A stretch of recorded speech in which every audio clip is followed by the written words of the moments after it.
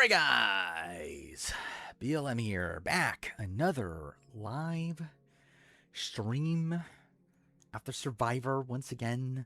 Yeah, this is a fine episode, Survivor episode. We got Survivor, we got Australian Survivor nearing its finale, which is kind of a lame week, I feel like. And yeah, that's pretty much it, right? I've been watching a lot of One Piece. Who cares about that? Either way. But yeah, we got the Wizard of Oz alliance. Even though it was Cerise. Well, it was on the show. It was different on the show, right? It was Cerise, like Wizard of Oz, right? But like Cerise posted as Wizard of Oz, so whatever. So after the shit, I disagree. I generally like I've seen a lot of these people. Yeah, I've seen a lot of people talking about this was a bad episode or like this was a nothing. I thought this was a fun episode. Like I knew the result. Like I knew D was going home the entire fucking time. And like I thought it was a fun episode. Again, like I thought like just how much like clowning of Coach we got, the fight between D and Jonathan. Yeah, like I thought this was a pretty solid episode. Yeah, it was a predictable result. But like yeah, like I like tuned into the end of like Corey and Taryn's live streams, and like both of them were like talking like pretty negatively about the episode, or like just like kind of like whatever about the episode. I was like, I thought this was a pretty fucking good episode. Yeah, I thought this is probably the best since episode 3, maybe. Yeah, we'll talk about that for the next episode. Start is very good. The rest is fine. I think the first 20 minutes was really good. Then we got the journey, and the journey was bad. Post journey was like kind of fine. I think the end, when they completely dunked on Coach was fun, and then Tribal was kind of whatever. I think I'm swell next episode as well. Which by the way, also, spoilers are kind of in a weird spot right now where there's like only one like real list that is seemingly still right. Where like yeah, like so D going home here at the merge, like there was one list that had that, or like more after whatever. But still, it's like at this point, it's like it's kind of in a weird spot spoiler wise, where it was assumed by a lot of other lists that a certain other person was going to be the merge boot. So now that person isn't the merge boot, that kind of changes some things, but obviously we'll go more in detail on that in the spoiler section. Coach is dead ethically. I would agree. It's yeah. I thought the episode was good. Some people thought it was just kind of mid. Listen, bitch, I got fucking a fan. What is this? Chrissy's obviously dead edgically. I mean, she's been dead edgically for a while. Oh wait, listen, bitch, I got a fucking advantage was the same way to tell someone about it. But yeah, but like obviously it was playful though. But yeah. Which I will say, like, that is something that's kind of bizarre to me too, is like how much like the Suri Stephanie relationship is kind of an afterthought here. Where like it wasn't like introduced until now when it was like so like when it was like important. I did see what the twist is next week, which why. I'm like I know why, but like why? Riz is living a fan fiction, becoming Sri and Ozzy's allies. Yeah, and yeah, having Coach. Obviously being in the dream alliance of Coach Jonathan and Joe. Yeah, I think this is like the episode that that really made Coach pop on this season. Yeah, also the D Emily relationship was severely underdeveloped. Also, like I mean, why do I know why? Because we need like a double elimination. I think that's the obvious reason why we're getting it. Like getting a double elimination without them just doing the same twist again in the Blood Moon. Anyway, history repeat itself. What is this? Okay, cool. That's not working there. I guess I'll do it on my computer. I for one think it's cool that they brought Aubrey, Suri, Ozzy back to play Game Changers against slightly different people. I mean, like, yeah. I mean, again, that's what I thought this season was going to turn into. But yeah, essentially is that, right? Like the Coach Alliance is like the Brad Culpepper, Troy Zan, like kind of grouping. Um, Suri's not really the Suri in this spot though. Like I feel like Christian and like Devon's and like Tiffany, like probably those, because like Suri, Rizzo, and Ozzy are like very much in the middle, right? Like I feel like they're like the Sarah Lucina, um, or like Suri's more like actually on the bottom on Game Changers. We've got Ty literally be Game Changers. Jonathan feels like yeah. Jonathan definitely feels Brad Culpepper esque. Um, what's happening next episode of Double M? I believe we're doing Thai Destinies from Australian or from Survivor South Africa. Which, again, why? Did Jonathan improve his game the most? I think he's playing the same game. Like, I don't know. This is how Jonathan played last time. I don't feel like he really changed that much, did he? Yeah, of all the things take from Survivor SA. Yeah, it's like I think we're getting Thai Destinies. Like, it's not like for like I haven't seen anything that's like confirmed, but it seems like it based on like there's the image of them at the immunity challenge. They're all like lined up in like pairings. And considering like the episode, like the preview and also the episode title alludes to like some sort of a double elimination sort of thing, I feel like if they're in pairs, then like it would have to be something like Thai Destinies, right? Like because like why else would they be in pairs in that? Like I don't know, because like why wouldn't they just split them into two groups or like I don't know. It's like I feel like at that point it kind of has to be. Got 6 lanes because there's 13 people. Also, I think you could tell who's sitting out based on the picture also, but I don't know if we're talking about that now. Sorry, I say it's probably dead. I mean, like, I think it's in the same spot it was, right? I would love it if Jonathan and Steph both went. I don't even remember who the pairs are, actually. Like, I know, well, I know one of them, but, like, spoilery, maybe. But outside that, I actually don't remember what the pairs are. D on the player ranking, I have her right above Camilla. Actually, generally, I think there's an argument she's below Camilla. Like, I feel like this is not a great run for D here. Yeah, there's already the image of them lined up.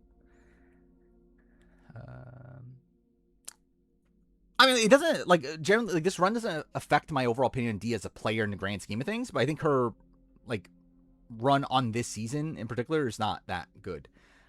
D should have kept Charlie. I mean, I think definitely they should have taken out Jonathan. Like, that's not really, like, I think that was kind of obvious that's what they should have done. Well, they have an A agency compared to D. Like, where did D have agency that Camilla didn't? Like, I feel like they played pretty much the same game. Like, they both flipped against, like, Charlie and then get taken out immediately afterwards. Like, I think Camilla's more screwed in the spot that she's taken out at because at least that was, like, a 5-person group in a spot where she's with 3 enemies. D's taken out by, like, almost everybody. Yeah, I know about the Australian Survivor news, which is not shocking. If anything, at least that means we're getting another season. Like, like to me, it's like I was kind of worried we might not even get another season. So I mean, at least we're getting one. Also, from what I understand, the reason we're not getting 2. So yeah, if you don't know, the Australian Survivor, like coming into this year, it was speculated that we were going to get 2 seasons filmed back to back. Which initially it was thought that okay, one of them's going to be a normal season, the other one's going to be like an AU season. Turns out that no, or A versus the world season. But yeah, it turns out no. The plan was actually to make 2 normal seasons and air the second one, like 2 years from now, like for the year after. So like they would film one season that would air next year in 2027, and they would film another season right after that wouldn't air until 2028. Which supposedly the reason they're not doing that is because they couldn't get sponsors to like to sign on to a show that won't air for another year and a half. Because why the fuck are you filming? why would you do that? Something did that, right? What show did? I feel like a show did do that. Oh, A&W, American Ninja Warrior did that. I forgot about that. Yeah, American Ninja Warrior did that, which Amazing Race didn't do the exact same. Like, I'm talking about, like, literally filmed it back to back to save money production wise. But yeah, American Ninja Warrior filmed A&W's 15 and 16 were those 2 seasons? Literally like back to back, like together essentially. And then aired like the 2 seasons a year apart. Which yeah, that's essentially what Transfer was trying to do, which good that they're not. Dying to BB Canway, kind of. I mean, like, I don't know. I think Australian Survivor's been in a weird spot, either way. But yeah, I mean, it's not. It's like it's not a good sign, obviously. Really don't get why they didn't make it so that the pre-merge 2 tribes lost first 5 episodes. I do understand why, because they don't want to lose all the people so early. Like, I think clearly, like, that was a lot of the mindset, which I don't even disagree with that mindset, for 50. Where, like, I don't know, would you want, like, all these people are finally coming back and you want to see them all go within the first, like, 5 episodes? It's like, I feel like that'd be kind of lame. Like, I get why they did it the way they did. I would rather, like most of the people make it to the back half of the season than, like, us losing over half the cast in the first, like, 5 episodes. Yeah, it looks like Tide Destinies. From Winners at War, I say have a chance of returning. I think a lot of them have a chance at returning. Depends on what the season is and what the theme is, but like, I think the bigger like contenders would be what, Natalie Anderson, Jeremy if he wants it, Tony if it involves obviously big names, and if he wants it, which I don't know if he does at this point. Generally, I think a lot of people, like, I don't even think it's like I think like most of people from Winners at War. I think Sophie's possible. Definitely not a lock, but it's possible. D does not make top 10 at all. Generally, I don't think this season did not move my opinion at all on D. I feel like she's exactly the same. If anything, I feel like Kyle went higher for me than D on this appearance. Adam, I mean, I would love to see it. But yeah, I don't know. I think you Lion Mountain for resub. Toe is gone. Yeah, big toe energy. Which I just edited that into the rumor video. Thoughts on Rizzo this episode? He's my man. Speaking of Rizzo, he just made it into the rumor video. Know this boot order? Yeah. But I think I always would have been, like, if Jonathan and like Steph and like these sort of people made it deep. Like, considering I think most of this cast is pretty good. It's like there's only like a couple people that I don't like, and obviously those are some people that are making deep to begin with. Do you have the Gonzalez live tribal? Yeah, and it didn't do anything. Yeah, again, Steph's edit is bad, obviously. I think it's gonna be interesting. We're obviously do the power ranking in a second, but I think this is an interesting episode edgically. Where I am wondering if we're just essentially getting to the is this just Survivor 44? I guess we'll see. Yeah, I have respect for D at least trying, for sure. Yeah, no old school massacre. I'm 44 in the sense that I feel like it's very clear a trio is going to run this season. I think my man's number 1. I think there's a serious argument for it. Coach is obviously the edge frontrunner. That's undeniable. Rizzo saying Asinine confirms he watches this. Did he say Asinine? I assume it was about Coach, right? Jonathan, I think, has, like, obviously we'll talk about it in the thing, like, more properly, but like, I don't know what to do with Jonathan. because I think this was a good but bad episode at the same. Like it's like I think it was a good like I don't even know if good is really the right term. I think it was a fine episode edgically. Um, like generally edgically, I don't think it changes much. However, practically, I think it was bad. um, like I think it's like how much am I factoring in like the practical nature of it into the power ranking? Because generally, I think this was a bad episode for Jonathan. I do not see like I would be surprised if Jonathan were to go on to win this season based how people are reacting to him. But also edit wise, it was actually pretty like fine. Do you poison that jury against Jonathan? Yeah, I don't think that helps him for sure. I don't know about 0 vote finalists. Like I feel like it's like if Jonathan gets to the end, like he's getting like a coach's vote. He's getting like maybe Joe and like he's getting these like honor and integrity sort of people. But like I would be surprised if Jonathan were to get the votes of like Christian, like that grouping, of obviously the D grouping. I feel like he can't win if he's at the end against other wait, I feel like he can win it. Oh yeah. I agree with that. I think that's probably his best case scenario. Like if Jonathan gets to the end of like what, like Joe and Coach, like Jonathan maybe wins that. Like Chrissy maybe. I don't know. It's like yeah, if he gets to the end of those honor integrity people, definitely he would have a shot.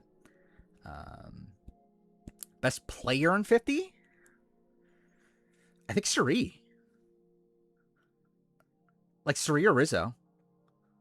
I think with Rizzo, it depends on win equity. If Rizzo can win the game, Rizzo. Maybe not. Generally, it might actually just be Suri in general, actually. Like, the fact that Suri is getting, like, and, like, how much of this is, like, her reputation coming into it helping her, but, like, considering how massive a name Suri is, like, she's playing, like, pretty, like, masterfully so far. Like, is there a negative thing you can say about Suri gameplay-wise up to this point? Yeah, it's a shame that Suri's edit is kind of mediocre, but gameplay-wise, I think she's playing very well. Strategy won't win Survivor 50. But the thing is, like, thank you, Circle, for 200 bits. But, yeah, he, like, Coach said that, but we're not meant to believe Coach. Like, this is clearly a, like, Coach is an idiot sort of episode. Like, and, like, we literally had last episode where Suri says that, oh, the new era style of play is going to win this game or whatever. It's like, and, like, she wasn't dunked on. Like, I think it's very clear that, like, Coach is wrong. Suri won. I assume she had a much bigger edit. I agree.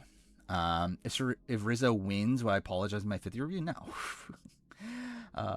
Is allying with Ozzy a good thing? For who? For Suri? 1,000,000,000%.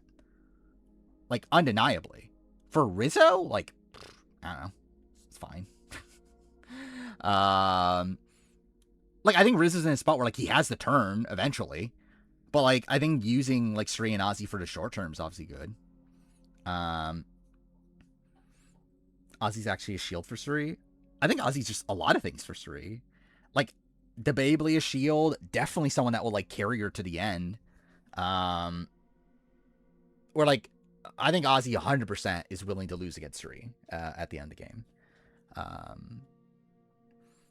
How did Coach not know Christian Devins were close? That is pretty insane, right?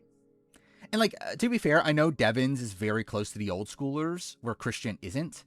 And I know Devins is close to Fishback, who told him to work for Coach. Like, I know that there's these pregame stuff involved that's why Devins is like better positioned than Christian currently. But yeah, that's pretty insane. That Coach is just like kind of like, yeah, Devins will be fine with this. Ozzy's also someone who will advocate in the jury for Suri. Yeah, that too. Ozzy will beat Suri in the final 3. That's an insane take. Like, I think Suri is, like, the biggest lock to win a jury vote ever on this season. Like, I cannot imagine a world where Suri gets to the end and doesn't win. Like, that would be really mind-blowing from, like, multiple levels. The question is, can she get there? But, like, if she gets there, like, you would think Suri is just, like, an automatic win. Especially with, like, who's on this cast also. Like, not even just the fact that, like, it's Suri, but also, like, looking at who would be on that jury. Like having like Christian, Emily, Rick Devens, who I think would be like people that would respect Suri. Having what like Steph is there. If Ozzy is there, obviously Rizzo, my man, is there. I mean, like again, like I think there's a lot of people that would want Suri to win. It's just a question again, can she get there? Thoughts on Rizzo coaching, coach? Insane. I feel like this episode just like completely undid everything Coach's Edit had been up to this point. Like the fact that we were getting like so much about how Coach is like now, I'm telling Chrissy, like what she's doing wrong, and then we see him like with Aubrey and like this sort of stuff, and like now it's like Rizzo is telling Coach what to do. Like that is pretty insane. Again, I'm talking about Survivor 50 Suri. I'm not talking about Suri in previous seasons. Obviously, Suri in previous seasons does not guarantee win in every scenario. I'm talking about Suri coming into 50, being universally known as the best player to never win, and also being like a wildly beloved person. Letting Coach actually lose this shit or is playing up for cameras. I would say probably the former. I mean, I think he's definitely playing it up to some degree, but I think he is generally pissed. But he definitely is playing, like, especially him doing the haikus to the camera. Like, that's definitely him doing it for the camera. Risen Savannah announcing the nominees and winner at the reality TV awards. And post Survivor seasons weren't nominated. That is funny. Suri could be Tony Winners at War. I don't think her edit's good enough to be Tony Winners at War. Like Tony Winners at War had like a very clear winner quote at the very beginning of the season. Like Suri doesn't even have Suri doesn't have anything pointing to a win. Like I don't think there's a single thing Suri has talked about. Like like there's no story there. Like she hasn't mentioned a single time about winning the game. Suri's in the final 3. Is the tribal council even necessary? I agree. Yeah. I feel like this episode hit or left out what people actually felt. I feel like that's almost every episode. But yeah, I think most people were probably fine with D going. I think it's a spot where like I don't know why Emily was that way, but like I feel like Emily was willing to let her go by the end. Like Christian and Devin's probably same thing. I think Suri, Rizzo, and Ozzy were probably the main decision makers in this. Suri's hourglass moments next episode, and we'll see. Does anyone on this cast remaining have a good episode 1 quote? Jonathan does. Like Ozzy and Coach do, but it's just a question of like, is it believable considering they were like contradicted, like right away in that episode. But like they technically have actually Stephanie does, but like again, Stephanie winning. I don't know if we'll talk about the pairs. I don't know if I can talk about the pairs because I know where it's heading, or at least I feel like I know where it's heading. Chrissy, yeah, like her opening confessionals about how she like she's gonna play hard and that sort of thing, right? I'm trying to remember, like, what was Christian's first confessional? Well, I mean, like, outside of the generic one on the, like, boat. I thought about changing the title about the Rumo videos never getting finished, but I just think it's better. I'm just going to leave it that way until it's actually finished. Rumo video, I will say, I feel pretty good about it being done by the end of the month for sure. Which, I mean, if you want to see where it's at, just double check if I have it open. I do. This one? Yes. Oh, cool. It's kind of almost done. Like, I'm at the 6 hour 14. Well, actually, no, that's not the case, actually. Wait. This isn't actually at the. Oh, no, it is. Oh, okay. Yeah, I am at the 6 hour 14 minute 19 second mark. The video is currently poised to be 7 hours 5 minutes. I've used the no more apologies bitches multiple times. I definitely used it when Amanda drops out.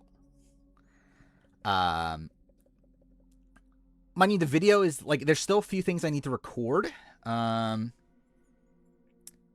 But trying to open. Thank you. I have that stuff organized now. Where is it? Like kind of this. I mean, this is like kind of a mess of stuff, but like this is the stuff that I need to like add. This is like essentially the stuff that's like happened like since the beginning of the year that I need to add. But I kind of know what I'm doing with that now. Like I did spend some time like organizing that stuff. It's probably like an extra like I don't know like 20 minutes or so. But yeah, again I got like around an hour ish left. Yeah, I feel pretty good about being done by the end of the month. I think her Roomba video was almost done for the first time 7 months ago. I mean, yeah. Well, to be fair, it was done at a point, and I was like, this isn't good enough. I'll be the best liar on Survivor since Amanda, obviously. I think Steph's the best liar on Survivor. Fish My Grace video on channel's history and released it to the masses. What am I going to do now? I generally don't know what I'm going to do now. I mean, like, actually, I do. Like, obviously, it's like Survivor 50 and, well, Australian Survivor also. But,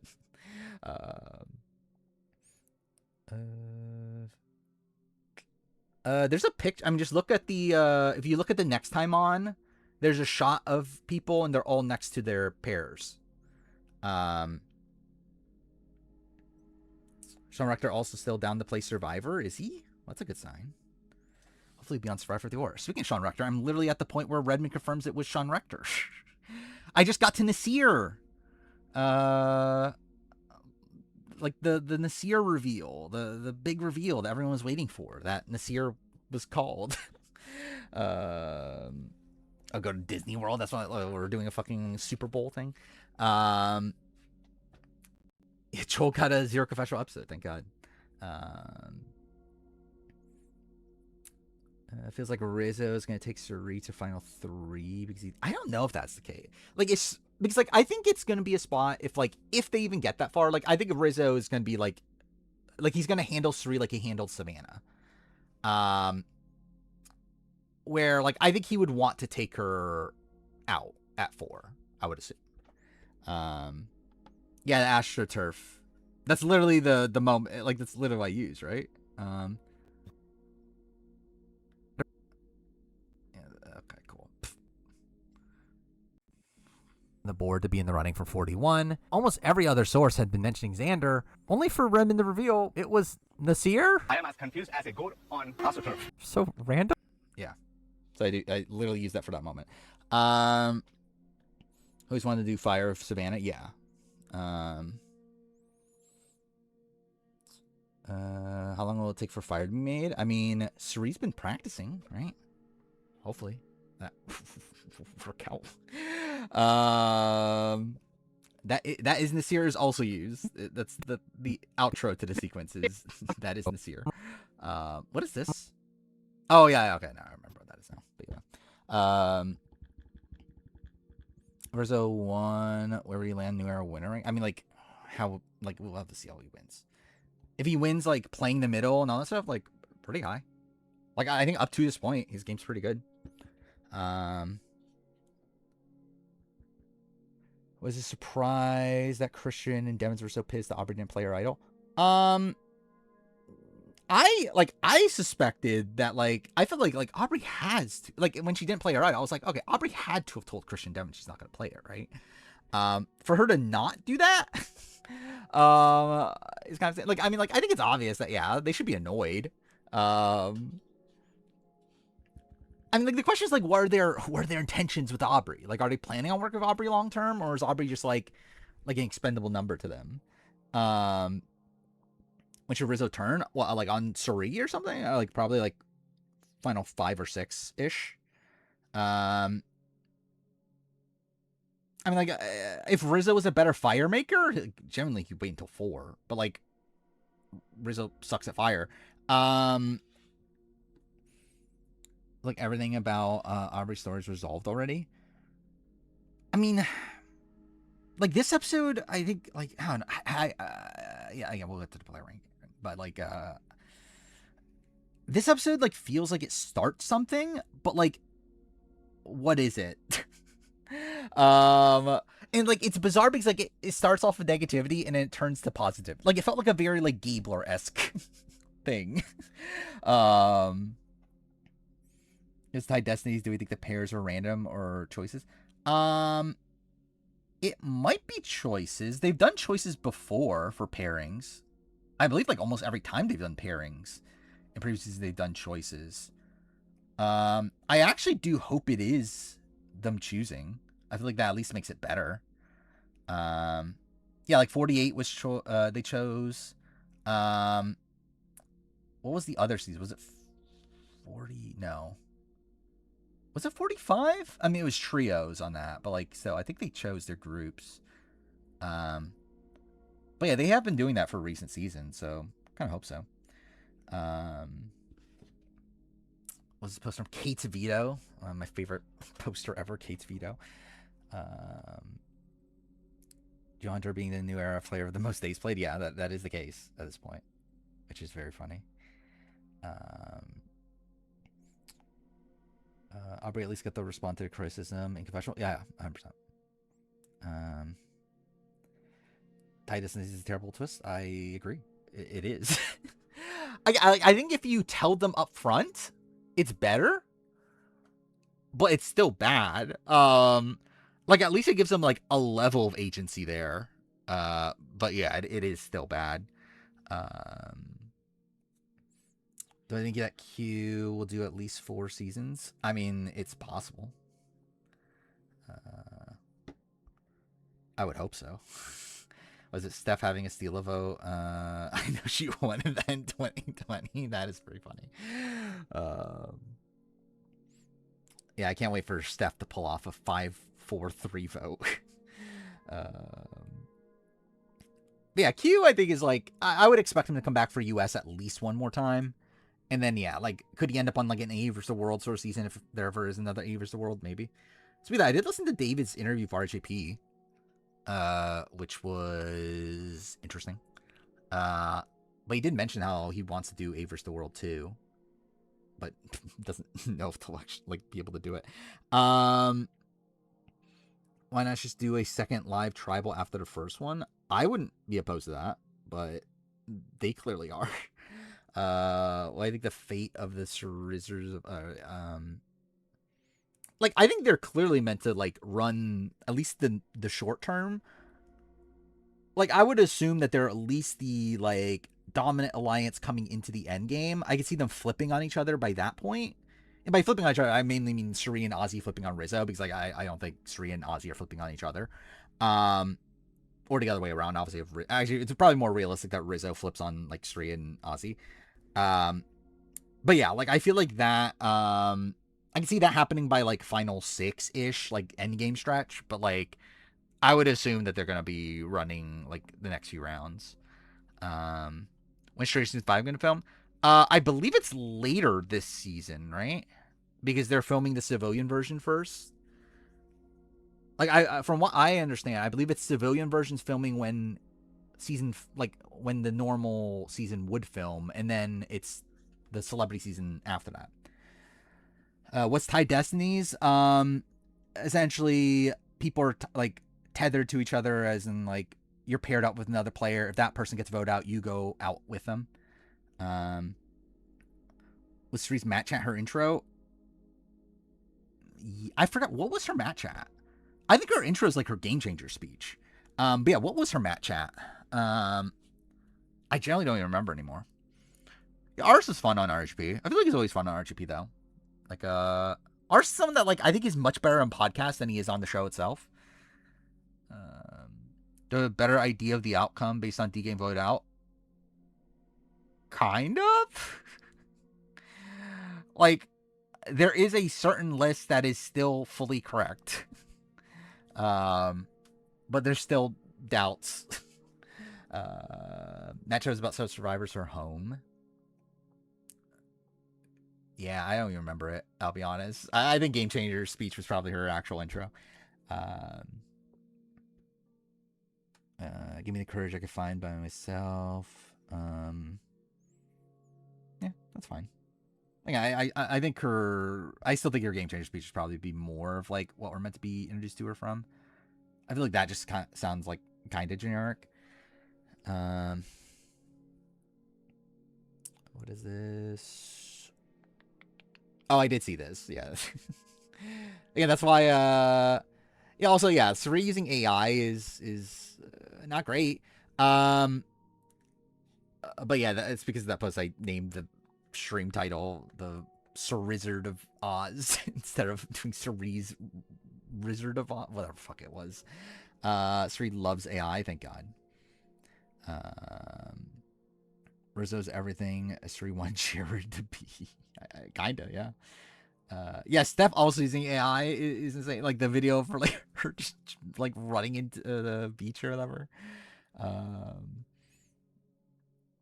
Suri using AI is probably better than Jared's social game. I mean, that's not much of a debate. If only Christian was on instead of Dan. What are we talking about? Oh, we're talking about Trader Season 2? Yeah, that was the thing. I doubt it was, like... Well, actually, even then, like, yeah, I doubt Dan was the person, right? Who were the survivors on that season? It was only Parvati and Sandra, wasn't it?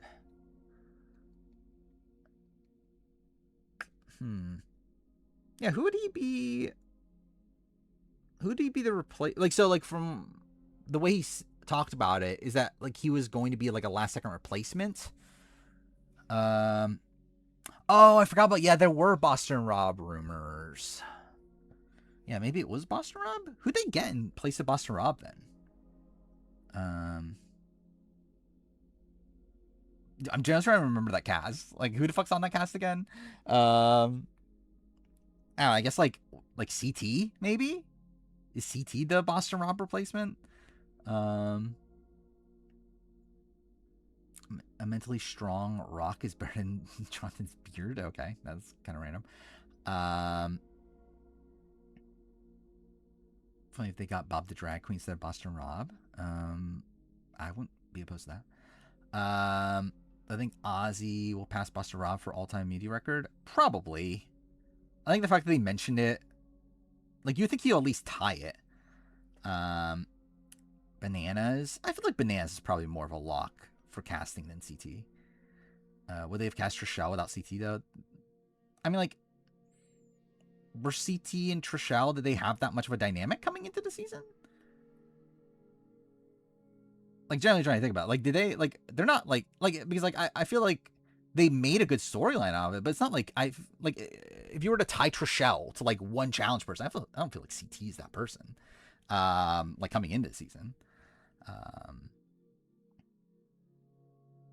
Like, Trishelle definitely has, like, a better, like, thing with, like Mike the Miz, and, like, even, like, Bananas and Trishelle probably have more of a dynamic than, like, CT and Trishelle. Hope AU kept the reunion in the future so we have less non-alums. I would agree. Maybe. We'll see. We'll see how it turns out. But yeah, I'll probably agree. Been watching Vanderpump Rules. Just got the Scandal. There we go. Was it good TV? I assume it was good TV considering how big it, like, got, right? Yeah, AU's a final two. And would you think it's not a final two at this point? Because we have 3 more episodes and we're at a final 4. But yeah, yeah, it's fun too. It's like Vince on crack. Well, that's something. Took you 10 seasons. Yeah, I wouldn't be watching Vanderpump Rules for 10 seasons. Speaking of 10 seasons, I am still watching One Piece. I just got to the I want to live moment. So that's something. How much the latest episode? Yeah, of what? Of AU? Well, yeah, it's a fun too. By the way, this week of AU has been kind of lame. Like, definitely a downward trajectory for, like, the season, in my opinion. Like, it's still a good season. Like, it doesn't change anything. Like I said, it's, like, definitely not the greatest week in the world. Yeah, Caleb's definitely winning, right? Like, for me, I feel like there's no doubt Caleb's winning at this point. I can't even imagine anyone else winning, especially of these 4. Like, this is like like, okay, like Laws winning. She's barely on the show. Sally also like barely on the show, plus being undermined. Jackson like just so inconsistent and like has been portrayed as like kind of a dumbass in recent episodes. Um, it's like I feel like it has to be Caleb.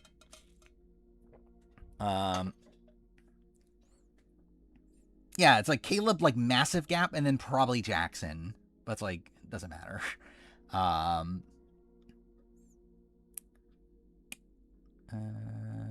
Like they're doing a different sort of winner of Laws, imagine. Link back to Mirror where Jackson was being randomly targeted by Cameron. I mean, yeah. That is fair. Actually, yeah, that is fair, right? Yeah, it was final 4 episode that I turned around on Mark. So yeah, I guess that's fair. So, I think Rizzo will sim for Suri again. No, I don't think Rizzo will. I don't feel like that's the Rizzo style. I think Rizzo is like to the point where like I don't even think Rizzo would even think that he would be simping for Suri. Like I think Rizzo, like if he somehow got to the end of Suri, I think he would be delusional to think that he would even win against Suri. Rizzo more likely simp for me than Suri, obviously. Rizzo's basically outplaying Suri. I mean, we'll have to see. This is making you slowly making you a fan of Rizzo. I think this has been a good like couple episodes for Rizzo, entertainment wise. Yeah, Caleb's getting like way more credit, like way too much credit for like things that, like debatably, if he should be getting credit for him. Rizzo's never been delusional before. That is true. I mean, he definitely wins Survivor 49 if he gets to the end. That's undeniable. Who left has the biggest chance to jump up on all-time ranking for 50? I think, yeah, Ozzy is definitely up there. I mean, Rizzo, right? Who else is left? Like, Christian's moving up, but, like, not, like, significantly. Devin's probably same thing. Who else is on this season? I mean, like, Tiffany's probably going up, but, like, just because, like, she wasn't, like, super high to begin with. Emily, same thing. I don't know. Yeah, Ozzy still has the item. Best episode 50 so far? I don't know if I would say this is the best episode 50. It's definitely amongst the best, though.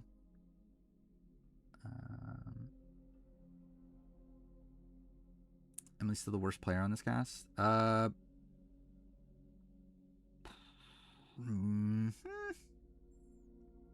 Maybe. She's still not great. Think about Mike White Vodoff was the best. The problem is that the episode itself is like obviously the Zach Brown episode. Aubrey's playing the worst game. I would agree with that. Yeah. Caleb's voting confessional.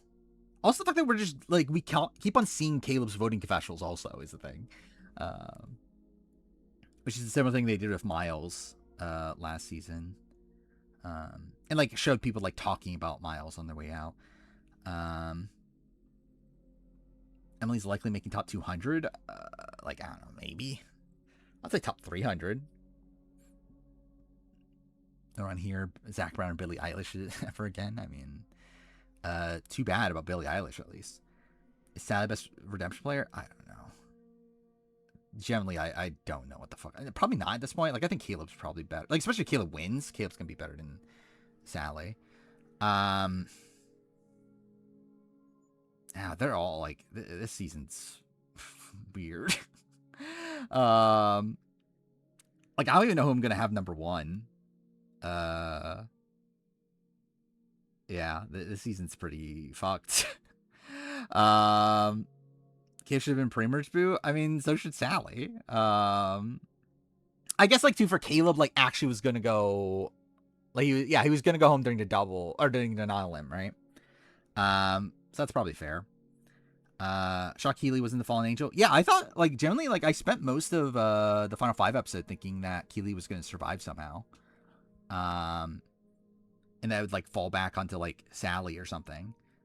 or even Laws potentially, but but yeah, I guess not. Laws might be the best player, obviously. I'm generally actually, yeah, like generally Laws is like actually fine, right? Yeah, the problem is that she can't win. Like based on exit press and everything, it seems like she generally can't win. Like even if she gets to the end, like she like wouldn't win a jury vote against anybody. But like she's playing an okay game, like all things considered. Um, I think AU edited the season better than before. I think it's a very balanced edit. This is actually a bizarre edit. Like look at the confessional count. Um, I believe Mark is gonna end up with the most confessionals this season. Like unless like Caleb and like I don't even think Jackson's close enough. Yeah, I think it's really just Caleb. Like in Caleb's even like over 20 confessionals away. But like yeah, unless Caleb gets like a massive last couple episodes, Mark's gonna have the most confessionals of the season, which is pretty insane. Like I actually looked at all my charts. I believe this is the lowest placing person to have the most confessionals of the season. And like to be fair, Phoebe was like kind of close in AE 2016. But she ultimately does get beaten out by Flick and I think ties Christie, right? But still, yeah, it's pretty unprecedented for like Mark, who is what, 11th place, right? To have the most confessionals of the entire season. Or I believe before this, I think it's probably Nyanka. At least that's the first one that comes to mind. I forgot about that. Yeah, Mark Wales and Phoebe. I haven't heard anything about them breaking up, so I assume so.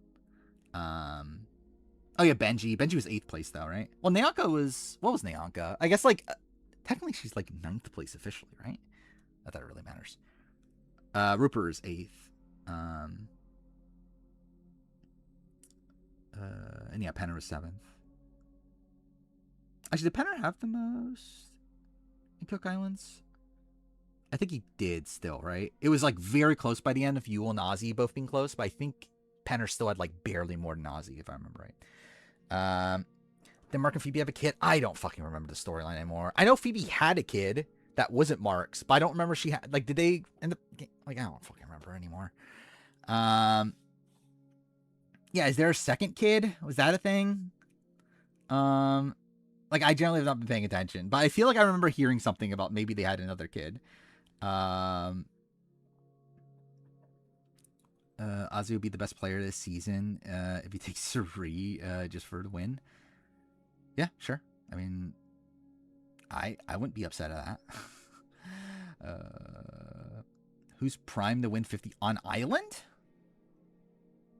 Probably Suri, right? Or like Ozzy, maybe? I don't know. Ozzy, I feel like is too loyal to Suri. I don't know. Yeah, I would say Suri or Rizgod. They just had a kid? Yeah, that's insane. Like, good for them. Rick's possible. Rick's definitely up there. But I would say Suri and like I think Suri, Rizzo, Ozzy are like in the actual center of things. But yeah, I would say Rick is probably the next person. March 2nd. It's like a month ago. That's insane, actually. Generally, that is like I feel like I haven't heard anyone talking about it either. Like that is pretty insane. That Phoebe and Mark just had a kid. Yeah, I'm looking at this now. That is insane.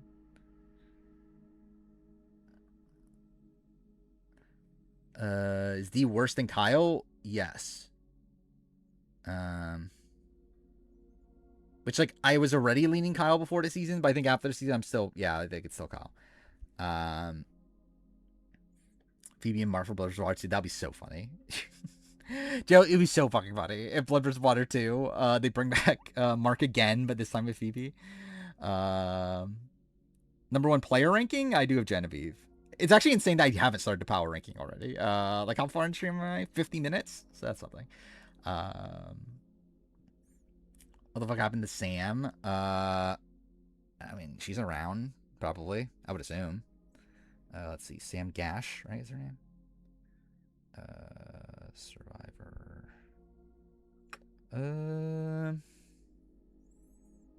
Oh, just pictures of her kid. 4 days ago, she was going trail running. So she exists. I had D above Camilla, but I actually think there's an argument for her being below Camilla. Now I think about it. Marcus Sam's kid paired with Mark and Phoebe's kid. That would be even more insane. I can't wait for Mark to manipulate Phoebe on Above R2. Yeah. I mean, I can wait, but yeah.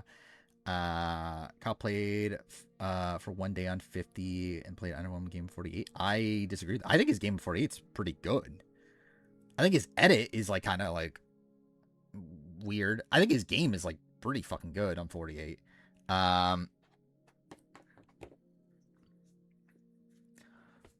Need AU Survivor rival season.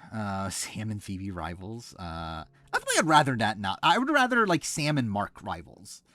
I think that would be more fun than like Sam and Phoebe.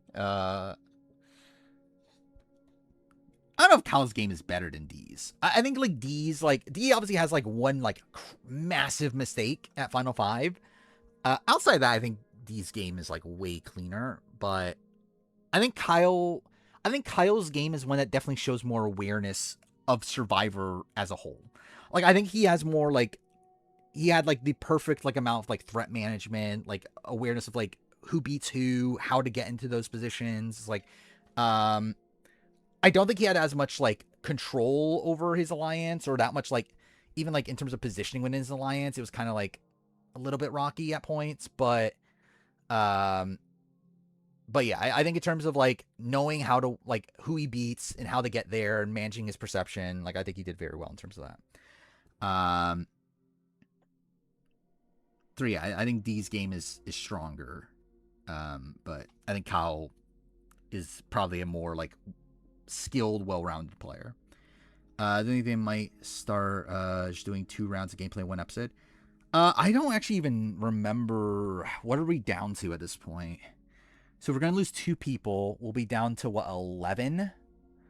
At episode 9, we have what 9, 10, 11, 12. Only 4 episodes. Final 6 in the finale. No, I think we only need 1 more double, right? Am I wrong on that? I think we probably do 1 episode that's a double, and then everything else is a single, I would think. Like, I think next episode's a double, and then, like, maybe it's, like, single, single, single, double before the finale, and then finale starts at 6. Are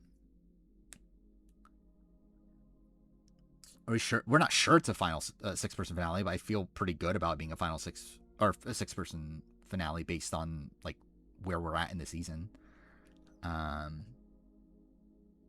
Where Redemption be on my season ranking? I think like slightly above middle for Australian Survivor. I think what is it? Times for Rebels obviously better. 2017 is probably better. I would say this is probably in the same conversation as like Here's Villains and the other one, Prince Braun. I think probably, yeah, above Chance for Contenders and above Brains of Run 2. Final 8, Final 7 could just be a 2-round episode. Yeah, that's what I was expecting. Is, like, they won't, it would just be like 2 rounds in 1 episode.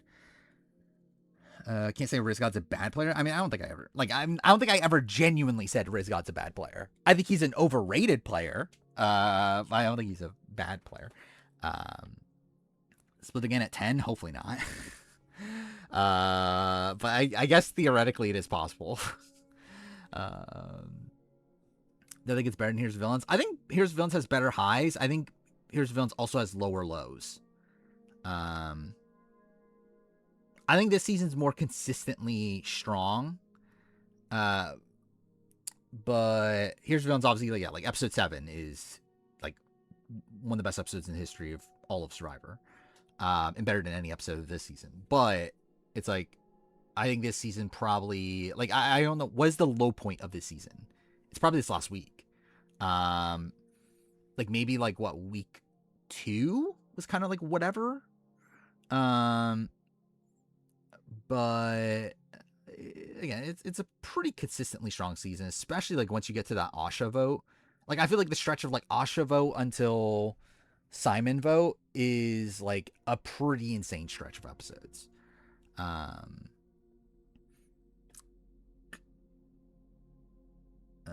I think that is the weakness of the season for sure. I think is the cast.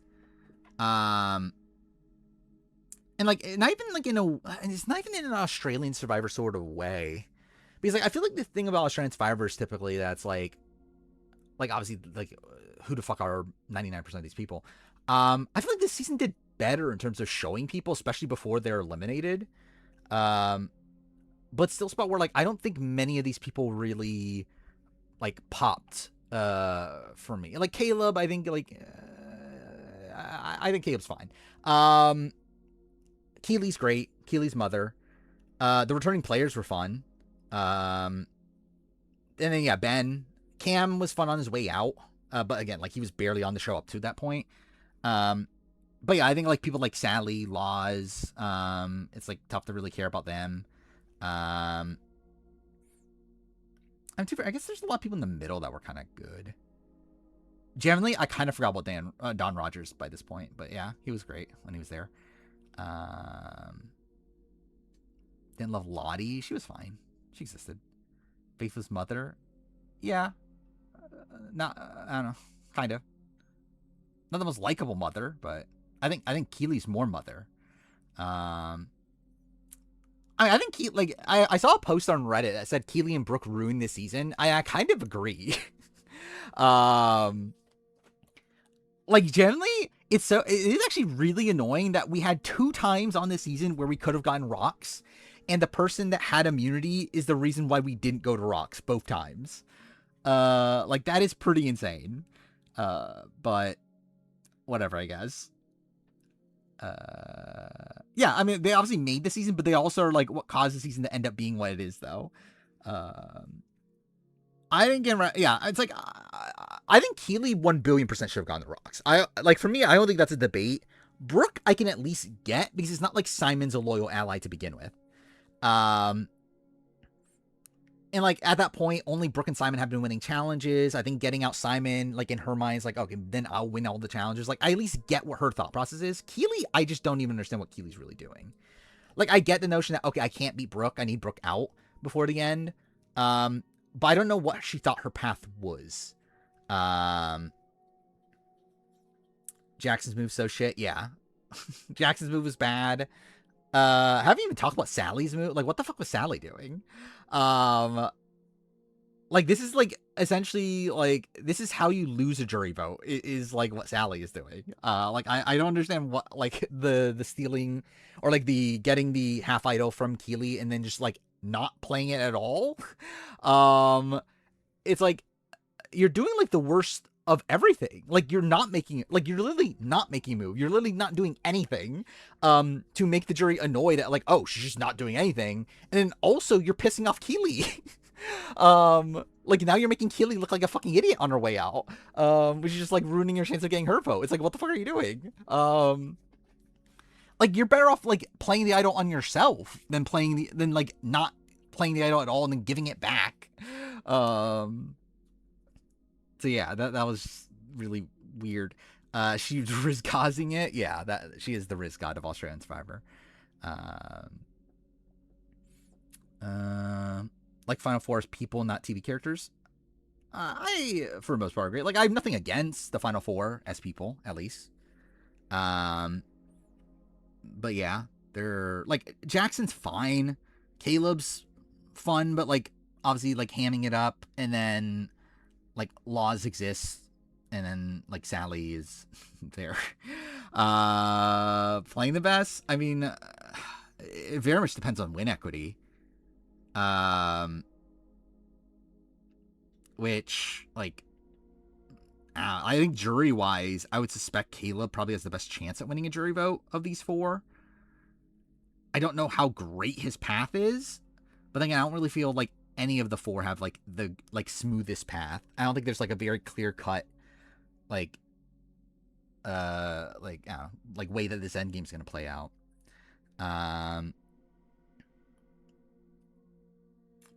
I think Caleb's post merge is pretty like his post merge is pretty okay.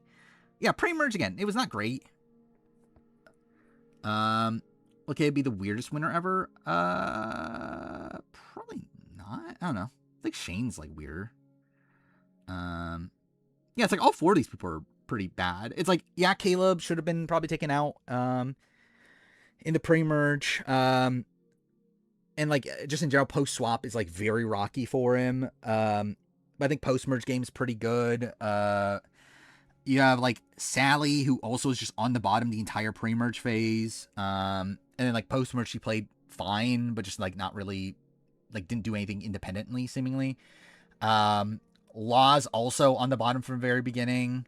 Kind of gets into a good spot to swap, and then like it's just kind of stably there. And then you have Jackson, who starts off rough, recovers, is actually playing pretty well until like final 9 when he votes up Ben, and at that point it's like, what the fuck are you doing? It's like a complete disaster. So like at that point, it's like a spot where like he actively put himself in like the Spencer Bledsoe spot in Kageyan. But like without the win equity, I guess, because like I would not suspect Jack. Like I'm actually shocked by this, like because I think Jackson's someone that I would like I would think that Jackson would be respected by this jury, because like he feels like the type of personality that would win Australian Survivor. But like you watch all the jury interviews and like people just don't respect him, and I don't really get why based on their criteria. I get why I would not respect Jackson. Like I would not be like rooting for Jackson to win this season or whatever from a gameplay perspective. But like I don't get why the jury is like anti-Jackson. I think people love or hate him, no in between, seemingly. Keely's game is like very good in the pre-merge. And then post-merge, I think she's playing well from the bottom, but she's on the bottom. Where like she's like, yeah, she's on the bottom. That still has agency in what's happening. She's like, I don't think she's necessarily doing things like poorly. And she's not being targeted for a lot of it. But yeah, she still is on the bottom. Yeah, Keely, I think Keely's a pretty good player coming out of this. I have her top 20, I think. Did I open? I did, okay. What did I put her? I think I had her top 20. Oh, did I not? 27. Really? Okay, I thought I had her higher. Yeah, whatever. 27. I don't know what to do with Brooke. Brooke was one that I'm like, I don't know. Like, this is kind of okay. But like, I generally don't know. And then, who's the other boot this week? Oh, wait, we already talked about Cam last stream, didn't we? Yeah, I don't know. I don't know. It's like Keely's someone that like my initial read of her was that she's like a worse AJ. Like she's an AJ, but wasn't able to run the game and then played from the bottom, essentially. So like I think she like I feel like she feels very like Abby Flick-esque on their first appearances. Both of them obviously return, and like there's not really that much to like. I guess too for Abby played kind of well-ish at the beginning of All Stars, but I think both of these players are like players I would think are more consistent at least. I think Abby in retrospect is like kind of underrated. He's not better than Kaylin. I don't have her better than Kaylin. But also, I think it's debatable. Keely definitely wins a jury vote more than Kaylin does. Yeah, I that's the thing that I'm like a bit hesitant on Brooke, is that I don't love how she played these like last few rounds. Like I think there were points where she played pretty well from the bottom, but I do feel like her like the tail end of her game here was just like kind of bad, which is kind of making me think, I don't know, should she be like 8 or so? But I don't know. I think I'll probably keep it here. I think her and Luke still feel like fine. Luke like at least actually got to the end of A vs. the World, but obviously that was a shorter season anyway. Also, it's not like he like wins that season. Or like Brooke is someone that I just don't think Brooke can actually get to the end unless she wins out.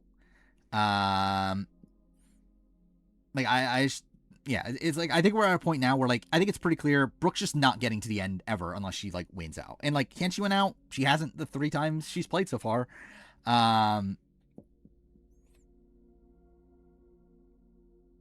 Steven appeared on a Canadian talk show. Why? Oh, talk about his book. That's something.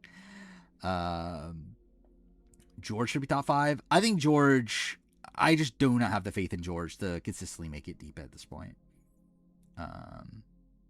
Like I think Brooke and Luke are players that will make it deep every time they play. Can they make it to the very end? Probably not. But I think they'll at least make it deep every time they play. George is someone that like I still think George is probably like an early boot, like half the time he plays.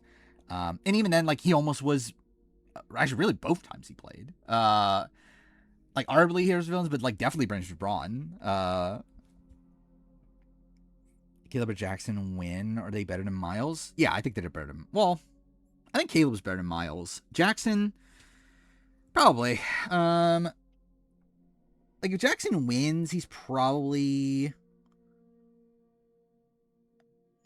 like here, like above Lee, maybe like in this range though. Caleb wins, he's probably I don't know where the fuck is Caleb.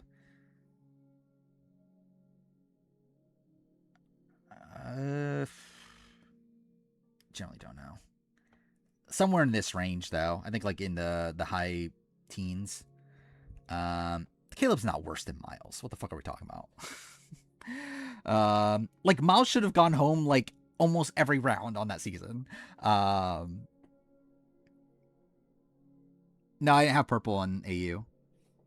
Purple wasn't a thing until US. I don't have it on any of these other ones. Which is why I think like when we get to because like next stream what we're essentially gonna do is start like comparing this like the US list to the AU list because I feel like that's just the better way of doing this than doing it the way we were doing this here.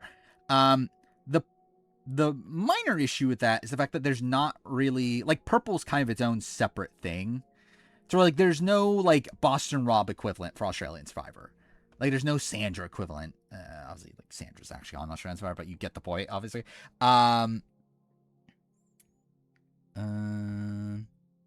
But yeah, again, there's not really like an easy 1-for-1 with those, so we'll deal with that next stream when we actually do this. Speaking of that, player ranking, I should probably do that considering it's 12:22 in the fucking morning.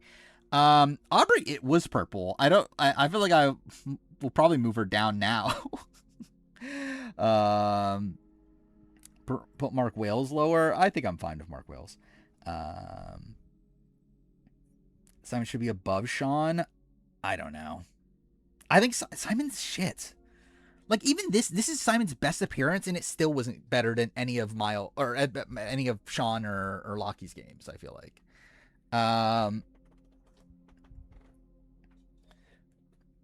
Aubrey's dark red, obviously. Seems relevant after this episode. What is this? Load. Other on the same beach, bring us back. Oh yeah, I did see this about Rick Devens telling coach to take a break, factoring what was it? It was when Trump was like, or when coach was like defending Trump or something, right? Or it was like anti-Biden, I think is what it was, right? Was Aubrey purple to begin with? I mean, she's made it deep like 2 times, almost won her first time. It's like, oh. Like she was definitely on the edge, but do you think coach watch Edge of Extinction? Probably not, but I guess never say never. Who's on Edge of Extinction? Yeah, no one that he would be tied to, so yeah, probably not.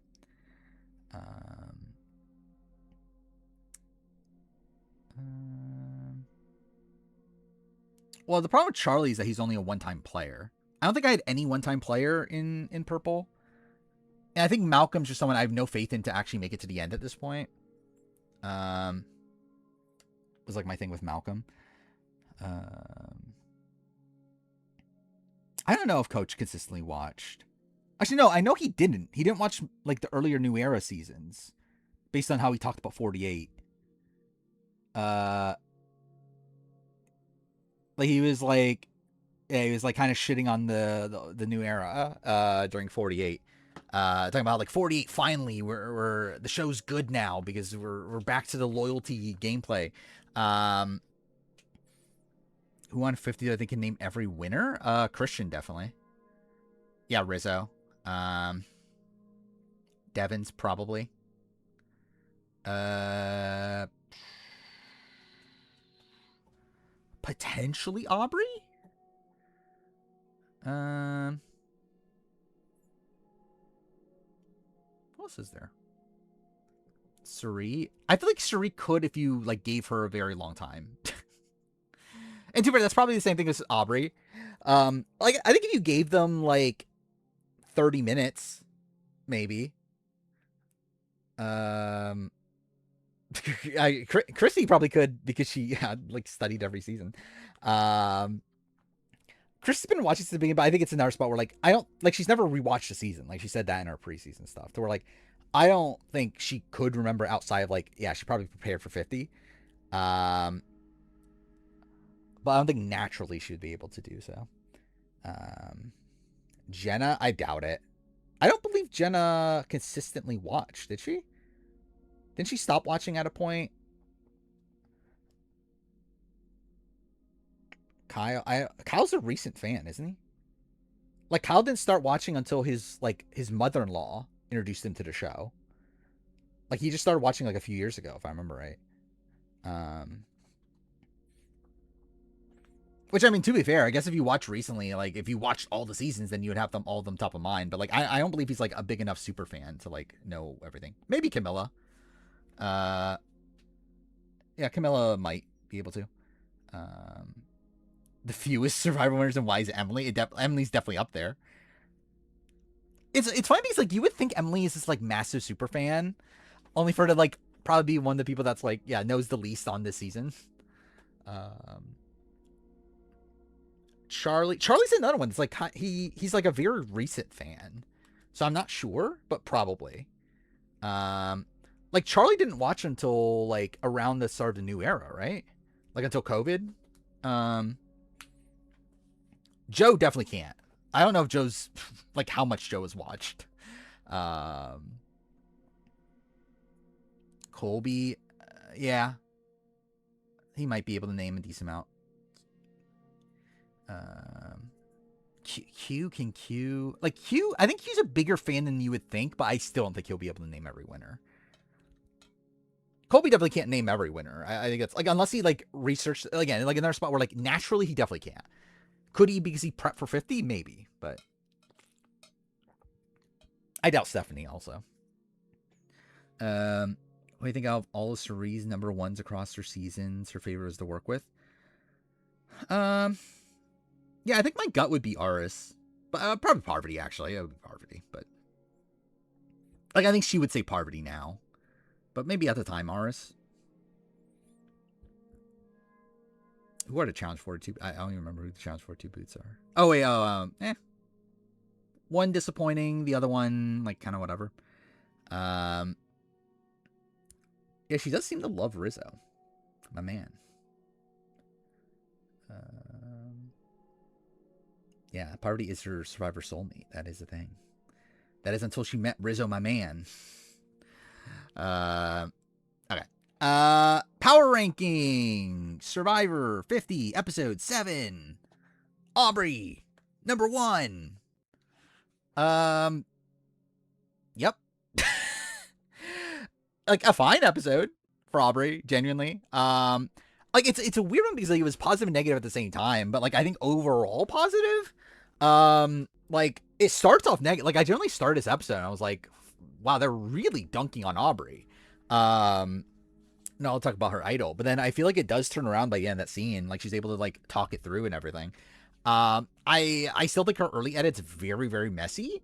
But like I think this was probably good enough to take her out of that like very bottom tier. Like I would suspect she's higher than Chrissy, Emily, Joe, Tiffany by this point, wherever that's worth. I still don't know what the fuck they're doing with her. I could not tell you where her edit's going. But in terms of like, I don't know, like she's at least like a consistent presence on the show. Yeah, no follow up on her relationship with Genevieve. That's definitely something to criticize. Um, yeah, I think she's probably like middle tier at this point. Um, so yeah, obviously number one people so far. Chrissy, number two, out of two. I think Chrissy's pretty dead. And like she's been dead, but like this is another episode where she's barely on the show. I believe she got one confessional. I could not tell you what that one confessional was. Um, yeah, I think it's pretty over. I just don't think she really has much of a story at this point. At least like there was one set up, but like it just didn't really go anywhere. We're not really even like bothering like keeping up with her relationships in the game. I don't even know if runner up is even where I see her at this point, considering just how shallow her edit is. Like it's not impossible because at least there's like the seeds of it from early on, but like I don't know. I really don't know what she yeah, I don't know what they're like really editing. I realize I could have like I'm not gonna talk about it. There's something spoiler related I could mention here, but I'm not going to. But I feel like Christy's just someone that like yeah, it's like I feel like she feels like an afterthought, and like I'm actually shocked at how little of Christy we're getting based on the fact that they bothered to give her a episode in the Road to 50. Which, yeah, she has the lowest confessional count at this point. Like, and too far, she did after the last episode, but that's obviously continued. Yeah, like, I don't get why she got a Road to 50 episode. Like, that's so bizarre to me. Especially, like, also Dee getting one and not Emily. That's also bizarre at this point. Where, like, that probably just mean, like, yeah, those probably just mean nothing, right? It's like funny how like coming into it felt like they were very important, but like and like they even propped it up. It's like, oh, this is like yeah, like, this is gonna be the big players on 50, but like they're just not. See, I don't know. Like it is weird how much. Yeah, it felt like Chrissy was being pretty hyped up coming into the season, and she's getting like just such a shallow portrayal at this point, and I don't feel like there's much really yeah, there's not really much going on with her at this point. It's like she's really only shown when like kind of necessary, when she's like on the bottom being targeted, and like we got to set up her relationship with Coach, and then this last episode, like she obviously got credit for like the saving herself, but like I feel like she got like the bare minimum there. Yeah, again, I think she's fairly dead at this point. I feel very confident that Christy won't win this season. Christian. Cooldown episode. Well, I mean, like in terms of numbers, obviously it's like Christian's number 1 to 3. Like it's not a debate.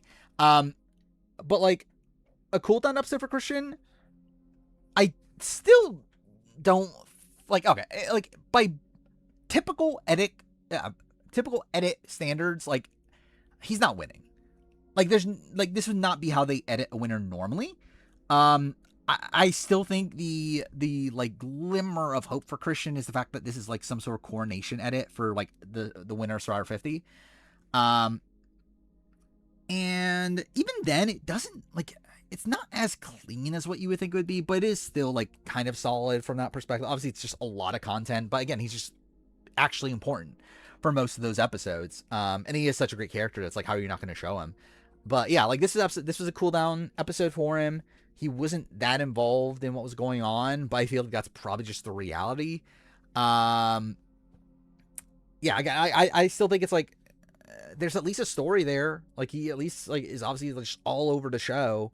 But yeah, I don't know if I have the like. He's definitely not a top contender for me at this point. I would be. I don't know, we'll see. Actually, I'll be surprised. Like I don't think he's gonna be in the top 3. Maybe. We'll see. Either way, I don't feel great about him in the grand scheme of things, but he obviously has a much better edit than Aubrey and Chrissy. Cherie, which I think is probably one of the tougher ones here because like Cherie is just getting such a lackluster edit for Cherie. Again, like if Cherie were to go on the win, you would think she would be getting this massive edit, coronation edit, and she's just kind of there. And even then, not like Rizzo and Ozzy are getting more of the content within their trio. I do think their trio is set up to win, like the upcoming battle. Like I do think they're going to be running this like section of the game. Like it feels like they're putting a lot of like content into like setting up this trio. But it's like Cerie's getting like the lesser end of that. Like I just don't feel like, and like Cerie just doesn't have a story. Uh, like part of me wants to put her one of the people so far because I just feel like, again, this trio just feels so integral to this season, but she just feels so shallow within that, and I feel like that's what's so disappointing. Um, so yeah, my debate right now, I think she's definitely above Aubrey. I think it's a debate between her and Christian. Sri ever gotten the biggest edit so far? She's had the most confessionals in both Panama and Micronesia. Um, in terms of like overall edit, it's like that's still probably the case actually. Yeah. Like even without like if we're talking just like overall screen time, like I think she like almost definitely had the most in Panama, and then Micronesia's like that was just kind of a weird season, but she probably still got the most content. Um, especially because like she went to tribal a lot early on, where like Parvati didn't. Wasn't Sri under edited on Game Changers? Sri had the most confessionals until the finale, or like until the last couple episodes at least. Like I believe Sarah passed her at the last second, but Sri had the most for most of it. But then again, like Game Changers is like a very low confessional season. It's actually one of the most low confessional seasons in history of the show. But yeah, like she was technically at the top for like a decent amount of the post merge. Like I believe once Debbie leaves, she's like at the top for like a few episodes. But yeah, again, like I just feel like Cerie's edit here, it feels very shallow based on what she could have gotten. Like if this was not Cerie Fields, she probably is like just handily number one, I feel like. But I feel like the fact that this is Cerie Fields, like you would expect her to get a much better edit than what she's getting. Did Cerie get to talk about getting rid of D? Yes, but not in confessional, I don't believe. That was mostly given to Rizzo. Where, yeah, again, I think I am gonna put her one, just because I do like I don't really have much faith in Christian at this point. And like I do think this like Rizzo Ozzy trio is like just so focused on to where like maybe there's a world where like just the trio's content like but I mean I feel like that'll be her entire edit though. Is more so like because again it's more her edit is more so like other people talking about her than her herself, right? Because like it's like she even like early on or like she got a good episode 3, but like most of that is because like Jonathan and D were talking about, oh, Cerie's such a threat. And then like even like her relationship with Devins was like kind of like I don't know, like obviously like that's kind of like doesn't really go anywhere seemingly. It's like I don't know. Yeah, I'll give her one though. It's like very close between her and Christian, I feel like, but I'll give her one. Coach. I think I'm gonna go above Chrissy still, but very bad episode for Coach. I think Coach is pretty dead. Coach is at least still on the show. That's at least something. But yeah, this is a pretty horrendous episode for Coach. I don't think there's really much redeemable here. Generally, there probably is an argument that he is below Chrissy. Yeah, I'm kind of still trying to piece it together. It's like it's just a spot where like Coach is just in the show more, had more of a like setup early on, but then a lot of his content has been contradicted. I think I'm gonna go below. I think I'm gonna go below Chrissy. I think Chrissy at least has like a story set up to where like who knows, maybe there's a world where it picks up next episode. Where like I just feel like this was like so astronomically bad. To where like I just can't imagine like Coach winning at this point. Like even if he gets to the end, I just don't think he would win. Yeah. I think I'm willing to put him at the bottom of the people so far. Emily.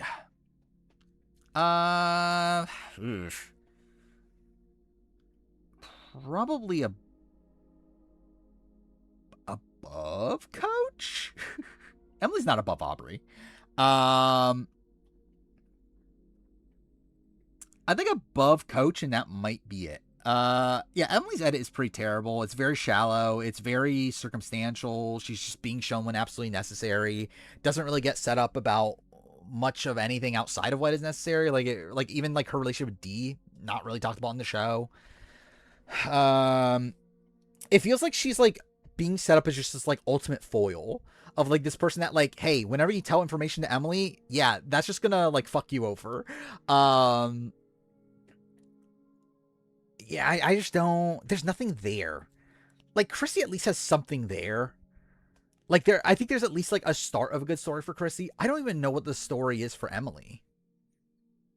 Yeah, like Emily's like someone that they're like utilizing as the red herring, like almost every episode. Is Emily the worst alliance partner ever? I would have said that about her before this season, but definitely after this season.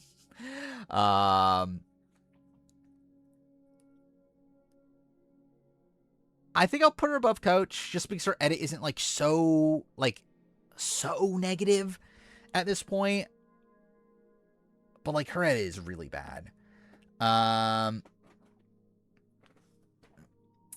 assume what's the story for Christian? The story early on at least was making his son proud. He hasn't really talked about it in a bit. Is Emily a worse ally than Kirby?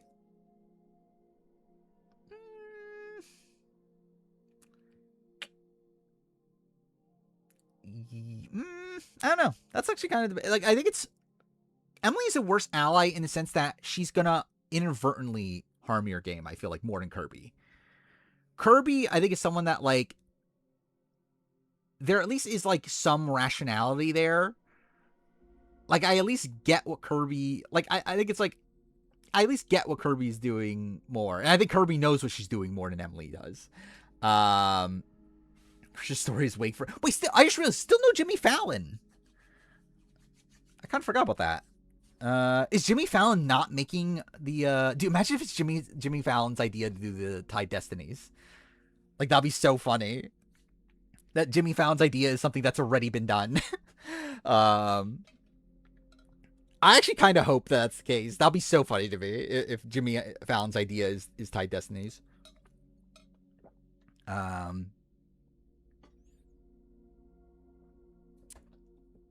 Yeah, I hope it is. Host the episode where Jeff does the challenge.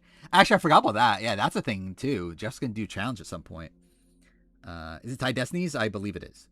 It's like everything points to it, at least. I've not seen confirmation that it is, but it seems like it is. Anyway, Joe Hunter, my daddy. That's dude. My latest clip is my favorite thing ever. Which I probably shouldn't play that in what's going to be on the main channel, but still, I love that clip. Either way, Joe Hunter. Is Joe last? I think Joe's below Coach. Because like Joe also got like an episode where he was like completely dunked on in episode 2. And then also just like not even on the show. So yeah, I think Joe is like pretty definitively dead. Like there's not much of a story there. Like really at this point, like his entire like position in the game is just that, hey, he's close to Coach. Yeah, actually, yeah, his entire content this episode was like him making that one like that one analogy about the fire department thing, right? Yeah, they gave him a glowing out of 48. Why? Because they love Joe. He is one of the 4 horsemen. That is the thing. Joe is I think he's like probably one of the most dead people here. Then we get to one of the more interesting people, Jonathan. I mentioned this earlier in stream. I don't know what to do with Jonathan because I think the edit and the reality are 2 separate things right now. Edit wise, Jonathan. Actually, I just realized. Wait, yeah, he's actually very clearly number 1 because Sari's number 1. So yeah, he is number 1. But like in the grand scheme of things, like once we get past this, I think it's interesting because Jonathan, edit wise, I think had a like fine episode. Like based on like what the reality is, I think it was nearly as good as it could have been. Like he got credit for taking out D. Like they went out of their way to like portray like the fight between him and D as like a good thing for him. Um so like I think the edit is like siding with him and like giving him credit for this. But I think the reality is that like no one respects Jonathan. Like we've seen multiple times that like D talking about how, like he has no brain or whatever. It's like and like the fact that he's like fighting with people. We saw so much like people being anti this like honor integrity alliance. Like I think it'd be tough for Jonathan to practically win this season. I think he would have to be at the end against these other honor integrity people. Like I think it would have to be a Joe Jonathan like coach final three or something.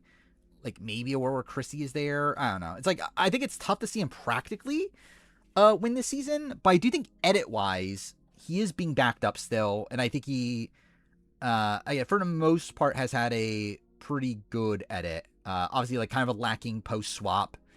But still, like I think of the people so far, I think he's easily number one. And yeah, that's the thing. Like Jonathan got to talk about how he manipulated Dean to make yourself dark, which is pretty insane. And yeah, Ozzy. And I think this is where the debate comes. Ozzy and Jonathan. I think my gut is saying Ozzy above Jonathan. Practically, like edit wise, I think there's probably less downsides for Jonathan than Ozzy. However, I think I have more faith in Ozzy winning than Jonathan right now. Like genuinely. Like I just feel like, again, like Jonathan's a spot where like I just think it's tough to see Jonathan practically win this season. Where like Ozzy is someone that like I see the story there. I also think we're still in a spot where like I don't know how much the pre-merge, especially in terms of like inconsistencies in the pre-merge, really matters that much. I think as long as you're getting content in the pre-merge and it's not like completely dunking on you in the way that it was like with Joe, I think you're probably still fine as long as like your edit at the merge is like pretty good. And I feel like Ozzy's post-merge edit has been pretty good. Like he got one really good confessional this episode. I forgot what it was. I think it was after the immunity challenge, right?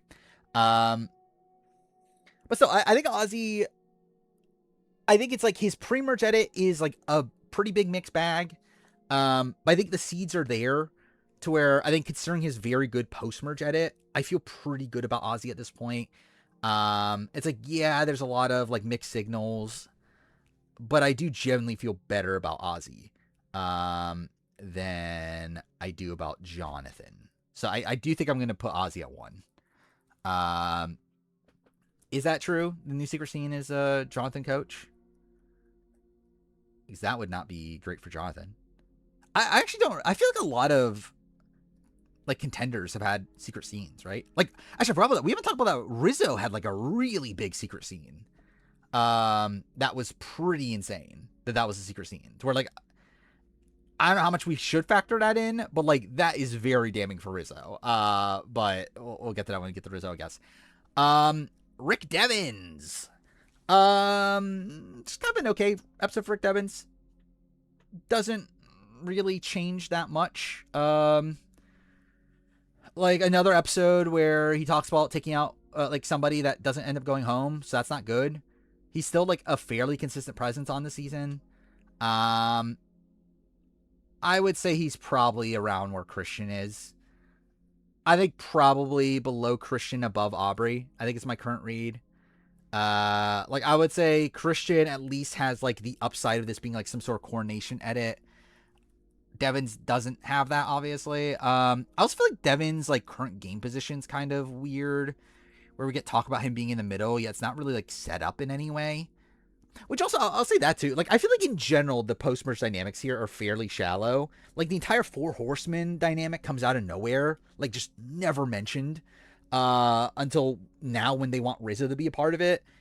Like, it really feels like the only post-merge alliance here that has had, like, any true development is the Rizzo, Ozzy, Suri alliance.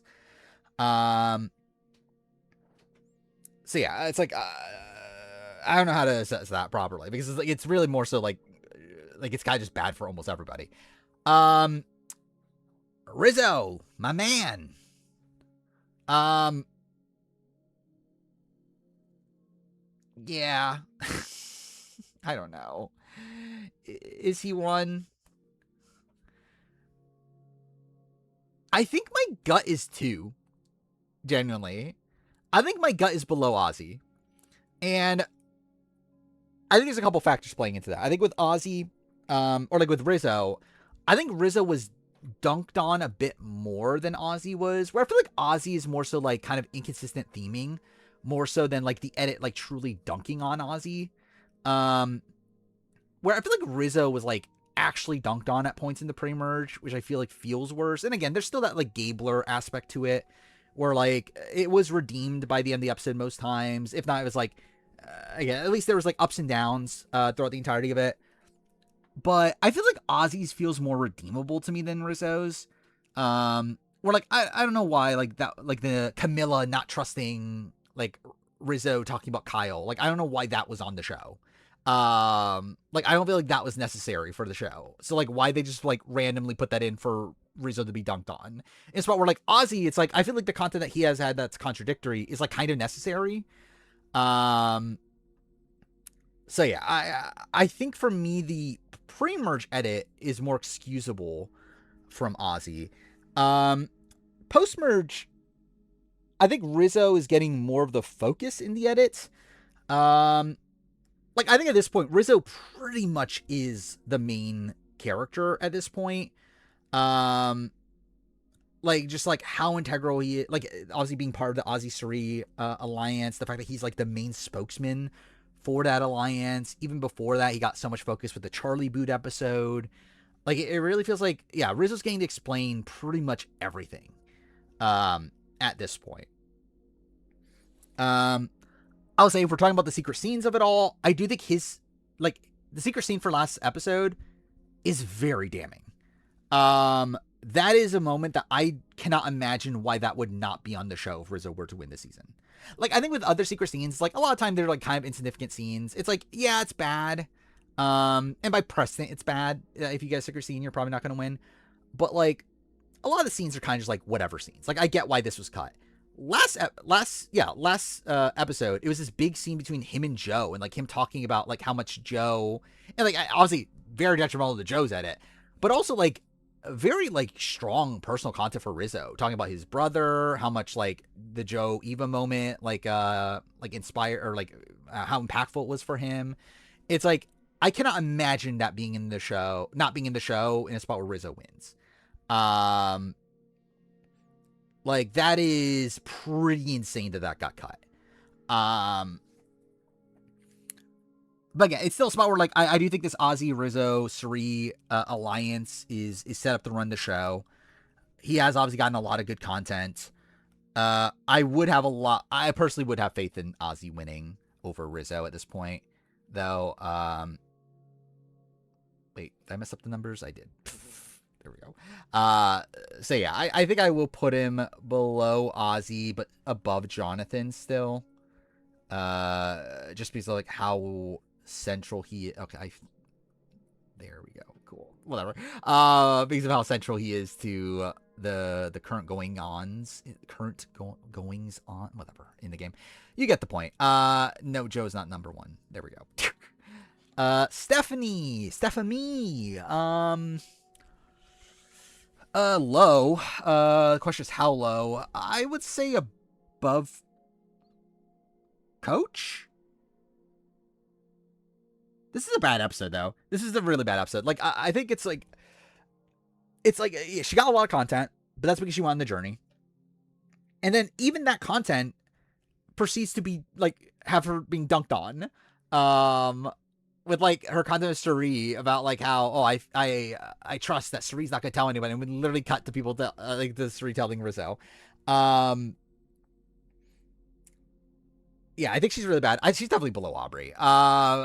Christy's one that I think is debatable.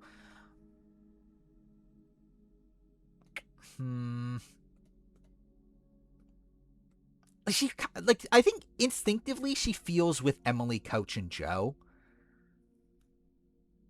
but also Chrissy's just barely on the show. And like Steph at least has like a good opening confessional, is a little bit more consistent on the show. Did Chrissy have a better episode 6? I mean, yeah, but like I think Chrissy's episode 6 is like a spot where like it should have been better. Like Chrissy was in this like spot where she was in danger and about to go home. Or like that's how the edit wants us to believe. And like instead she gets like the most shallow portrayal of that and just like gets this one confessional. And everything else goes to Jonathan. Like I actually feel like episode 6 was bad for me with Chrissy. I think I put her above Chrissy. I think I feel fine with that. And then Tiffany. It's not changing. I think Tiffany's a spot where like it's just too late. Like I think she's so definitively this like she's like the Sophie Segretti, she's the Chrissy 48. Okay, she's just like this person that like barely on the show in the Puri merge. Probably gonna be a big post merge character for while she's there. But still, it's like it's not leading to a win. It's probably just a mid merge boot. Like Tiffany went up. I mean, this was not even a good episode for Tiffany. Like even if we're talking about a spot where like her edit is redeemable, this was not a good episode. Like this content that she got in this episode was not good. So it's like, yeah, it's like I don't think there's any real argument for her being higher. Because at least in the spot where she got good content, you can say, okay, I guess she's better than these people that got like really dunked on. But like, it's not even that. Like, her content was like not even good, and she also is just like invisible, like up to like in the first like 5 episodes. So yeah, I think Tiffany's still at the bottom, and I think she'll probably just stay on the bottom the rest of her season. Right. So that is this week's power ranking. So what do we got? We got Aubrey going up a few spots. Chrissy essentially staying the same because essentially like going up one spot just means like, yeah, you stay the same because D's gone. Also, I think I probably could have been doing a better job with these videos of like talking about the person that's gone, like the person that leaves edit. But yeah, I think D's like in a spot where like I think it makes sense that she's the merge boot, or like the again, obviously not talking about the merge boot, but essentially the merge boot. And like first juror, like I think her edit makes sense for that. Like her getting probably more content than what was necessary, considering she was like kind of irrelevant for like the early portions of the season. To where like the fact that she was like consistently on the show is probably more content than what she needed, especially in comparison to like Tiffany, obviously. Like she got more content in that, but like still like not like yeah, not the biggest character in the world. Like still kind of makes like she's in line with a lot of like recent merge boots, I feel like. Anyway, Christian went down. And like not really because this was a bad episode for Christian. Generally, this was like a fine episode for Christian. It's just a spot where like I think my overall faith in like a Christian win, especially considering he's just like it doesn't. I feel like Christian's edit feels so pre-merge focused to where like I don't feel like there's much of a like a through line in the post merge for him to where like I feel a lot more faith in like the Ozzy Rizzo Sri trio. Sri went up mainly just because she's in that trio. Real outside that, her edit's kind of shallow. Coach went down, obviously bad. Actually, I'm surprised Coach didn't go down more, but I guess he went down a lot from episode 5 to 6. But yeah, Emily went up just because Coach did worse, technically. Joe went up just because he had to. Jonathan went down. Ozzy went up. Again, Ozzy, my top contender at this point, I guess. Which again, mostly because just he's in that trio. Rick essentially stayed the same. Rizzo literally stayed the same. Stephanie also essentially stayed the same, and then Tiffany stayed the same. So yeah, I really like it's weird because like in my head I feel like this was a big episode edit wise, but like practically it's like there's only like actually like a couple changes. But yeah, so that's the power ranking for the week. Do you have any similar trajectory as Wendell? Yeah, kinda. In terms of the return. Just thank God we can get more D Wendell parallels. Other episode 1, I expected Camilla D Tiff to go at the merge. Yeah, I think that made sense. is that's the alliance that gets like like outnumbered at the merge. 9-4 split, white POC ratio now. Yeah, I did notice that. That was something that was definitely on my mind of all the POC or all the people on the bottom were the POC, right? And that the majority alliance was like pretty much all white people. Like, it's that like especially like the Honor Integrity Alliance is literally all white people except for Joe. And then like even like in the middle, it's like I guess you got Ozzy and Suri. But yeah, like the fact that like Dee and Tiffany are on the bottom, it's like, yeah, it's not a good look. Steph's not white; she is Italian. That's true. What did I name the chapter again? What did I name that chapter? Oh yeah, there's not many biopic, but Steph is Italian. That is the case. This is the dumbest fucking. The most recent chapter is the dumbest fucking chapter title. They are all cut. They are all cut from the same cloth. That is true. That has been said. I did see the so Eliza was calling out Chrissy for calling Tiffany eloquent, which I think that's fair. Again, like I obviously people like to shit on Eliza, and like Eliza is a hypocrite, but also I think it's fair. Like, it's definitely not great wording. Like, it definitely is, like, it definitely feels like microaggression-y. I don't know. Rizga is a proven time traveler, obviously. I don't know if you noticed, but Rizzo and Savannah were on season 40.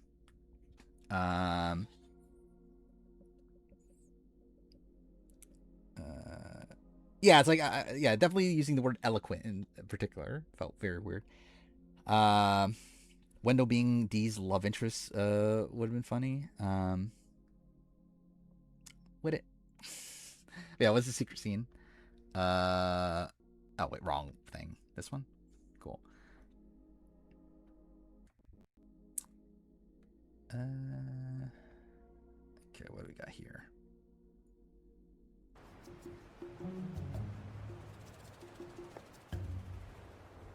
So it is a coach scene. Before I came out here, I not only studied quotes, especially psychological quotes like from Sigmund Freud, which is a new thing, and Nietzsche and Japanese samurai proverbs, but I also studied deep into Japanese folklore, ghost tales, and all these fascinating things that they have in legends. I don't know if you noticed, but Coach is dead edit-wise. And I started coming up with nicknames. All right, so I'm going to give you your nickname. And that means, obviously, but we've been like that from day one. That means, man, we're thick. Oh, wait, did Jonathan nickname got cut? Right? Oh, no. It's called the Tidewalker. Wait. Oh, I love that, Coach. Wait. It's called, obviously, but we've been like that from day one. That means, man, we're thick. Like blood brothers, right? Yeah, bro. It's called the Tidewalker. Wait, did he call? Wait. Right? Coach. I'm going to give you your nickname. Yeah. Okay, wait, what the fuck? Like, what? That's so funny, dude. Wait. Okay, wait. Okay, is Coach calling Jonathan the Tidewalker? Or is he calling himself the Tidewalker? Oh, he explains it. Okay, I was gonna say, okay. And that means, obviously, but we've been like that from day one. That means, man, we're thick. Like blood brothers, right? Yeah, bro. It's called the Tidewalker. Bro, I love that, Right? Coach. Tidewalker. That is freaking awesome, dude. Thank you, Coach. I like that a lot, dude. Dub me. Tidewalker.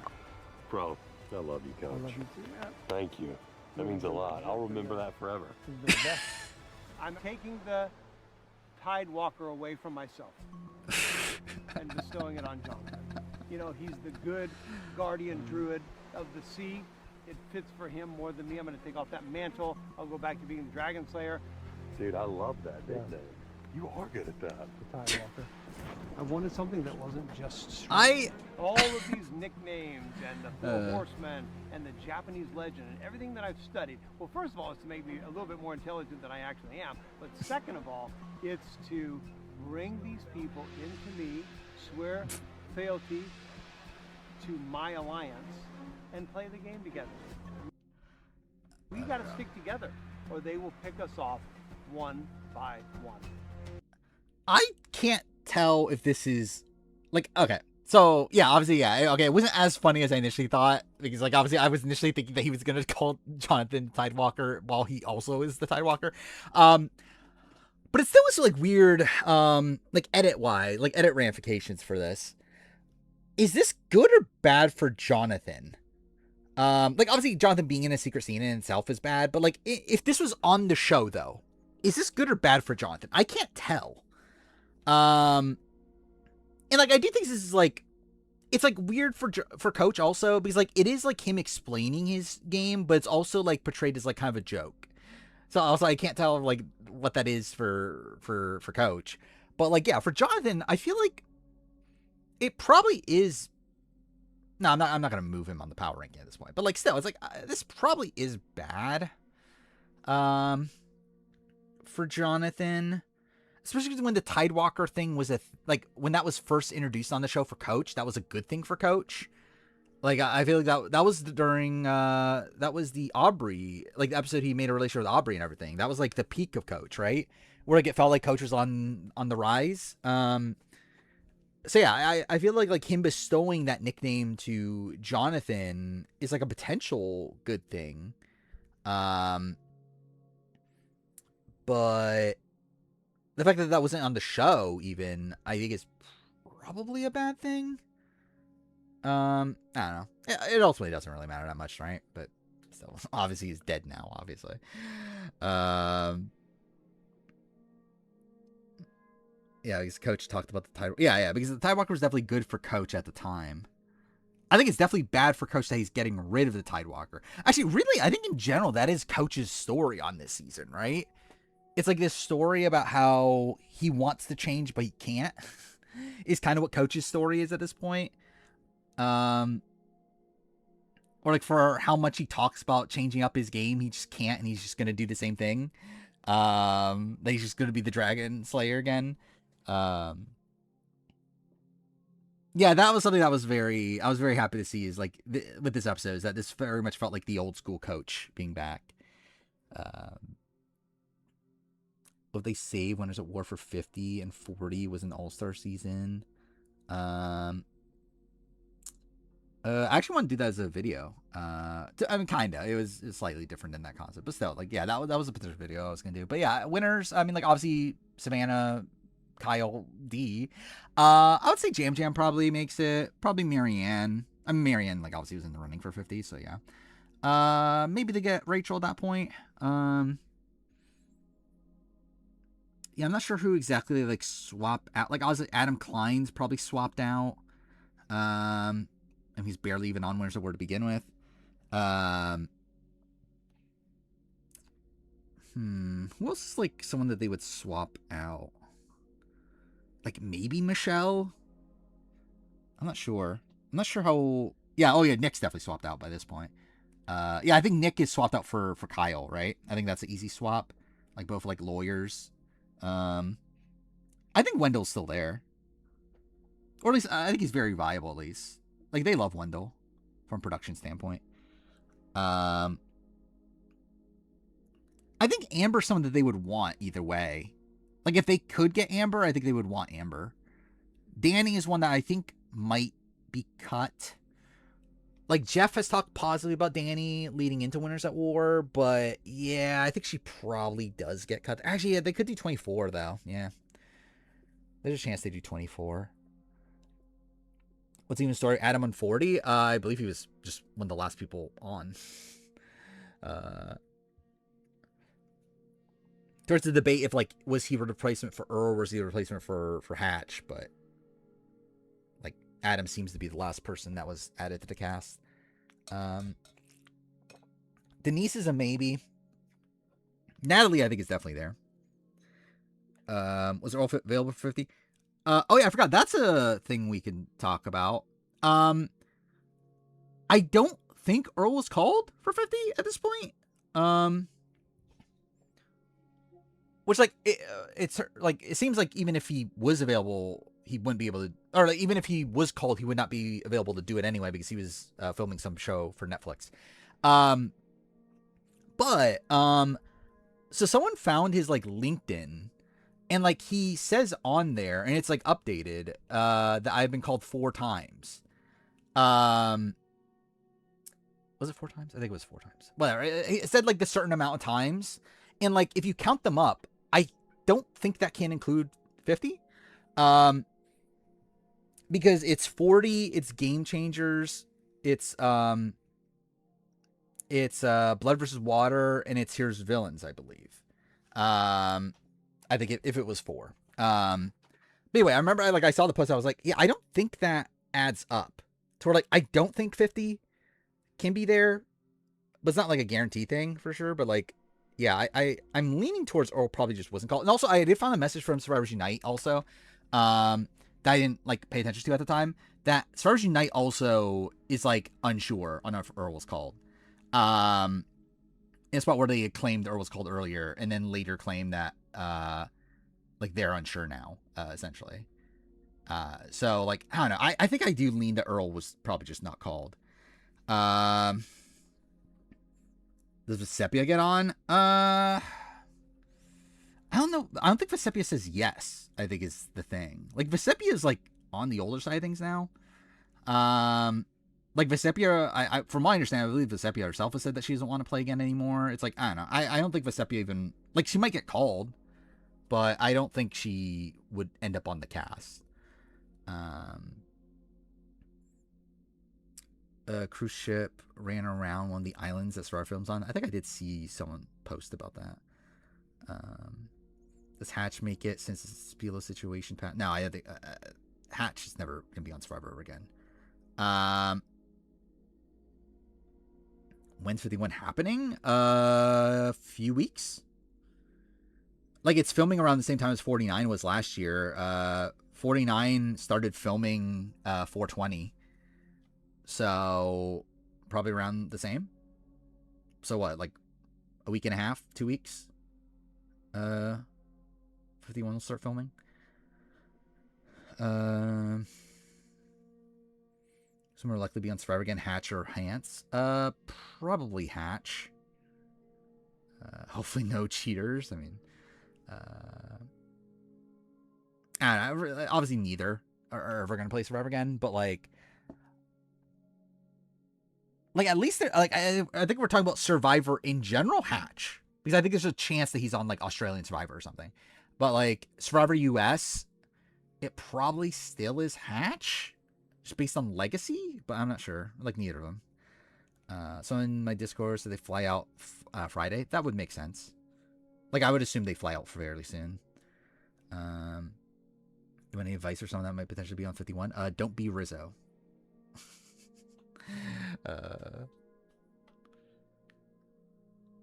They want to do Savannah because it'd be a spoiler? Potentially, but that's also what they did this season, so who knows?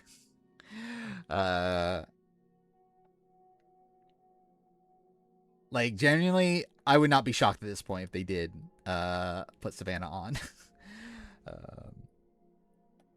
Yeah, we'll do Survivor Duel. We didn't do it last stream, right? At all. Oh, yeah, I did want to play the iconic clip now. My favorite clip in all of Twitch. Oh, wait, it's going to play my own stream back, isn't it? I just realized that. Let's mute that. Was Tommy asked for 40? No.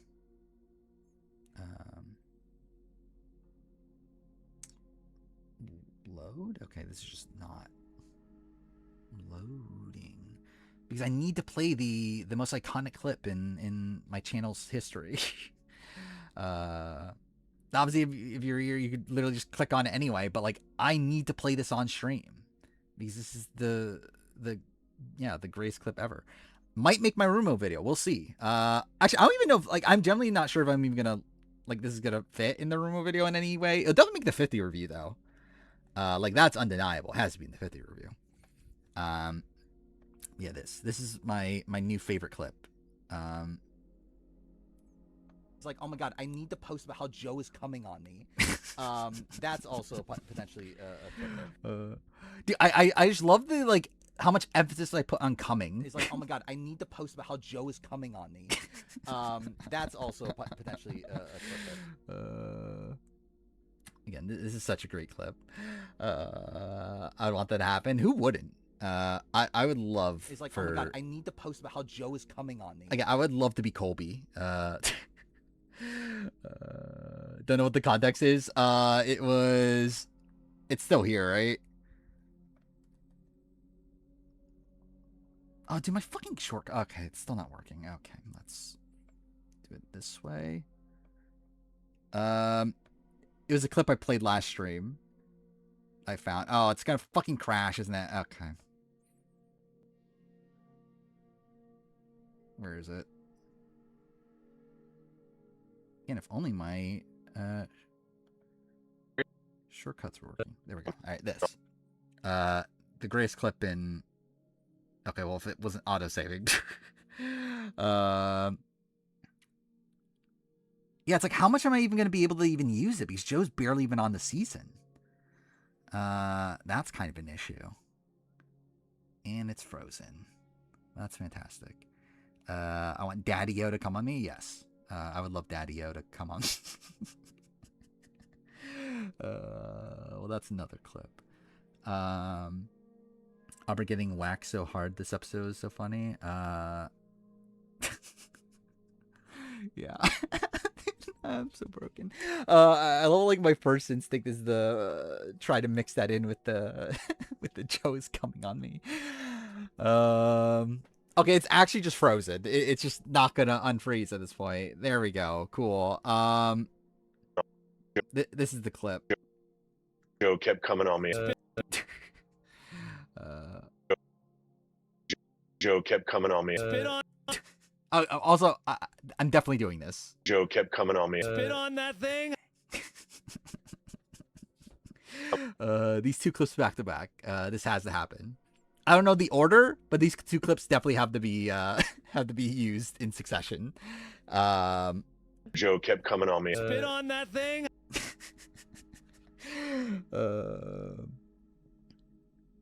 Yeah, he's like. It's like funny too because like Mike Bloom doesn't react. Like I don't know if Mike Bloom like picked up on it. Okay, it's just gonna freeze, but that's fine. Again, that is what this has turned me into. This is Rumo video. It's like, how can I find like the most random clips and play them out of context in the funniest way? We're like, yeah, pretty much at this point, almost everything. I shouldn't say almost everything. Like, I think the intention is by the time the video is done, the clips that remain are like actually used, like in a way that's like actually funny, at least funny to me, not just like they're just there for the sake of it. Yeah, Mike Bloom of all people not picking that up is pretty insane, because I feel like Mike Bloom's the type of person that would. 60 Ruby, 90% clips. That'll be actually. I want to see. I probably will do this once I finish editing the video. I want to see legitimately how much of this video is clips. Because I'd like to just know. Like, if I were to guess, I would say probably like 10 to 15%. But I'd like to actually just know. I'm a clip farmer. Debatably. I don't know if I intentionally say things for clips, but I definitely recognize immediately after I say that, oh, yeah, that'll be a fun clip. You gotta find a spot to put Emily's. What was this with Emily? I don't know. Would it be? I don't think you would get a strike for that. Yeah, was this?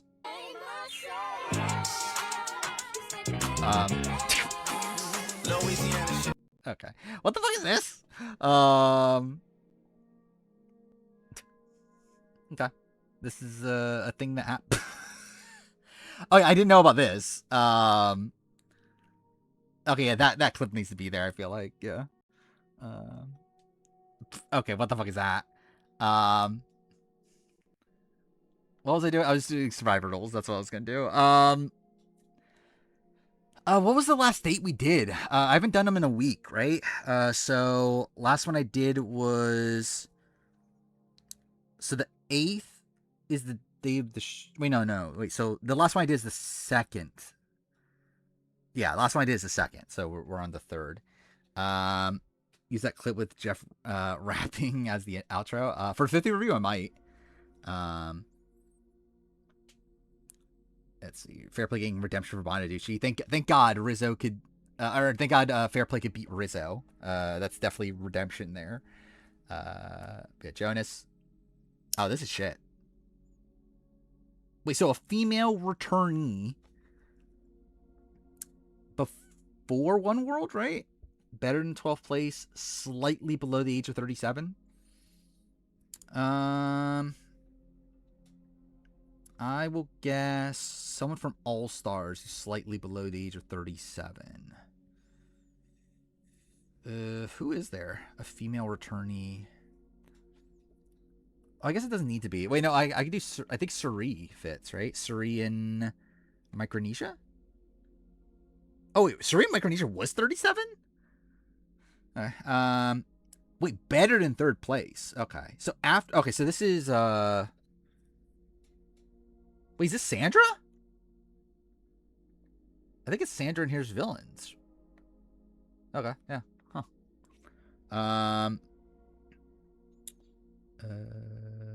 Which was a better lie? Aubrey forgetting to play her idol or Vince forgetting to vote Riley? Definitely Vince. Anything like, again, Aubrey versus Vince? I mean, come on. It's obviously Vince. Let's see Camilla's story about Fair Play. Yeah, I did, which, yeah, Fair Play sucks, but that's not shocking. All right, so this is April 4th. A male returnee slightly after One World. Cochran? Oh, okay. Oh, so it's Philippines.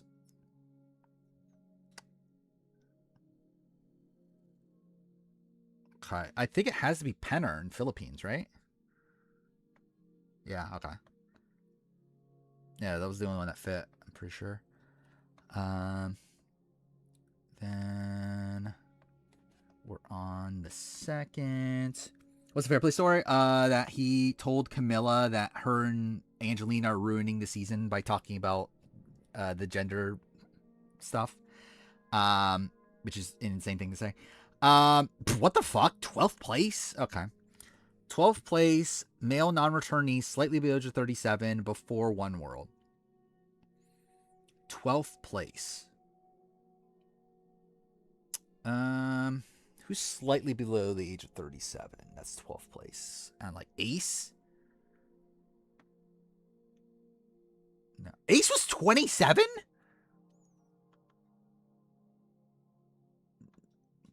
That's insane. I thought Ace was at least like 32. But yeah, before Gabon, Fair Play Sound's podcast, his and Camilla agreed for her to do that in Exit Press. Is that a thing? I don't know. Okay, cool. Maybe.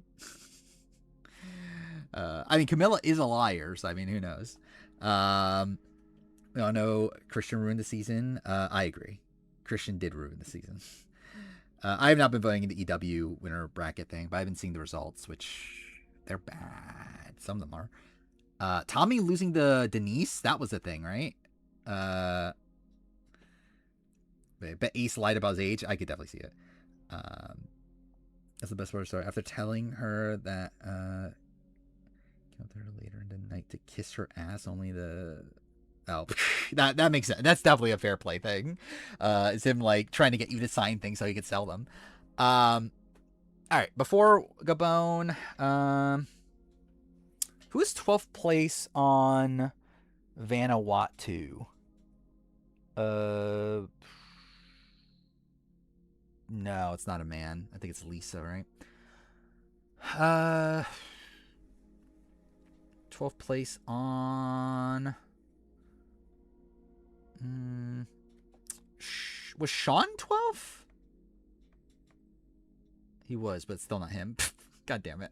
After Pearl Islands. So it has to be in like the, I don't know, like Brad Verita. How old was Brad Verita? Verada, whatever. still not fucking him. God damn it. This is insane. The fact that I've like this is insane. I've not gotten this. Bob Dog. Yeah, that would fit, right? No, because he's not. Wait, no. He was from a green tribe. God damn it. It is Bob Dog. Yeah. Okay. Yeah. That's insane, though. I actually got like this many that were like all within like the age range thing. Okay.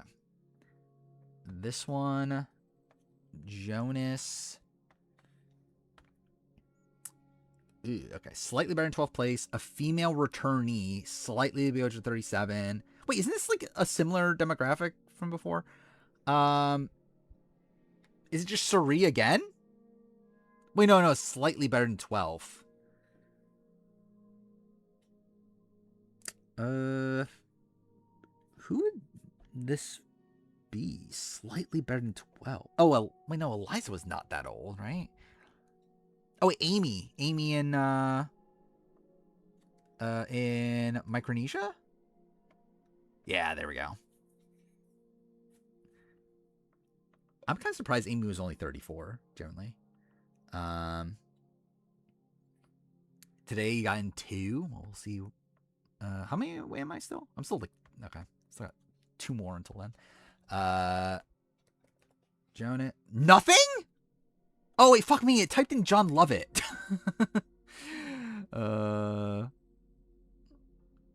Okay, I guess we'll start with John Lovett then. It'd be so funny if this was actually Jonas, which it can't be, but like still, that would have been so funny if this one was actually Jonas. A female returnee. Let's go. No, actually, no. Party's not a good one. Let's go Eliza. Yeah, I guess Eliza Micronesia. Nothing. Above the age of 25. Let's go Andrew. Well, actually, no, it won't be Andrew. I was gonna go Andrew Game Changers, but I guess not. Sarah Lacina in Kageon? Okay, I got the age somehow. A female returnee, better than 11th place after Kageon, was 29 years old. I would say Sierra Dawn Thomas, but that won't be it because I think this would light up, right? And also, this would light up. Actually, no, it won't. But still.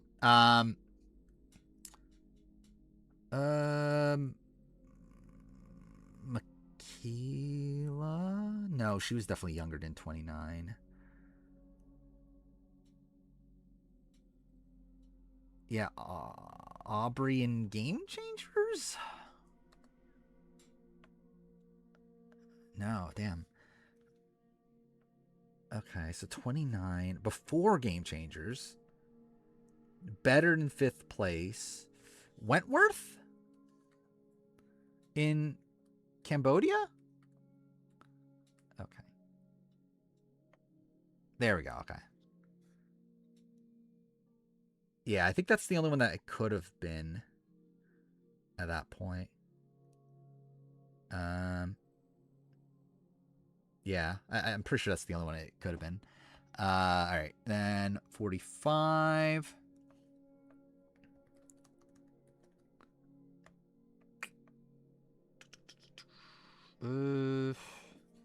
So male non-returnee and then nothing else. Before One World. Better than 12th place. Let's go Eric Kaufman. I don't know why he was top of mind. Okay. Eric Kaufman was 26? I did not realize Eric Kaufman was 26. I thought he was like 22 or something. Okay, slightly above the age of 26. Before China, worse than 6th place. Mookie?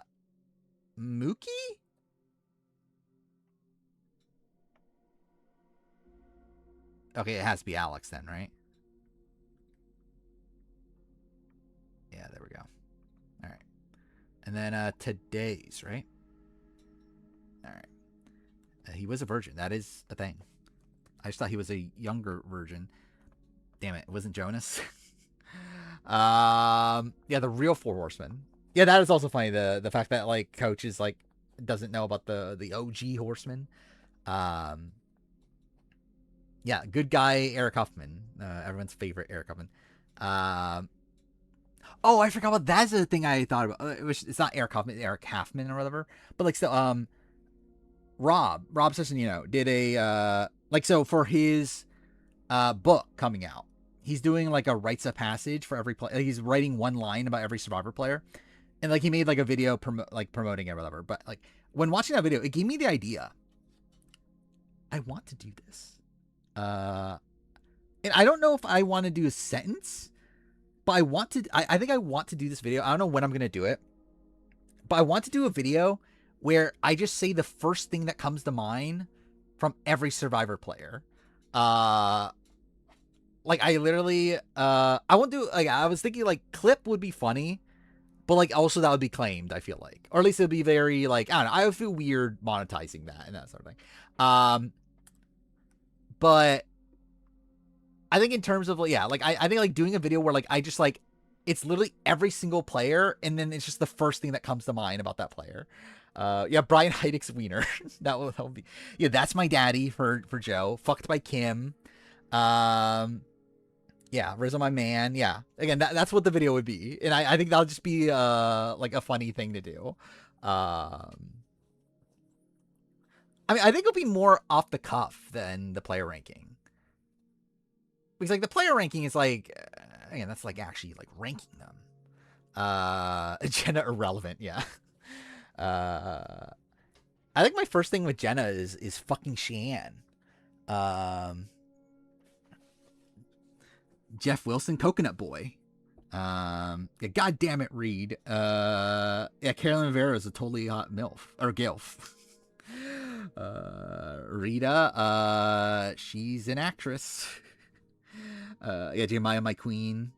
Yeah. Jennifer and Sarifa Hallbrawl, can't wait. Janine Brennan, see that's a tough one. She's a salesman or saleswoman. I don't know. Woe for Jake, probably. Erica Fiji. I think probably my go-to most forgettable person. I don't know. Swathy. Bryce's crush. Generally, that is insane. That is the first thing I think of when I think of Swathy. Which again, how sexist of me to like the first thing I think about Swathy is a man. Erica find a pineapple. Thank God she did that. Sarita, she like, she's like what a visual. I don't know what the fuck. Yeah, what do I say about her? But what is she? She's like an editor or something, right? Or like no, she's like a visual effects person, right? I don't know. Talk about Bryce. The Bryce in chat was the one I was talking about. Because like he had like a big crush on Swathy during 42. Sophie B, cheater. Jake, cheater. Mary, who's Mary? Carl Blanchone, icon. Joe obviously winning 48. That's yeah. Kyle, winner. That's the first thing that comes up with Kyle. Bradley, the dirt in the sand or whatever. What was that thing he said? Like white transphobe. Yeah. Sage Blackhead, sadly. Wendell also cheater. Yeah. Yeah. Put the mic down, bro. Yeah. Hi. Loser. Generally, I just think it'll be a funny video to make. I generally want to make this. I might make it like, sometime in between 40 or between 52 again. 49 fucks my head. Anyway, between 50 and 51. Dan Spilo. What do you think? Victoria Biomonde, mother. Yeah, again, I think I will make it just because I think it's funny. I wonder how long it would actually take to make. Because it wouldn't. Because like the entire point of the video is literally just off the cuff of like what is the first thing I think about. Yeah, I generally wonder like how long it would take to make. Because like it's still 751 people. How many people do I call mother? I don't know. Probably not that many generally. I think it's like it's a spot where like I definitely wouldn't like if I'm not gonna repeat the same word over and over again. Because I think if that's the case, then that's just kind of lame. Like I'm not gonna do that. Stephanie is Stephanie.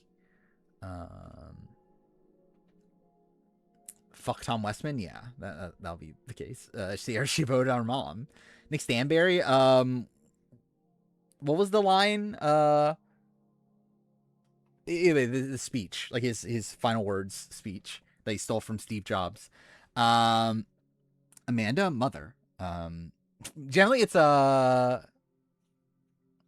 don't know what it was like. For some reason, the first line that came to my mind was I'm gonna be bulldog this time, even though it's like not even like a notable line at all.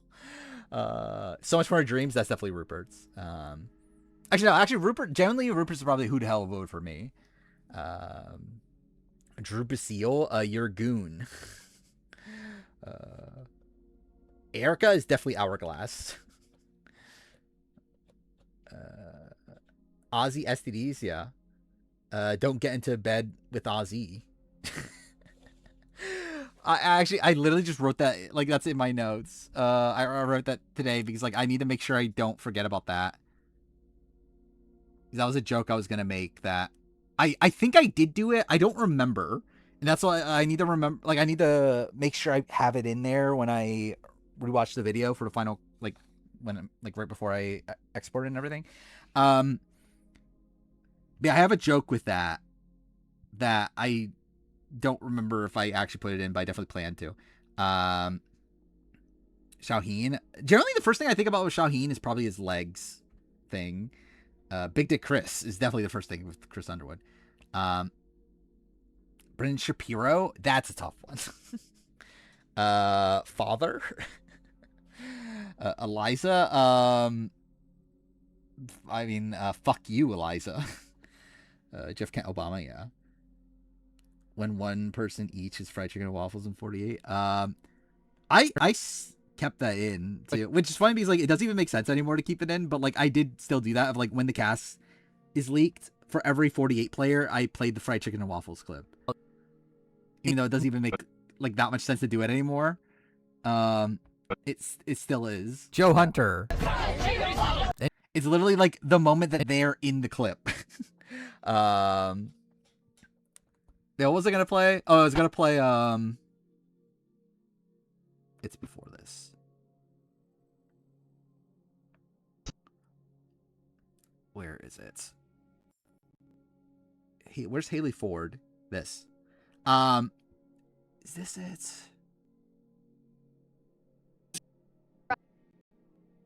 I might have actually put in the video already because it's not here anymore. So I think I did put it in.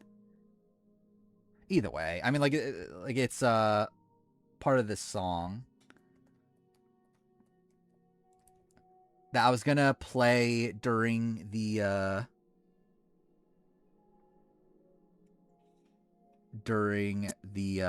STD talk with Ozzy. Yeah, it's this. Ozzy. Oh fuck! Too late.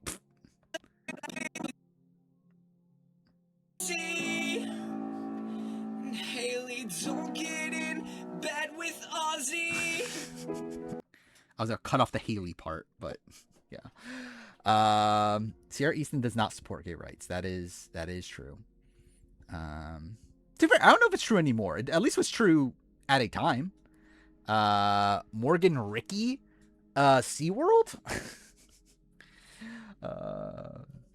Which sadly reminded me of the who said that on Big Brother, the SeaWorld thing.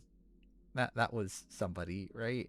Why is Joe giving Christina this season? I can see it.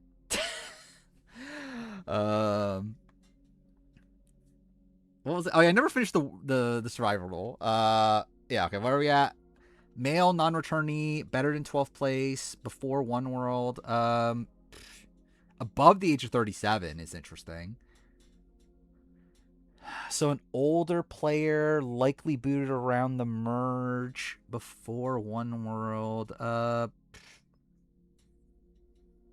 think Savage is too young in Pro Islands, right? Oh, and even then, he's returning. Rory, I think, is also probably, maybe Sarge. How old was Sarge? Oh wait, is it under Lee? Fuck me, dude. Okay, yeah, that didn't help at all. So I think, oh wait, worse than 9th place. Before Vanuatu. Okay, so that's kind of helpful. Let's see. So an older player booted 10th or 11th from an early season. So who are the options? Joel Klug, I think, is too young. Varner, I think, is too young at the time. Skupin is a returnee, so that's not it either. Roger Sexton. Yeah, I think Roger Sexton might be a good answer. Yeah, there we go. You got Roger Sexton second. That was really your second person. Rome. Like if there's a first thing to come to mind, it's spoiled 47. First thing with Annika is her exit. I forgot what she actually said in her exit though. Paul Wachter, like I don't know, rock star guy. I don't know. Well, actually, what he did have a band, right? Rourke, I don't know, super fan. I don't know. She like does podcasts of RGP here and there. Yeah, that's Survivor. I guess I'll do the we'll also do the reality grid. I guess, because why not? And after that, I think we'll open up spoiler talk.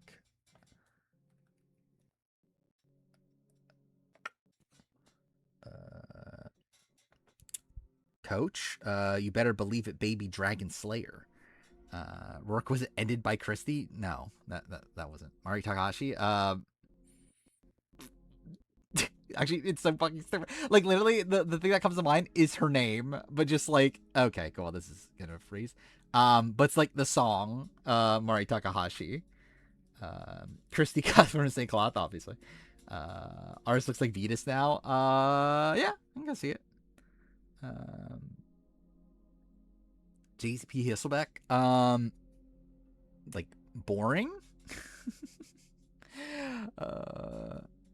Is this gonna unfreeze? It's not. So that's great. Whatever. Reality grid. Sophie Segretti, mother. Diet food.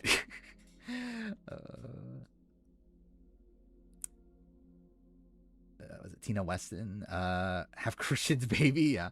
Generally, it's Doritos. Oh wait, I didn't even look at the clues. 12 plus episodes played in a season.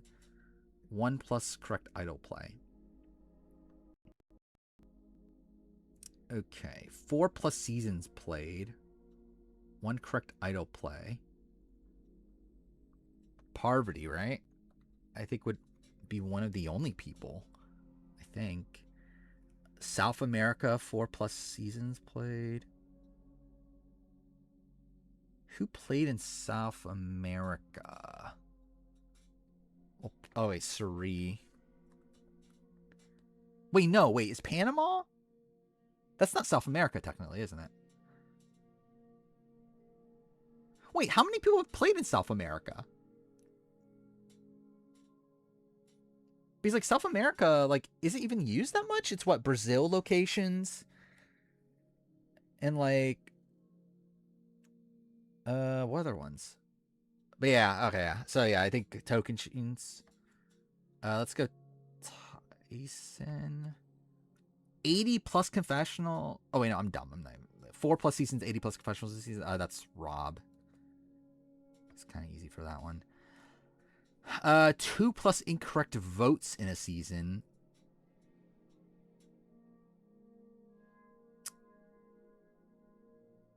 Jam. fits here. He might be one of the only ones that fits there, I think. South America, 2 incorrect votes. 2 incorrect votes. Coach? Did Coach vote incorrectly twice? Yeah, he did. Okay. 1 correct idol play, 2 incorrect votes.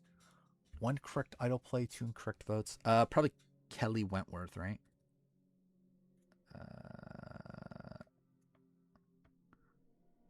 Yeah. All right. 12 plus episodes played, 1 correct idol play. 12 plus episodes played. Davey Rickenbacker? Does he like? Are they counting Davey Rickenbacker though? I think Christian also fits. Wait, Christian? Yeah, I think Christian lasted. Yeah, okay. South America, 12 plus episodes played. That is Rob Sesternino. And then 80 plus oh wait, fuck. Wait, oh yeah, that's fine. 80 plus confessionals in a season, 12 plus episodes played. Tony. Okay. That was kind of an easy one.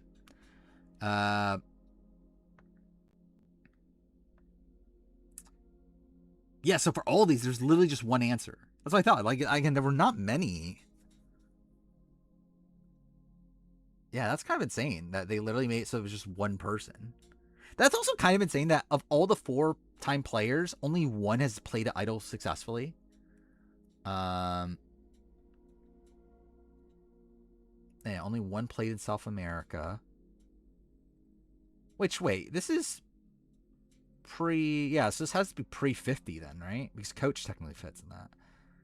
But whatever. 4 plus seasons played, 80 plus confessionals, yeah. What is this one? 2 incorrect votes, 80 plus confessionals. Of course, Rachel Lamont's in there. Savannah is in there. That's kind of interesting. I love that it's all women but Jam Jam. Again, that's so sexist. But yeah. This guy's the corniest. Is that Lyle? Which, yeah. Facts.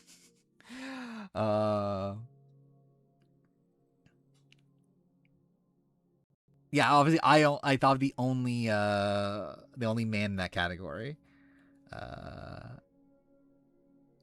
Yeah, I did watch this, by the way. I did watch the Mr. Beast RHP interview, which was weird.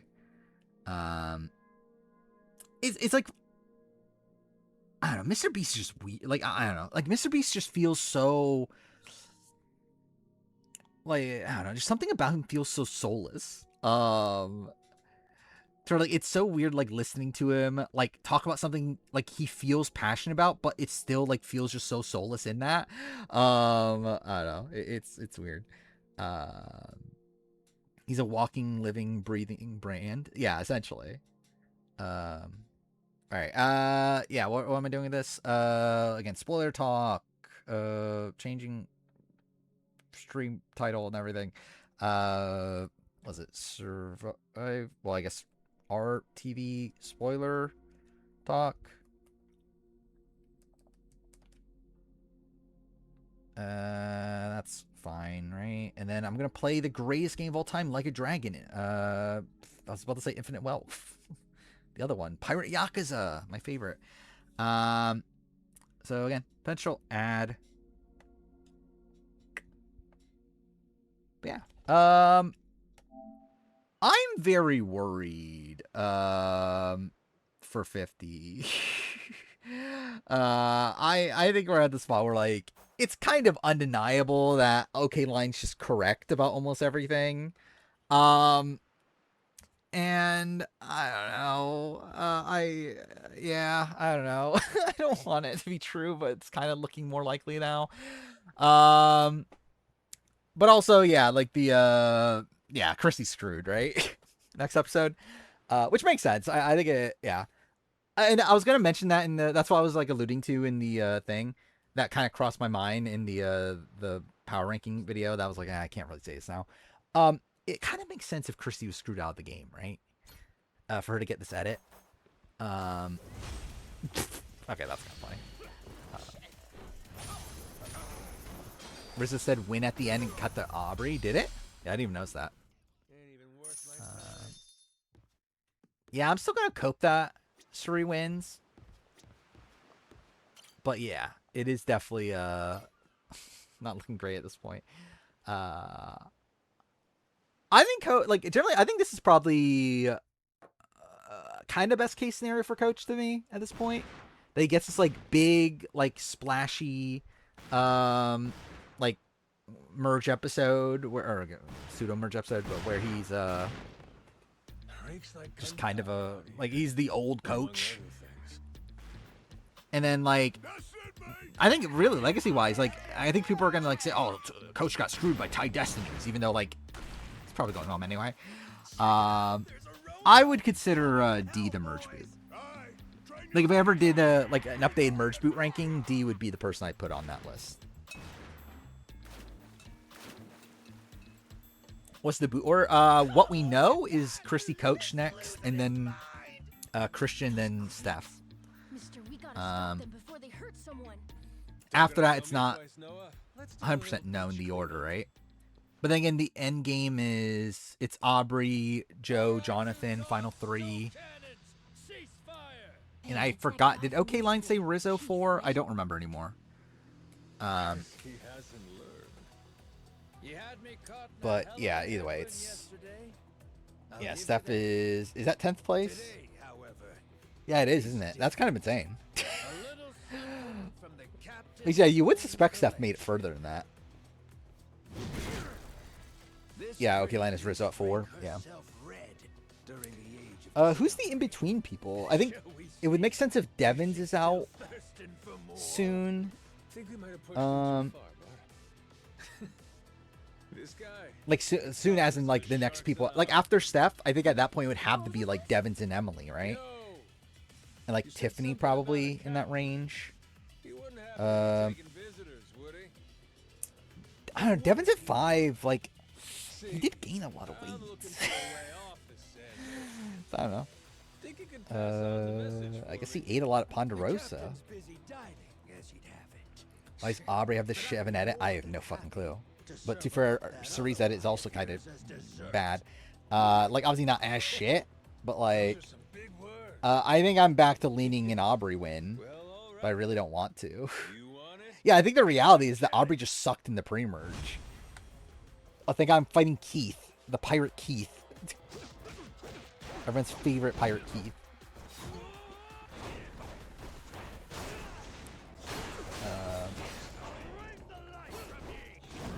Yeah, so it's Suri 5, Ozzy.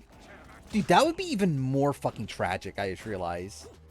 Like that, it's the Rizzo, Suri, Ozzy trio are taken out at, like, from 4 to 6. Like, that's even more depressing. Wait, why is this guy not dying?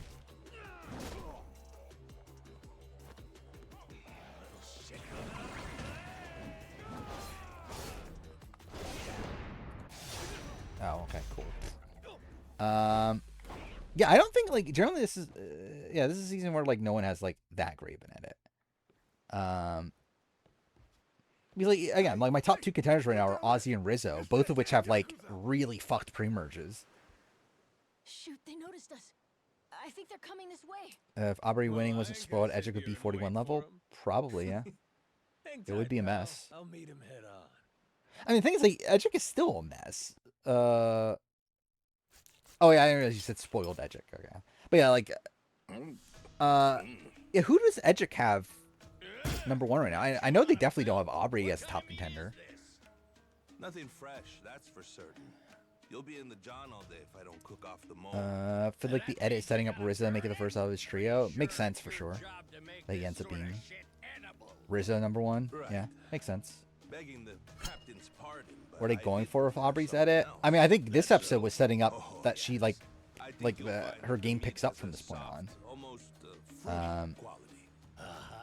But I assume it must be a spot just where her early edits just so, or like her early run was just genuinely so shit that they couldn't do anything with it. But I still think it's a spot where like you would think she would like they could have given her something in the premiere. Yeah, and she gets given Dodo music and everything. But I don't know. It is weird.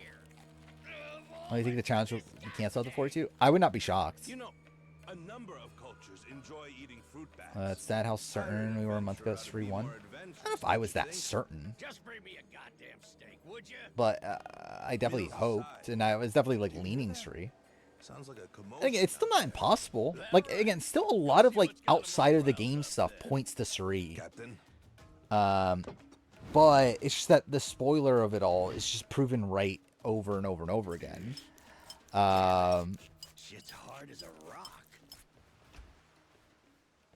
What does that mean? Rizzo turns at 6 then? Probably, right? For that to happen? Yeah, that or they go to rocks and they lose. Well, now. And they just get taken out. Dude, that'd be so miserable. Is a fucking Aubrey, Joe, Jonathan like trio going to rocks and beating out Suri, Ozzy, Rizzo? You can say to us, you're one of the Yakuza from Nele Island, right? The hell are you? Genuinely, maybe that is best case scenario. Is Suri gets rocked out of the game. If she's not going to win, I mean. At least that keeps her legacy of like most screwed player ever or whatever. Hell yeah! On your marks, boyos!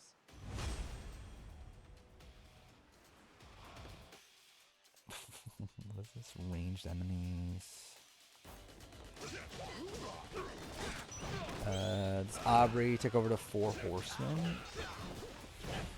Oh, well, actually, wait, no, because yeah, we're saying once Coach goes, she like takes that spot. That's insane. Yeah, because at that point, the final 4 is literally the 4 horsemen. Just swap out Coach for Aubrey. Dude, that would be so miserable. Fucking Rizzo flips against Suri and Ozzy. The work with Aubrey and Joe and Jonathan, and then they win. Like, that'd be so depressing.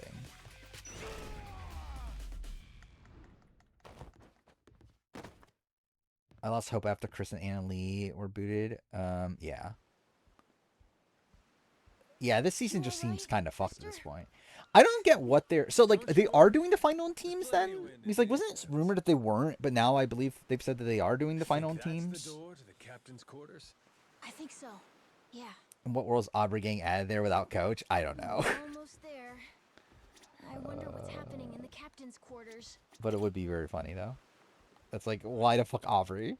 Or is it does that because he thinks they're all goats? Yeah. I mean, I could definitely see Rizzo doing that. That is a very Rizzo thing to do. Is to ruin everything. I would say that Emily will make Final 9. Yeah. I thought she was the merge boot for the longest time. Would, but I don't recall inviting you here. RHP spoilers are definitely dead. Well, best bet right now. There's no RHP spoilers are definitely wrong. Like it said that Christian's the merge boot. It said there was another thing, right? Wasn't it that like? Actually, no. Which spoiler was it that like Suri, D, and Tiffany were like a close alliance? Was that RHP spoilers? Either way, that's definitely wrong. Oh yeah, that D gives up her game for Suri. Yeah, that's also wrong. It's like RHP spoilers are dead. There's no fucking way RHP spoilers are correct.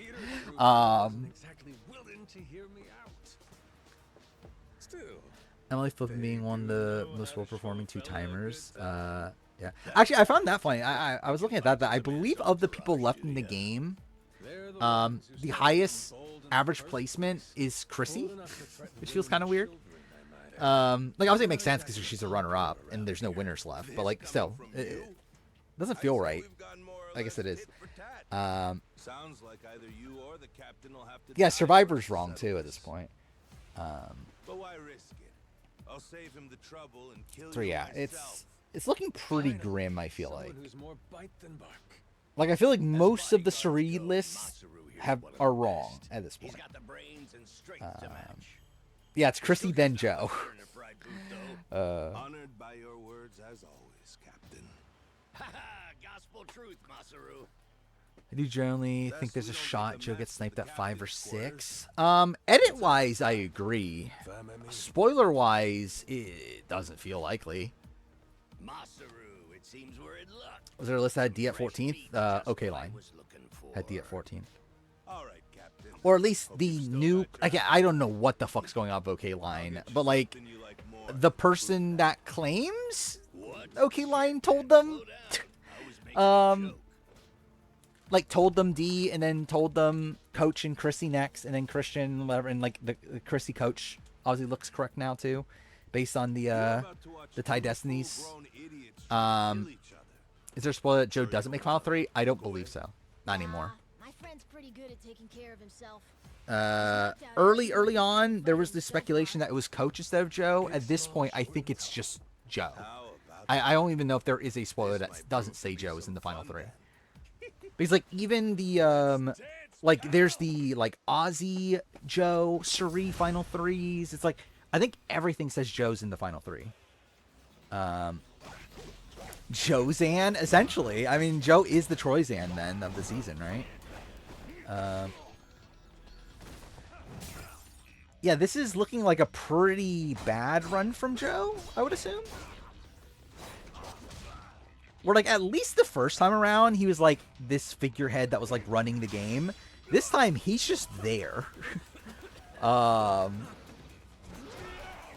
yeah, it's like... I don't know if my opinion necessarily goes down on Joe as a player, but definitely doesn't go up. Like, from this appearance.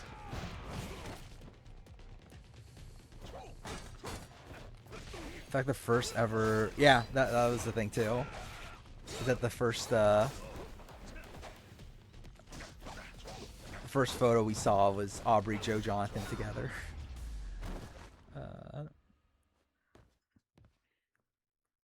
I think the Aubrey thing is, like, it would have to turn around for sure. Like, she would definitely need to get a pretty, like, really fucking good next couple episodes.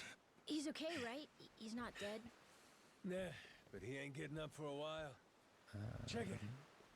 Guys, It's like they invited a random guy to watch 50 Oregon. Whoa, you're right. Wait, is he smiling? I mean, like, I guess for making Final 3 twice, but it's like, you think the I already had a pretty high opinion of Joe coming out of 50, or coming out of 48. I mean, so like, I don't feel like this season adds that much, especially if it's a bad run leading to a Final 3. So where it's like, I don't know. Mister? Like maybe like slightly. Taking down Masaru's no easy feat. Color me impressed.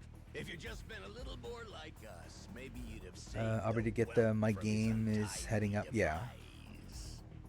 Yes, that eye patch is just for show. At what point is it too late for Aubrey? I don't know.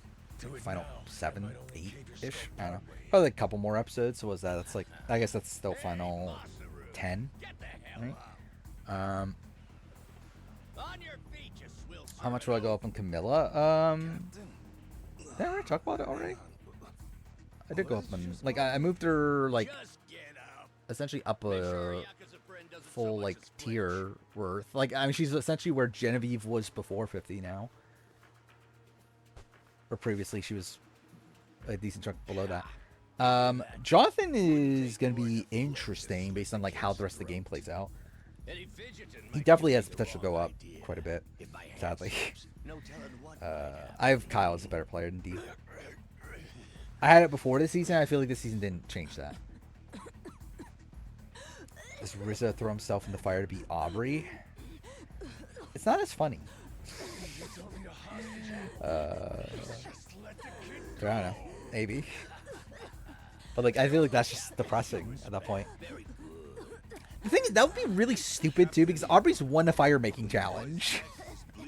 I'm still not, like, 100% on Aubrey, but I would say I'm, like, 80% on Aubrey, probably.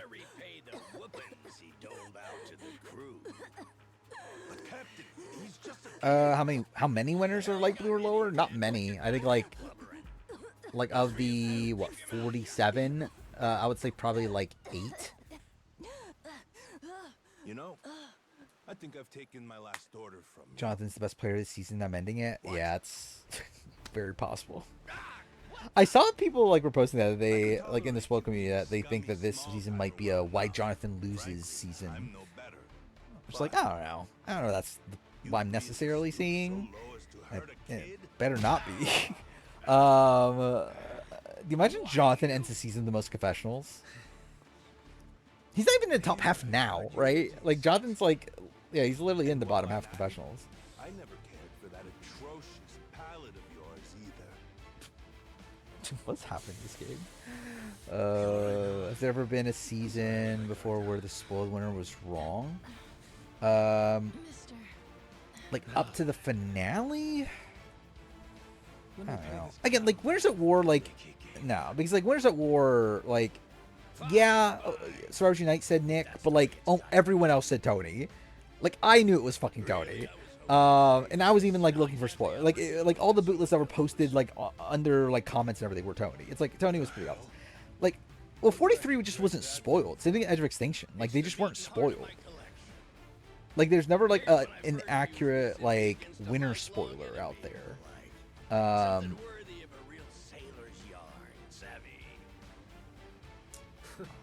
I'm trying to think. Like I guess like Philippines, but like it was figured out by the end. But yeah, the initial like spoilers were that Scoopin won because Scoopin thought he won and leaked it himself. Jack the Collector, thank God, find Jack the Collector.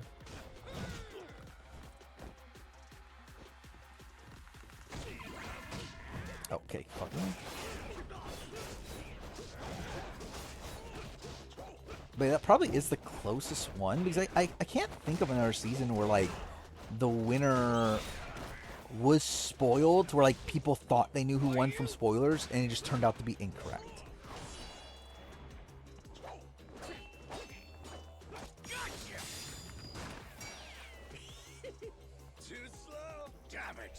Borneo. I don't know, but like spoilers weren't like that.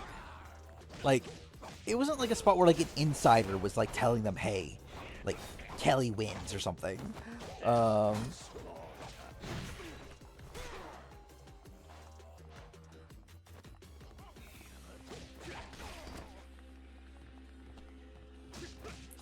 The Jervis thing was just that there was a that on the website, like they thought it was an Easter egg pointing towards Jervis winning.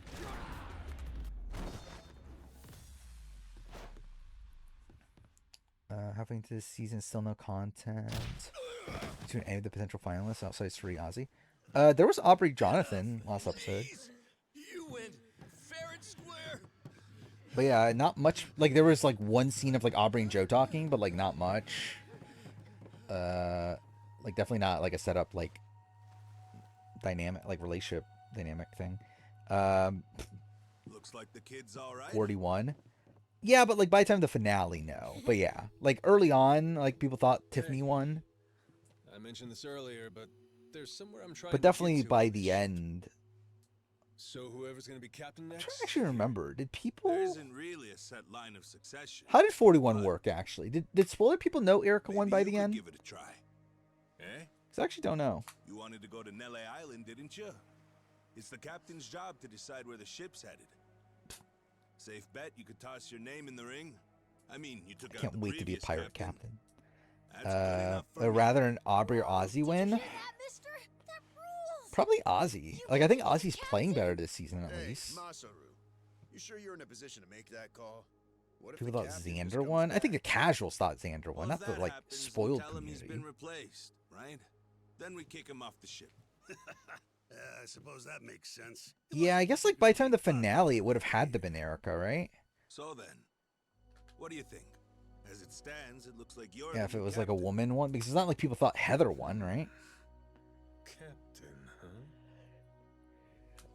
Ozzy wins and becomes the first sole survivor with STDs. I feel like that's probably not the case, but who knows? That don't sound half bad. All right, listen up, swabbies. I ain't half-assing this shit. And and your camel expect you to do the same. Savannah won back-to-back seasons. That would be pretty mother of her. Give us good booze and pretty women, you'll have a loyal crew. I wouldn't have been opposed to that. Hey, mister. Getting to be Would have been better captain's than cool, Rizzo, but my man. what'll you do if your memory comes back? Cross that bridge. That was a line that was in the video too, when Rizzo and Savannah going back in time. Like I did have a line there saying, Sarge Knight spoiled that they're both winners. I was like, I think people would take this, like, considering this is meant to still come out, like, actually, I guess the final part would come out after 50 finishes. But either way, I think, like, I was worried, like, okay, would people think that I'm actually, like, spoiling something? So I ended up editing that out. Not that it's really relevant to anything. What do you mean? Does it really take that Preparing for a depressing outcome finale? Yeah. I mean, that's what it's looking like. Speaking of that, AU, how is that going to play out? How do we get there? Pretty sure my dad could he's done it before. Like, does, like, do they vote out laws at 4 for some reason? Some kind of treasure hunter? And then, like, And a navigator. because at that point, I think it makes sense.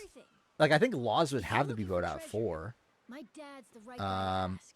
And then, yeah, like, Jackson takes Caleb over Sally, probably. Where he babysits that bar all day. But he could do it. He'd make a good navigator. He's like, I don't know why Jackson wouldn't take laws over Caleb, right? It's like, I feel like laws, like why would someone not take laws to the end if she's at final 3? Nobody's just gonna beat up my dad. How about we maybe try talking So, like, to him I first? feel like Well, laws has to be out 4. something the captain Watch me be usually wrong. I handles. think that'll be funny. I'll Do I think leave D that will how return? and why The It's rest not of us will impossible, work but I would not, on getting the like, ship I would seaworthy. expect, like, I think Savannah is probably more likely to return You than D said at you this couldn't point. remember your name, right? I suppose we'll just refer to you Like, I as feel the like captain Savannah then. feels like she has more unfinished business And so than we can D keep in does. touch. Here, take this. I'll be fine if pretty Aubrey handy, win, but I just don't see the vision. Captains come and go. Yeah. This kind of switch ain't exactly uncommon. I think, like, By the way, on paper, I would have been fine if an I'm Aubrey Masaru. win, like, coming into the season. Masaru Fujita, But I think her run in this ship season's just cook been so shit, and I'm like, security. yeah, it would be lame. This here's Noah. Bear player laws or Kitty? Isn't that a tiger? No. Probably we already figured that out, laws? Masaru. He's a cat. Is it better Put her there. player? Yeah, I think just laws. Yeah, it just is laws. I was gonna, like, debate is the laws, or did Kitty play a better game? But no, I think it's just laws, both ways. Yeah, Kitty got saved by Scott quitting. Aubrey is a Gable style winner on 50. Yeah, which is bizarre. I think I'm a pirate now. Nerd Gabler. I mean, it's like, yeah, also, it's like Suri, like, with Suri, it's like, at least Suri is Suri, right? Like, does anyone hold, like, Aubrey in that high regard? Like, I don't think Aubrey, like, coming in this season was like, oh my god, like, her legacy is so big that it's like, you don't need to give her this big of an edit. At least with Suri, it's like, like, no matter what edit you give to Suri, people are gonna love Suri anyway. Suri got screwed by Kyle tearing his ACL, obviously. Can Majima find the One Piece? Obviously, that's what this game is, isn't it? This is a One Piece spinoff. Like, what's Yakuza? I only know about One Piece.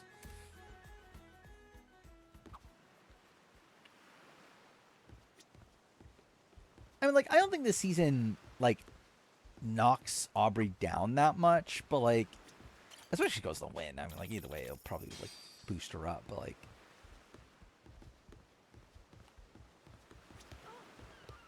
is this where I...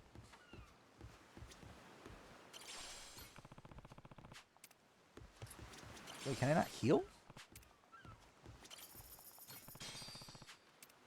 Master strategist. Oh, dude, that's actually really funny in retrospect now.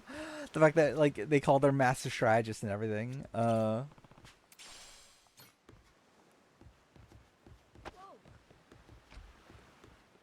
Again, we're definitely seeing her master strategy on this season. The master strategy of telling people you forgot to play your idol. I think this season proves that Ko-Rong was an outlier. Kind of, to a degree. I mean, even Go Wrong, like, she starts off a bit rough on that season. Wait, where am I going? I meant to go off the ship at this point? Okay, why are they just random, yeah, like... There's, like, random, items on the ground. I did bully Noah's dad to play pirates. Well, thank God. That's what I love doing is bully people into being a pirate. Like, I read that. Honestly, I prefer Rizzo win at this point. Yeah, me too. To be honest, like at least Rizzo's playing well, seemingly. Dad, it's okay now. He made sure those pirates won't bother us anymore. It would be funny, like if Aubrey legitimately is like the worst winning game of all time or something. I guess like it'd probably still be better than Cassandra would, but like still. Well, that's Aubrey has a worse Gabler edit. Gabler at least had strong content to merge. Except now, he's gone and taken a huge chunk out of my customers, huh? Whether you like them or not, our business is toast without them. But you weren't considering that, were you? Come on, Dad. Someone's a sourpuss today. The depressing if season 50 produces a bottom 10 winner. I mean, it looks like it's awful. That means away from me, from my family, everyone. Living is Aubrey's dynamic with Tiff now. Let's go. I guess, yeah, I guess they're close, right?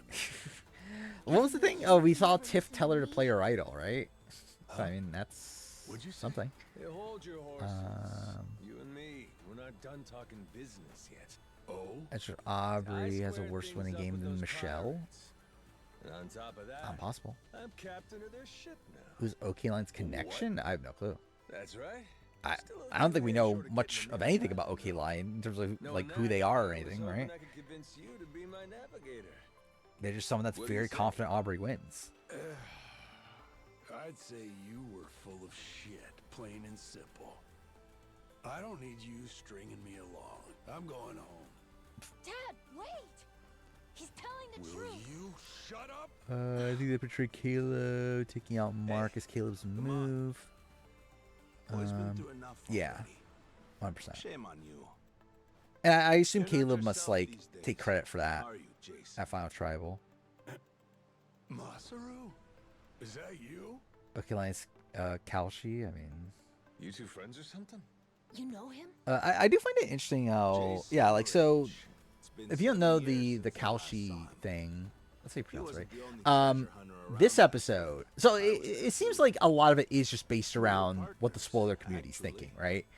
I don't think Kalshi has their own like spoilers until last second, until like the screeners come out. It seems like. So like what happened in this episode is that Christian was like, because like most spoiled lists had Christian as the merge move. So on Kalshi, like Christian was like the #1 person for like most of the week, and by like a wide margin. And all of a sudden, within the last like day, it just flips to D.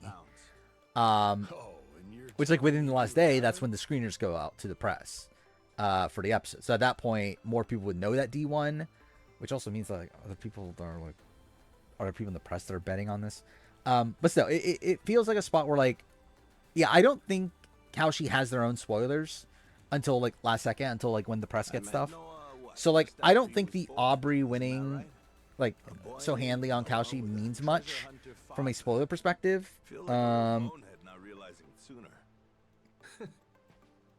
I mean, there were D rumors, but like, I don't think it was taken seriously until the screeners came out.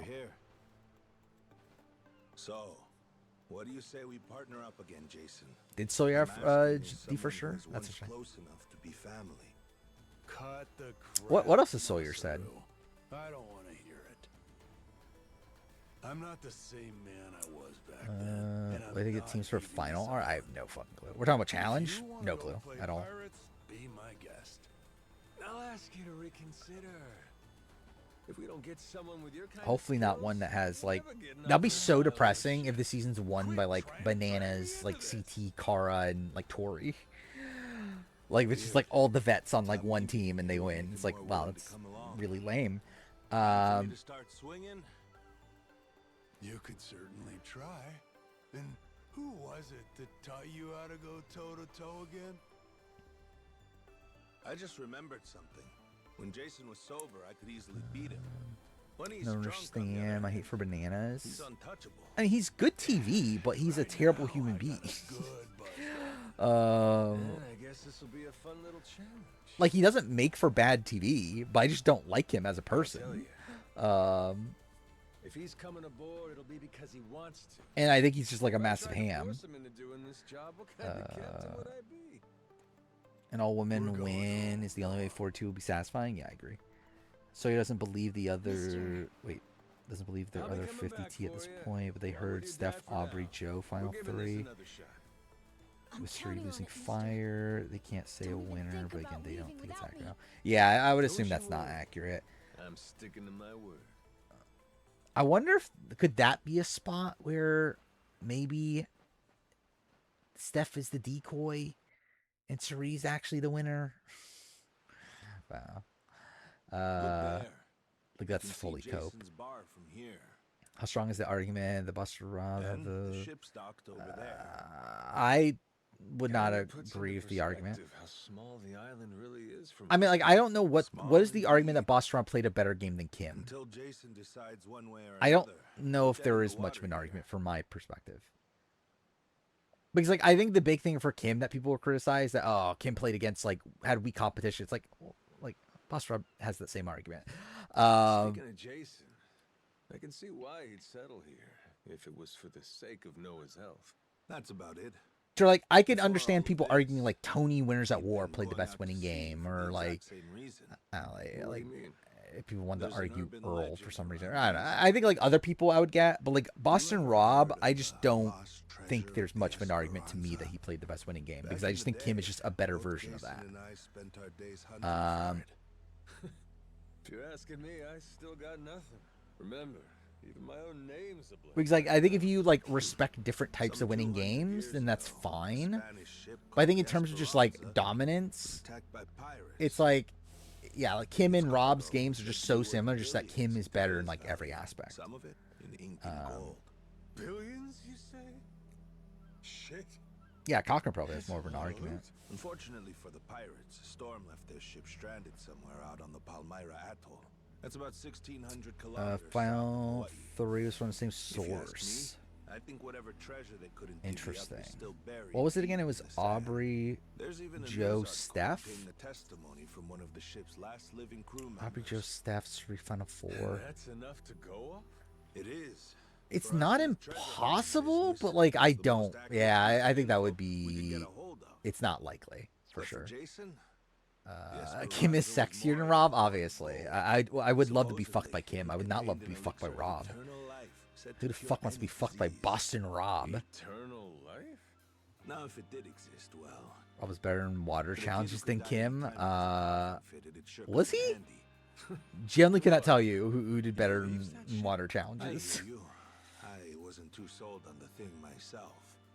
Jason, So you're on the thinking it's other tied hand, held Destinies? out Yeah, I mean, hope. I feel like it has to be If there tied was even a Destinies. chance of curing Noah's illness, he'd take it. There's gotta be some 11 easier players and options than 41 that. at the there Hourglass. are. Hear Noah's people condition talk is well about documented fights they and got into has each a other low about it. death rate to I don't know if fights is That's the right, but, according like, to the I know doctors in Danny, like, Honolulu, really of complained course. about it and said this, like, Normally, ruins the it's a integrity very of the game treatable and issue. all that sort of stuff. And yet, And supposedly Sydney too complained, I often know. one of Noah's I'm not sure if fits more nearly people than kill that, him. but What's a dad to do? Got me there. A baby can't tell Suri you how going it's on going. Exile next week. If that condition is Yeah, I improving, mean, all the I mean, like, if she even goes on parents Exile, I don't know if she goes on Exile or if she's just, like, and given what parents would immunity or just what. stand by and watch? Like, there's the shot of her Jason crying, used so, every like, ounce of I don't know. maritime skill he had, hunted the Esperanza Like, to maybe no that's end, because she goes to Exile. all for Noah's sake. That's a compelling tale. Shit. Nelly Island can Rob wait. married Amber, Esperanza who thinks Brian that's rad. Gumball If is there's called the treasure dumb to be one. found, why Sure. not go look for it? Sorry, but did you hear any of what I just said? We're not getting off this rock. Like, she could go without to Exile. Jason. She just could also get immunity. Right. I don't know. So how come he up and quit the treasure? Like, obviously, like, it would ruin the point if, Put like, simply, Suri could just he be lost voted his out as an shit. individual. In and Like, of that wouldn't make itself, much treasure sense because, hunting like, that would is ruin the an point of the expensive twist. profession. It's full of the sort of people who'd find a $10 billion haul, then use all of it to fund their next crazy Suri venture. finds a real idol. Axel next week, and she gets the Aubrey music. I can't wait. We entered a prize fight in the Pirates Coliseum. And then she'll Had get some like fun, probably a around zero 7 years episode ago. confessional right after, Fun or fact, zero confessional Jason episode right after actually that, used to and be then our head everything we cannoneer and ruined. artilleryman. Spirit of the seas, Kim we didn't took carry hold. her family on her back. That is true. But without our That is knowing, something she didn't do. Jason's right-hand man agreed to throw the match. The ship took massive damage. 2 of our newer recruits died that day. In order to make the repairs. Speaking of Kim, like that threw me so off guard seeing Kim in that commercial tonight. She's in that commercial for that like renovation show or whatever. It was like Kim and Chelsea Meisner. Like that was so random. Like that was not on my bingo card. I've seen Kim, especially like she's listed as Kim Wolf now. I can't believe Kim Wolf was on TV today. I had no clue he was even alive until just now. I get it. Kim didn't deal with Philip. She dealt with Tarzan. He's right, Jason. Yeah, Tarzan's crazier than Philip. And right now, that's choosing to live Tarzan, all the way out like, here. said it wasn't poop. It was dirt. Would Philip do that? Now he's gotta find some way to drag his stubborn ass onto our ship. Okay, line spokesperson said, Should be yeah. fine. Nobody said Yeah, running Coach the Christie, ship then was Christian easy. stuff.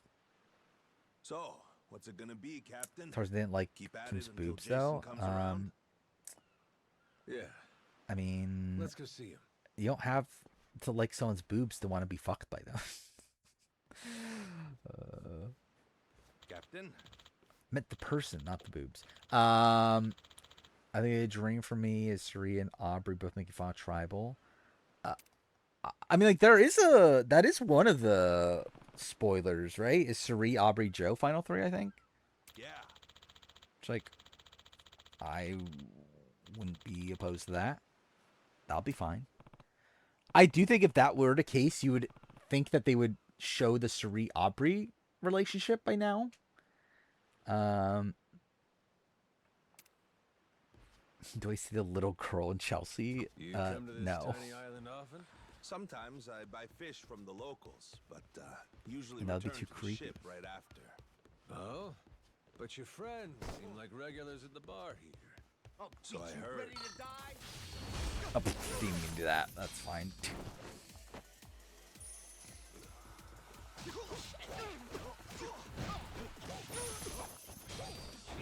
They didn't show the Sage Sophie P relationship, but did they have much relationship? Like, I think with Suri and Aubrey, it's like they were like really close friends coming into the season. Saying before, you come to this tiny island often? And, like, also Sometimes I the buy like fish from the locals, again the but Suri Steph usually return dynamic. to It's the like there's ship just right so much after. stuff that's like, it's like, why is this not on the show if Suri were to go on the win? I feel like. Yeah, we'll do that.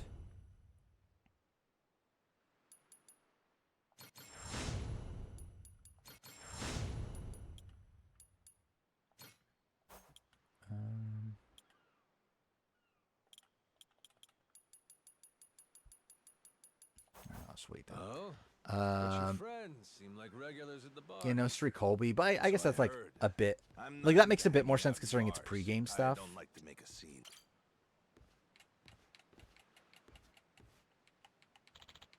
No Edge of Extinction mention for Aubrey? They did, didn't they? Wasn't that like literally in episode 2? Oh. Aubrey and Angelina getting cut, I think, makes sense if they want to show Aubrey as being alone early on.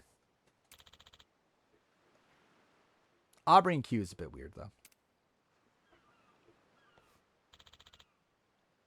Yeah, spending $100 to increase your health. Dude, imagine you could do that in real life. That'd be great. I guess, like, you technically can. Just not, like, your max health, right? I guess you could theoretically spend $100 to increase your general health.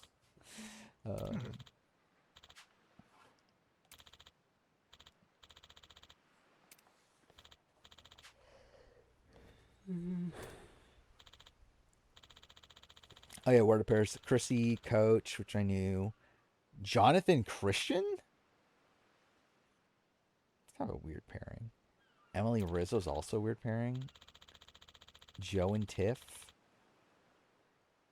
That one, I guess, kind of makes sense. Aubrey Devins makes sense. Steph and Ozzy makes sense. I wonder if it was a random draw or what. Like, he's like, I could see Coach and Chrissy coming together. Like, I could see Joe and Tiff probably. I can see Aubrey Devins, Steph, Ozzy. I can kind of see it. But also, it's like, how's Suri not get picked there? I guess, like, Suri's shit in challenges. But, like, I don't know. Like, you would think someone would pick Suri. PR changed her profile picture to Cassidy. Well, Cassidy is mother. I still love it how, like, every time I open Twitter now, it's just a fucking post from Cassidy's mom about Cassidy. Like, pretty much every time I open Twitter. Also, I love how, like, I open Twitter this time, and the first thing I see is Ashley. Ashley Hollis saying, Stephanie is so beautiful. I can't believe she's 45. She looks great. Like, thank God that was posted on Twitter.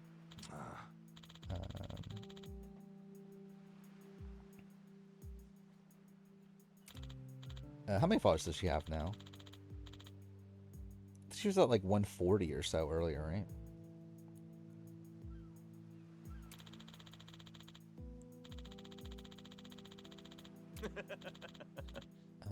Steph does look great for 45. She looks fine. Like, I think if I saw Steph, I'd be like, yeah, she's probably around 40. What was that? I don't know. She looks okay. She looks fine.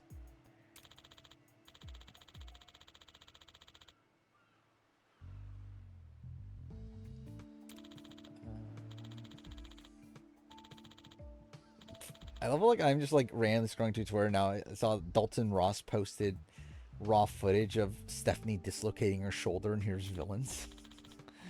That's the thing. Yeah, she's in good shape, obviously. Sorry for that. I mean, you probably would be, like, I don't know, what she do?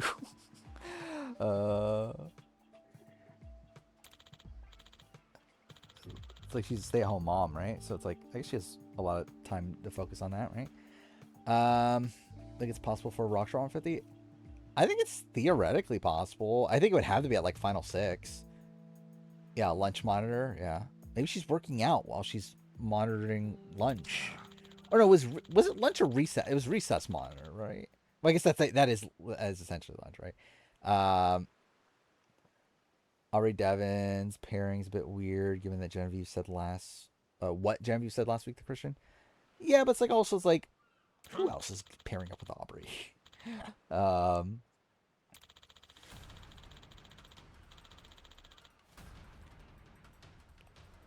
It feels weird to me that Kim and Steph are only 2 years apart. Like, age-wise? Yeah, I mean, like, Kim played when she was, like, almost 30, right? Steph, like, obviously played when she was, like, early 20s, so kind of makes sense.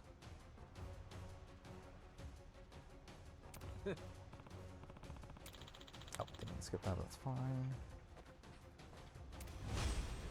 Saying that Aubrey has no friends? That is what I'm saying. Just like Genevieve, Aubrey has no friends.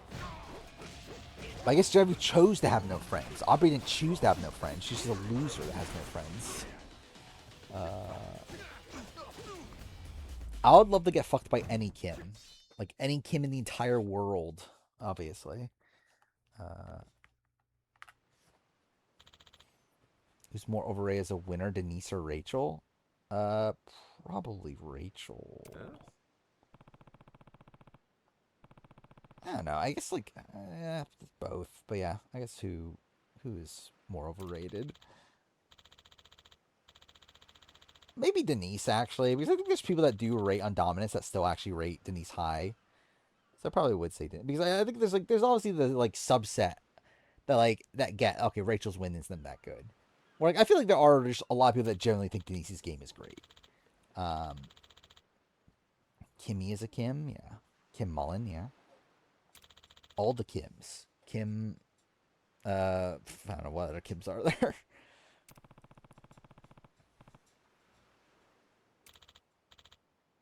Are there is there anyone a Big Brother named Kim? Is there not a Big Brother Kim? Or am I just not thinking of them? I can't think of a Big Brother Kim. It's kind of insane. I think Peridium's winner ranking would be similar to mine. Probably not. Yeah, I guess last name there's Kim, but Kemi. I mean, it's not the same. Also, BB21. I'll be like, it feels so like generally Big Brother for me right now is just so like I just don't care about Big Brother right now, and like I just have not thought about Big Brother in so long at this point. I guess Survivor's been so top of mind for me, obviously because like 50's happening, and I'm working on this room removal video and everything. But like, yeah, I just generally have not thought about Big Brother in so long right now. Yeah, I did see that Aaron's supposedly filming some sort of reality, like some like real reality show, right? Like not like a competitive reality show, but like other reality show. Which why? The Dalton raw footage is crazy because you see Steph winning that round for the heroes, but in the actual episode, the villains win that round. Oh, is that a thing? Is that a thing? Wait, I'm trying to get through. Did the villains win that point in the show? I think the likelihood of a joint CT Bananas winner, I mean, it's very possible, right? Danielle wins it for the villains. Yeah, that's pretty insane, then. Which, like, obviously they do that, like, and like I think it's a spot where like obviously they can't not show the Steph thing. I feel like that's like something you kind of have to show, and they would want to show, but they also don't want to like show like every round of the competition. So it's like they probably like mix the two rounds together. But yeah, it's kind of weird. When 50 is gonna be done, the Wikipedia page will have a subsection about Suri winner edit controversy. Will it? Is there ever a section about the controversy for the winner edit?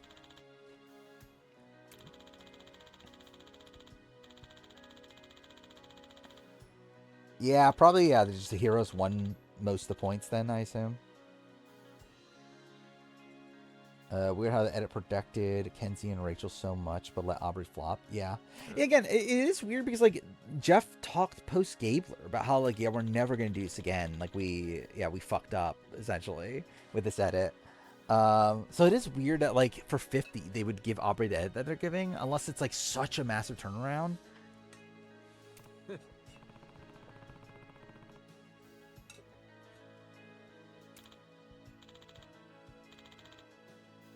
When Aubrey talks up how her game's going to heat up, they use footage of her failing. I feel like the audience would like it for Aubrey, though. Would they? I don't know. Again, I'm still, like, I still think, like, everything outside of spoilers feels like it's Suri.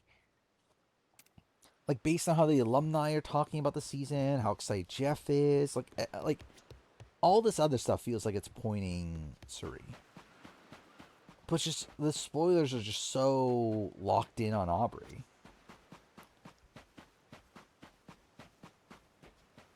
Worse than Bob. Yeah, she's on track for it. I would suspect that would change. Like, I can't imagine Aubrey wins 50 and she has a worse game than Bob by the end. Like, that'd be pretty insane.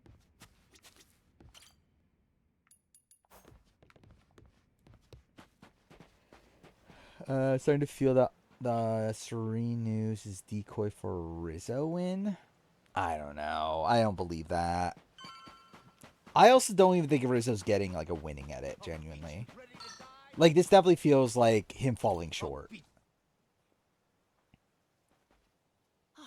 Like, I do generally feel like Ozzy's a more likely winner than Rizzo. You are? What are you gonna do? You're not actually gonna fight him, are you? Some OK line is wrong about the winner. People will probably be calling for their head on Reddit. Probably, yeah. Get back inside. We're closing up for the day. How suppose we're in a thing. Yeah, I do wonder how differently. I mean, the thing is, I've been enjoying the season even with the spoilers, but I do wonder how different the experience would be. What, pray tell, are the terms? Well, It's giving me hope is that OK Line didn't have spoilers for us the post merge. I kind of doubt that at this point, considering like I could see a world where like OK Line ends up being wrong about Suri and Aubrey. Like they were told Aubrey, but the reality is Suri. Like that's a world. No chance. So like everything OK Line was given was right except that Aubrey and Suri are switched. No, I'm 10. Like I think that's possible. But just like everything they've like again, they got D correct. It looks like they're about to get Coach and Chrissy correct. What are you gonna do if you have an episode out there, huh? Like I just think it like a lot of what they said lines up. Christian going right after that makes sense edit wise as well. Steph is a bit weird, but like also it's not like impossible. What if it gets worse when you're out there? What then? Like I just think so much of what they've said makes sense. In terms of the early merge at least. Look at it from Noah's angle. Where's Christy rank on player ranking? Because she's screwed. Not that high. Because I think she was lucky to even get to the spot to begin with. But I would say probably above D. And Camilla, like that grouping. I would debate with Kyle. I would say probably still below Colby and Genevieve. You gauge up a kid who's this desperate to get out? He's bound to rot away. Wasn't that the case with Nick and Tony? Yes. That like Stars Unite had the boot list except Nick and Tony were switched. I've been in one place for so long, and you blow a fuse whenever I talk about wanting to leave. I'm so tired of Christopher been out in OG Tribe, yeah. Maybe I wouldn't get so mad if you didn't bring it up all the time. I should believe that Mother Reeve's done. Or what? You try no. To say it's all Noah's fault? I think she believes that she is, but I don't think she actually is. Like, I think if she were to be asked for 54 or something, I think she would end up saying yes in the way that Emily ended up saying yes to 50. Well, my patience for this shit has just about run dry. Thank God I'm fighting fucking Noah's dad. You brought this one on yourself.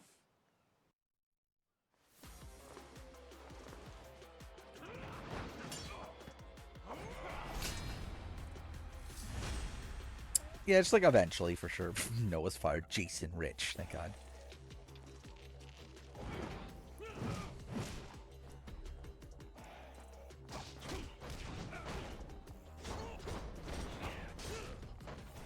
Yeah, like I think like 60 is like a spot where yeah, I think Jen will probably say yes for that. Oh fuck me.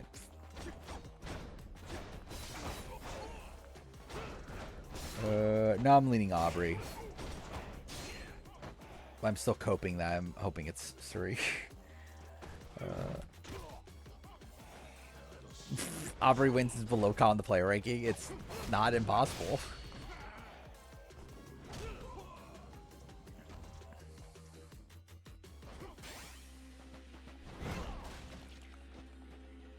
Like I think the world at this point is that right. Like if Suri were to win at this point, it's a spot where OK Line is correct about everything. It's just that they got Aubrey and Suri mixed up. Like they were told like a fake Aubrey wins when it was actually Suri.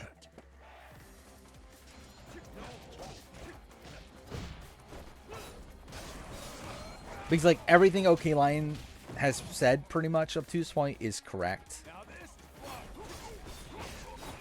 So yeah, it would have to be a spot where they just got like they got told fake winner spoilers. And yeah, it does sound like a also. Oh, cool. I think Survivor hates the Aubrey one. That's why she has such a shit edit. No, because I don't think they would hate the Aubrey one on paper. God damn it! And I don't think they would want that at her poorly. Who do you think you are? Do I think that Mark, Simon, Brooke, and I said I'd show him the world beyond these I shores. assume you mean like the people that, yeah, whatever. The returnees from the season. Mark, yes. Simon, But Dad. probably no, but it's not possible. Brooke, I think, would probably come back eventually. And I think Harry is probably done for a full-blown season, but might come back for like A vs. the World 2 if that ever happens. I think the only one of the returnees from the season that is like a definite yes, I feel like it's Mark. True enough.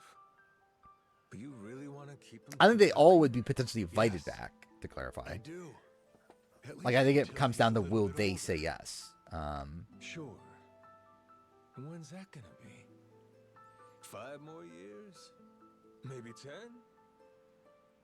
How long can it go on? I can't even see Mark again. Yeah. No, I mean, not even thank God. I wonder if he'll. Actually, again, it is so funny that Mark's getting the most confessionals on this season. There are hundreds of ways to justify never taking risks. And also, I believe he's getting less confessionals than he did on Titans vs. Rebels. Also, that was an insane thing. I believe this is Simon's smallest edit. Like, I believe Simon got less confessionals on this season than he did on Brains vs. Brawn 1. Which is kind of insane. I'm not opposed to a Mark return. I do think he got over-edited here, though. You think you can carry that weight? Think it over, Jason. I think Jeff would be promoting 50 way more at the start of 49 of Series 1. I mean, kind of was. I don't know. Maybe that's the reason he found this so-called amnesiac nut. I mean, he was instantly talking about 49, how excited he was for 50s. It's like, I don't know. Again? Was Liz winning spoiled? Yes. Dad. Jason. I'm trying to remember AU winner spoilers. Mile, yeah, so like, I don't think, was Ferris spoiled? I generally don't remember. Dad, I know I look small to you. And I know I still cough sometimes. I think every other. If that's true. Well, no, not really. Was Mark's? I don't think Mark. Appetite. I can't be happy with just this. Yeah, because like, oh wait, there's the betting odds of it all, right? A lot more. I'm tired. Miles spoilers were definitely out there. I knew about the Miles spoilers. I mean, you used to be the same way. That's correct. Betting odds, I don't think was Valerio, was it? Betting odds, I think was Mark, and then it became Ferris. Right? It was like Mark for first like half, and then Ferris in the post-merge phase. The reason I'm still in this life is because I was lucky enough. Okay, I thought it was Valerio. Once upon a time. Yeah, but as it stands, I'm a coward. Yeah, Mouse like was spoiled on Twitter by the person that spoiled A vs. the World in this season. By what, Netabase? Or Ray's Idol is what the Twitter handle is. Both you and Noah on this little journey. And if you're still not on board So I remember we knew the final 3 of last season. Brains Run 2 to clarify. From like really early on. Sure as shit won't last another one. Because the Valerio will likely get forgotten about. I'm in. I don't think like AU. I think is a spot where like there's so like the cast is so big and there's like so many opportunities for returnees that we're like, I don't know. Valeria, I think is still very possible. Like fucking Zach from Chance Contenders 1 got brought back. It's like, I don't know. I don't think it's impossible that someone like Valeria can come back still. I can run this place without you, no problem. When's the last time we turned a profit? Seriously, you They got spoiled for me because Parvati's name started trending on Twitter. I've Yeah, generally I'm seeing a lot like the fucking. It's funny that like there's like a whole bunch of like there's like AI, like You really think you can do it? yeah, like today's news for you on Twitter. Literally right now, like literally D Valderas, first jury member in Survivor 50 Blindside. It's like it literally just spoils things. Like there's literally like challenge spoilers in the today's news thing for me. Yeah, you're not wrong there. So it's like I find it funny. That's the case. Like I don't know if this is just like I assume it's curated to what you typically look at. But like, still, it's like, yeah, it's just spoiling me on things. What I expect the next All-Star season to be. Australian Fire. Generally, I don't know if we're gonna get one. I think we'll probably get like I expect returnees on pretty much every season, but like a full-blown returnee season, I don't know. Didn't think I'd Like, I don't know if they have enough people. Like, I think in their minds they don't have enough people. So like, I think there's more likely to keep on doing like random returnees like on like normal seasons than like a full-blown returnee. Are we about to get to the musical sequence? Anywho, my own name's lost at sea, so I wanted to honor our most important crewmate. Like, this is not what I thought Majima would sound like. How could you say no to that phase? Okay, I guess that's probably more like it. So to bring this up a little whimsy, I'm taking that yeah, this FAI video, yeah. Oh, you're playing Pokepedia? Or Pokepia? Whatever it is. Wow.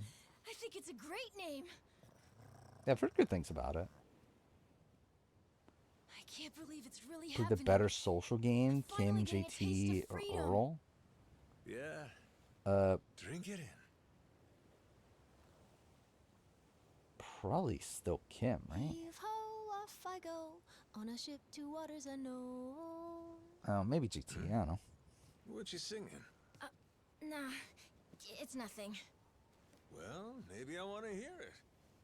It's kind of embarrassing. No reason to be embarrassed over some joyful noise. Valeria's only 7% chance to have fraternities. Yeah, I would be surprised if there's like a 4, like if it's like a redemption like style season, that Valeria would be picked for that. But like if it's half fraternities, I think Valeria is still very viable.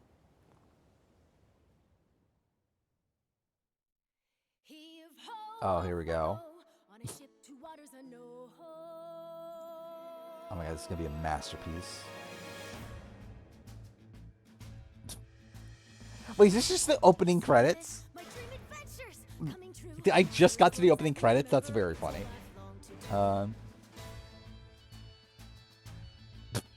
What is this? When did Sandra start becoming the main Heroes of Villains Edge front? I believe she was from pretty much the beginning, right? I mean, like, I think like episode 4 or something like that. But like, she was always in the top.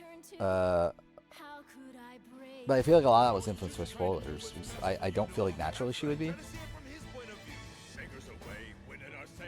Oh, Samoa Joe, there we go. Deborah Wilson's in this game.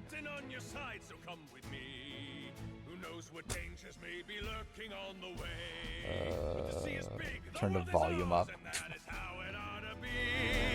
Look around you, kid. Waters unknown as far as the eye can see.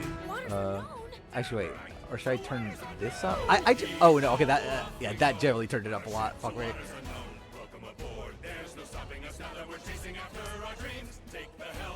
Is this a song I should play at the end of the next daytime stream?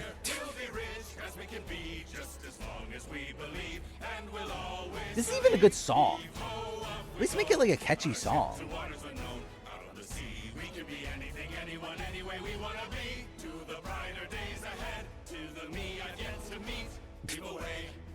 You could tell so much this was a song written in Japanese. Yeah. Ever considered assembling the best Survivor player? I've thought about it. I'm not like, not dying to do it though. Not a trace of memory. I became captain of my very own pirate ship and set out to sea. And the near endless adventures that awaited me. Diva winning AU All Stars. Treasures extraordinary. Jonathan might be fairly high on our ranking. Okay. I feel like I've been depending on how like the rest of the game plays out, obviously. Breather here. Doable? Was it Joe would be pretty low. There's Sarah. Obviously, I would love to see Sarah win AU All Stars. Maybe hit the pisser while you got a chance. Every future Yakuza game should start with a musical number. I would agree with that. Yeah, Sarah quit. Oh my god, I finished chapter 1. It took 2 hours. I fucking love that about Yakuza. I don't know if I actually love it, but like, so it's like funny that they do it like a previously on thing for like a thing that just happened. The keys to his past seem to be on sacred ground. Polykhana's There, on its holy shores, Majima would encounter Oh, other what's this clip? Yakuza just like him. Onward, Goromaru.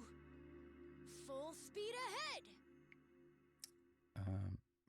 What is this? A mother. A mother. I feel like I already have enough mother clips, though. For one, I believe this chapter is like really long, right? I looked up the length of chapters, and like almost all of them are 2 hours, but this one's like 4 hours or something. Probably. It's my first time going to Nele Island too. Who wins? Luke, Janine, Shawnee. Possibly Shawnee? Yeah, they're standard. I don't know. Maybe Luke, actually. I don't know. It's kind of close, I feel like.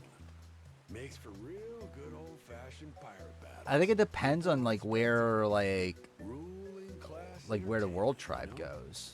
Big fights, big I don't know where to go. The way Suri wins 50, if Meta doesn't drop, obviously. Like you said. And it certainly doesn't help. Or doesn't hurt, I mean. A 33-minute live action cutscene. Then close in for hand-to-hand combat. Whoever sinks the other boat. I can see. Actually, I guess that does make sense. The live action cutscene would be like a dating-related thing. Jason could tell you a thing or two about that. Will Brenda get people to do her thing on Neighbors the World 2? Obviously. Who's the most likely to do Brenda's thing? Maybe we ought to try shooting one of our cannons off, huh? Who would even be able to? All right then. Why not? No. Wish we had Ponderosa videos back. Yeah, would be great. Dude, imagine. Actually, wait. D Coach Christie. Imagine that's the next. That's next. Dragons. Former captain, Jack the Collector. That crazy bastard. I was gonna watch it at the end of me playing the game entirely. You rats stole my ship, and I probably will watch it eventually. Son of The textures where are the hell's he fucked. keep finding these boats? The man's got a lot of friends in these waters. Oh shit! Hit the deck. Felicia. I mean, yeah, is Felicia gonna be in A vs the World 2?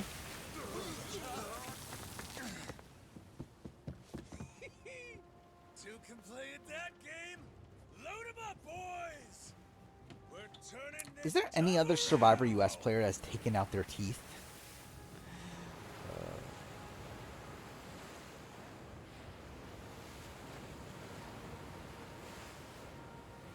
I think that's in the rumor video already, right? The Brenda. I think I already have that in there. No way! A real-life ship battle! You want chat to cringe with me? I mean, like, maybe in like a month when I actually finish the game. Oh fuck me! We actually have naval combat now. Thank God. I knew this was a thing in the game, but like.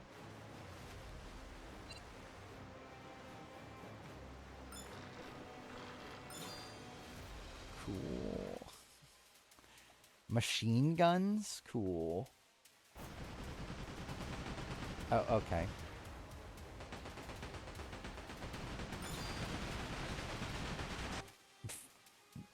This feels pretty shit. Oh, yeah, JT? He lose a tooth. Yeah, what did JT do to, like, fix his tooth?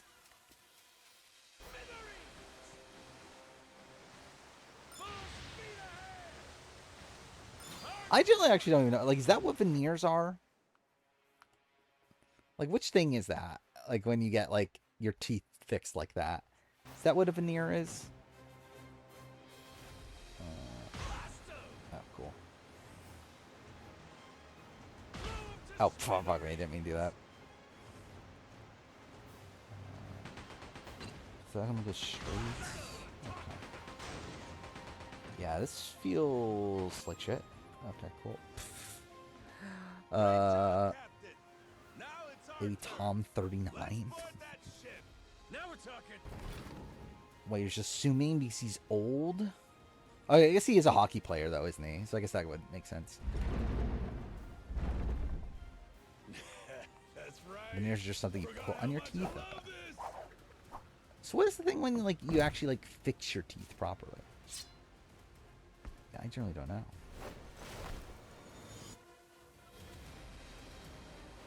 Yeah, I don't know all the terms are.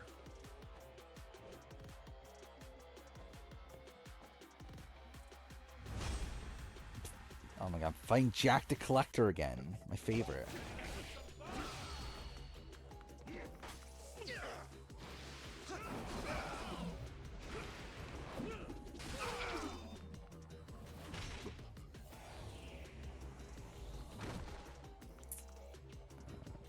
I meant to play a game on stream? What? Why would I ever do that?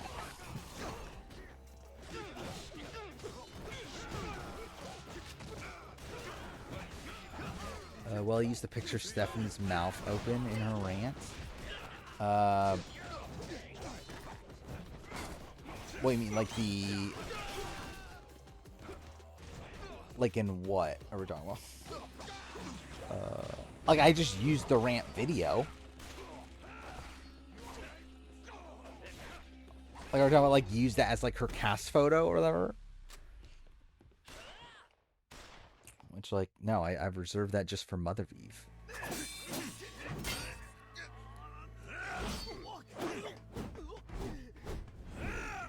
Yeah, Mother Eve's the only one that deserves a special cast photo.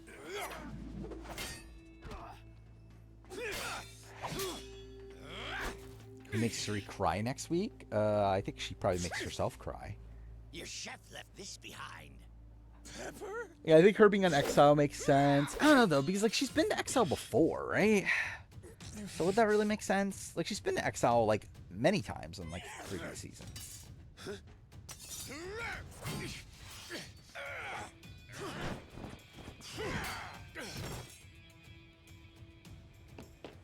Captain, no, you don't. I guess. I don't know if that makes that much of a difference. Jake got in 49. Did I actually? Well, I did it in a thumbnail, but not in the actual video, right?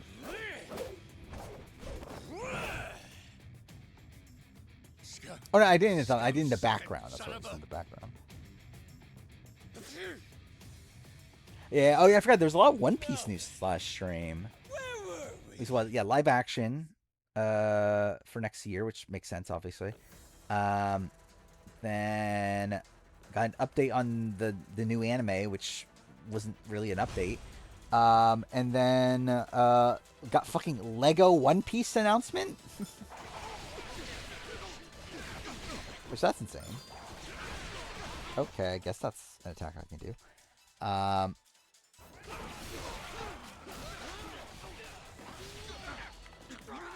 Maybe for like player ranking or something.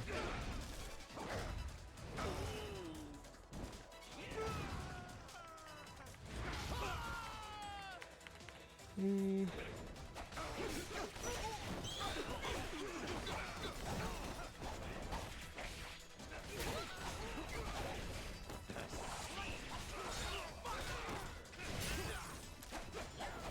could be in the Leo specials. I don't know.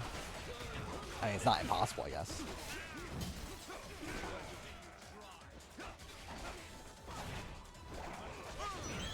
But I am watching Peak right now in terms of my actual One Piece watch through. I'll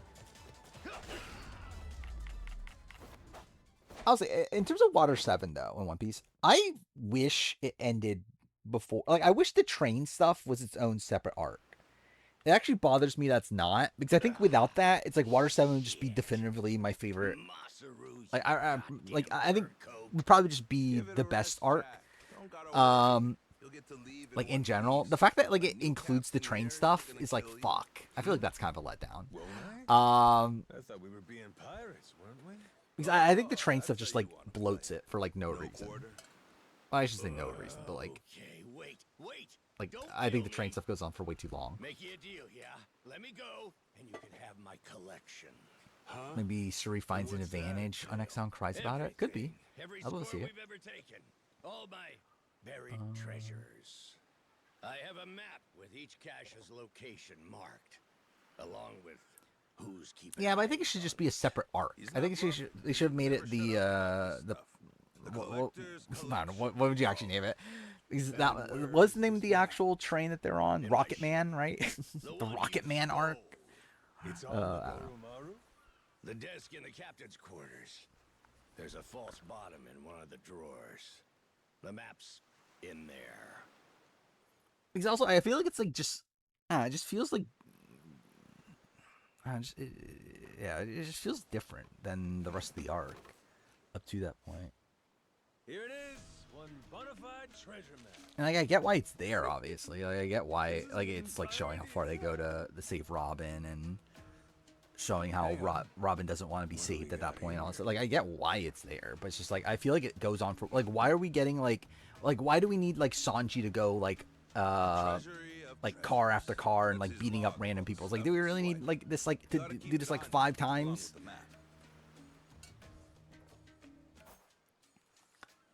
Treasure your Trevors. All right, deal's a deal. Worst arc I've watched on a show. My former captain, you mean? Jeez, if this map. I don't know what like really comes to mind. I don't think I've watched enough like anime and stuff. And hey, he's even got a stash nearby, between us and Naily Island, matter of fact. You may as well just say it. Can we go, Captain? Pretty please? Yeah, I think it like to me it makes more sense to be part of Ennie's lobby than it does to be part of Water 7. We're going then. Lads, set a course for the nearest treasure. Aye aye. Because like I feel like for Water 7, I feel like most of the arc is more so about like the mystery around like first it's like obviously the like what the fuck's going on with Usopp and Robin. But still, it's, yeah, like really a lot of it's like more so this like mystery vibe, right? But then like by the time you get to the train stuff, it's not really mystery anymore. At that point, it's just like, hey, let's save Robin, which is like the same thing Ennie's lobbies is. So where like I feel like like to me like it feels like it should be more part of Ennie's lobby than the Water 7. Like What, Alien Rangers? I don't know. Are you including that? How about that? That's certainly up there. We're including Power Rangers. Nice ring to it. What was the other one that came to mind? What makes a pirate legendary? Collecting a bunch of treasure? Well, there are a lot of ways to look at it.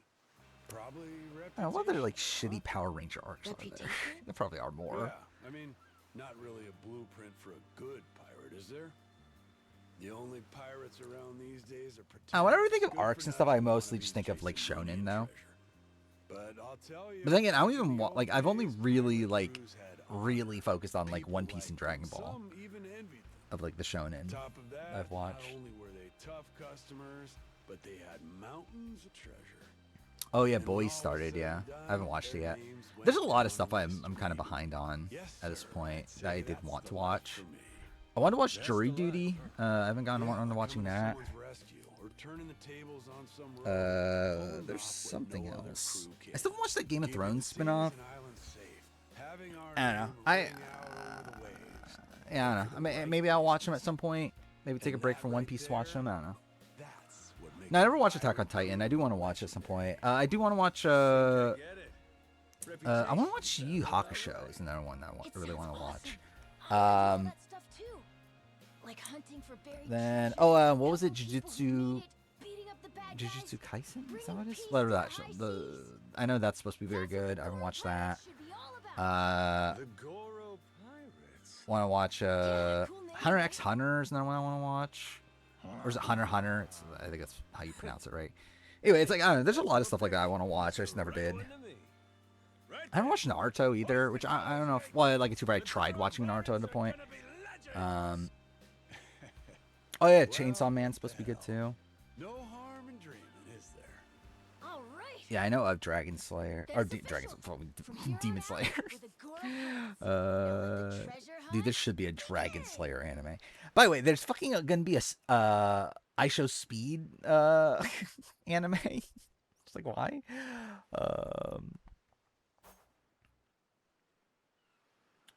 Cool.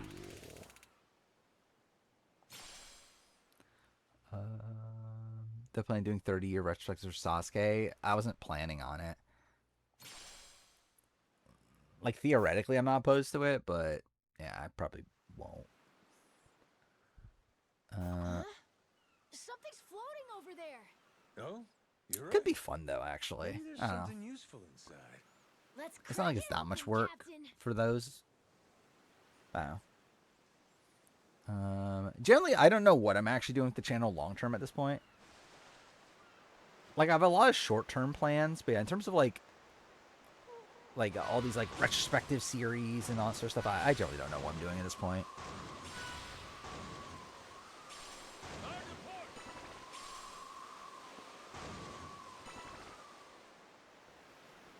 I love when like Black Flag looks better than this game when you're on a boat. I'll try to keep up with the anime after catching up with One Piece. That's the plan. The plan at this point is just to fully keep up with One Piece.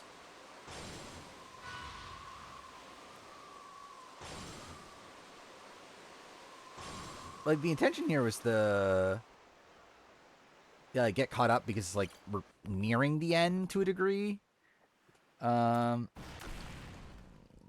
kind of. But also, like, obviously I just got into a One Piece kick with the live action show and all that sort of stuff. Legend of Korra. Yeah, I don't know when I'm ever watching that either. I think Suri wins immunity this season. Hopefully. I know that was a spoiler, right? Like, one of the spoilers said that she wins immunity, which maybe. I don't even know what that is. Frarian? I think we thought if I just never do a 4-9 review, yeah, it would be funny, but I am going to do it, though. In 10 years, I'll be talking about how Vince was at one point the most popular figure in Big Brother history. Dude, imagine I do a video on just Vince, like, Vince outside the game. Like, that would be funny.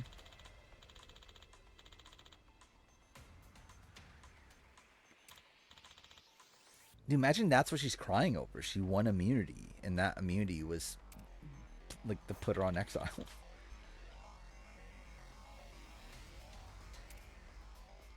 How backed up have the Big Brother Survivor restrictions gone? Pretty backed up. I mean, I show the spreadsheet. Let's see. Is Emily invited to Cerie's polycule? I don't know.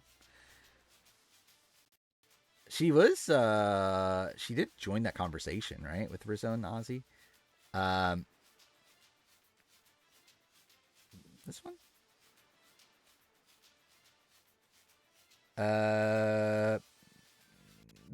Okay, that's actually even more ridiculous. This. These are all the videos I meant to make that I haven't. So, it's kind of a lot. I'm literally, what, 4 Power Ranger videos behind at this point? That's very funny. But, yeah. I don't know when I'm ever making these videos at this point. I still want to. Like, that's why they're still here. Because there were actually, like, more, like, other videos that were on this list that I deleted. That I took off the schedule because I was just like, yeah, I don't feel like doing this anymore. But these are videos that, like, I at least, like, theoretically want to still do. Just don't know when. Traders season ranking is this Saturday's video.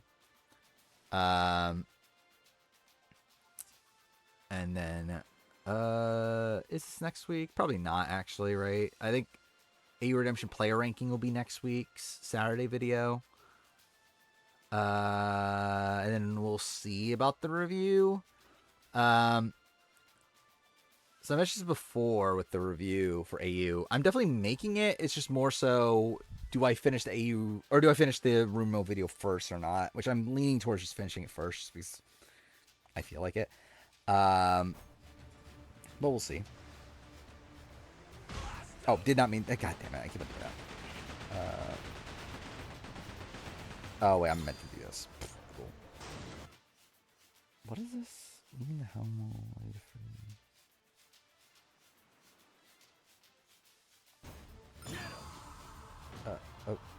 Okay, cool. Skip the BB Can 5. That would bother me. They just fucking teabag him? What the fuck is that?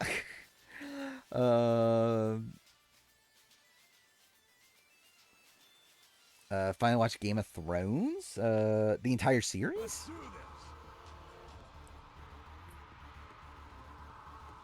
From what I remember, Game of Thrones is like good at the beginning at least. Okay, this is gone. Wait, that didn't even hit?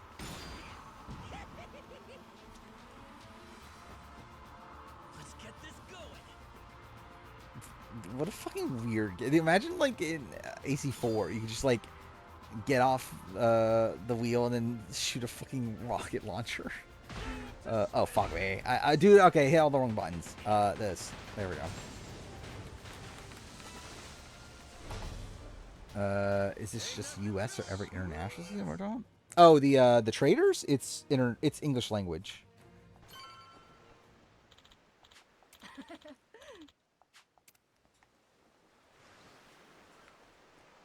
It's like, how many seasons is it? It's like 18 or something like that. I don't remember the actual number, but either way, yeah, it's every English language season. So it's like what, 4 US, 4 UK plus Celebrity, Ireland, 2 New Zealand, 2 AU. Am I missing a series? No, whatever. When AU1 is top 5, I mean, it might be better than top 5. Yeah, I heard about that, about Euphoria. I still haven't watched Euphoria. I wouldn't be opposed to watching it, but yeah, I heard that this new season's pretty bad.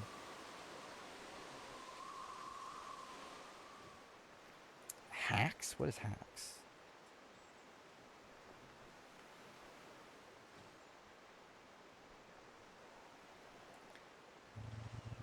Is US one last? Yes. I'm still a little interested in everything trade related at this point. I don't know if I'm that this like I feel like I'm not like particularly interested in like covering seasons. I'm not this interested in watching seasons, I feel like. Trace Canada was the other series, by the way, that I remember now.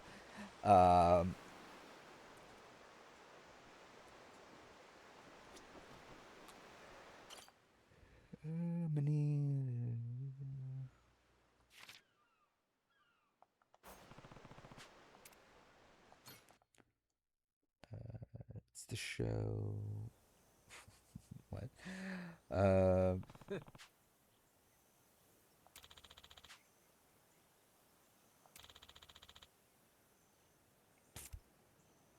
Oh yes, this is the One Piece. Are we about to find the One Piece?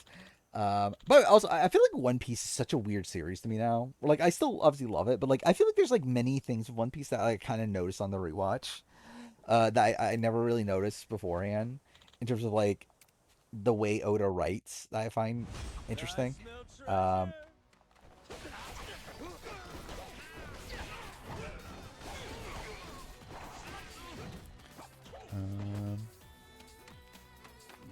Been out on UK for 2 seasons.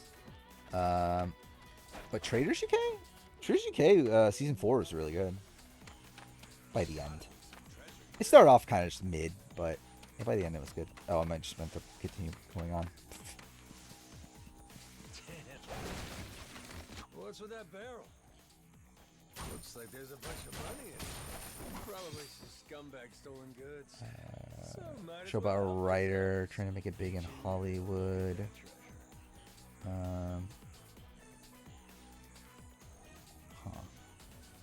I feel like Hacks, like I've heard of it, but I generally did not know what it actually was.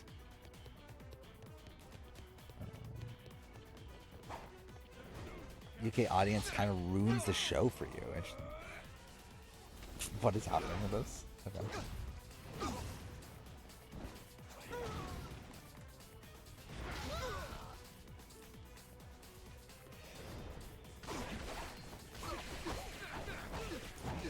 But it's funny how, like, I feel like when I was younger, I had, like, so much respect for, like, Oda foreshadows things.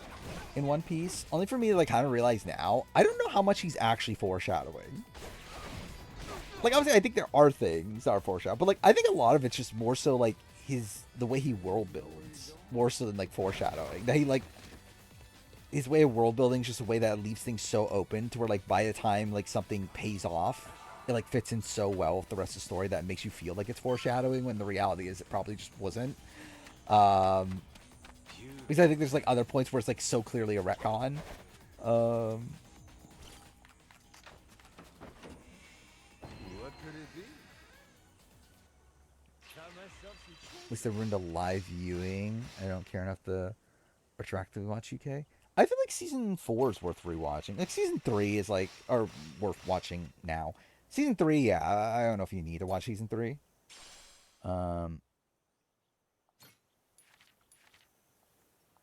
But I'll say season 4 is worth watching.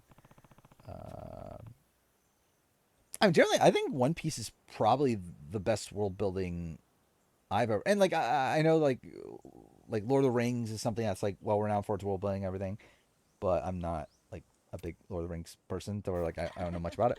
But yeah, of all the stories I've experienced, I think One Piece has the best world building.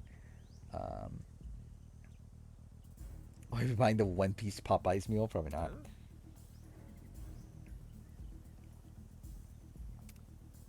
Never finished US season 4 after Candace left.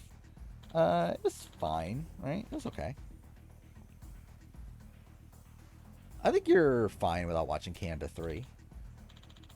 Again, UK 4 though is good.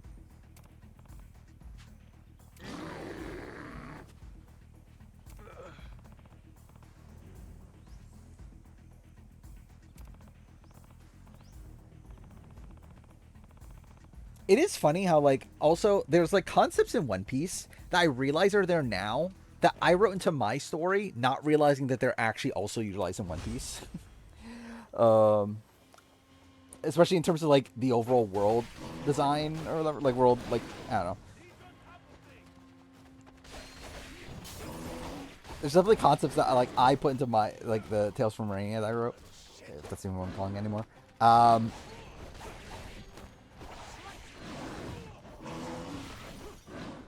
That, like, I put into that story thinking it was, like, a unique thing, only to realize now that, oh, wait, One Piece is kind of doing that.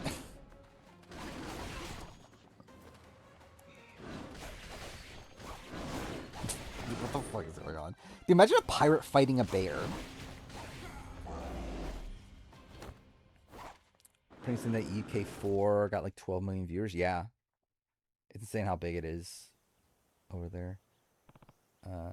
Never watched a movie that feels like it needs 2 sequels and TV show more than Project Hail Mary. I've heard very good things about Project Hail Mary. I don't know why I'll ever watch it. How often do I update my story? I don't at all anymore. I like watching One Piece, like getting back to One Piece has made me want to go back to it. That's because I feel like I have a good idea what I would do with it now. And I feel like I would know more, like, thematically what I'm trying to do with it, and, like, oh, like, I don't know. I think I could generally do something with it now, but I don't know if I ever will go back to it.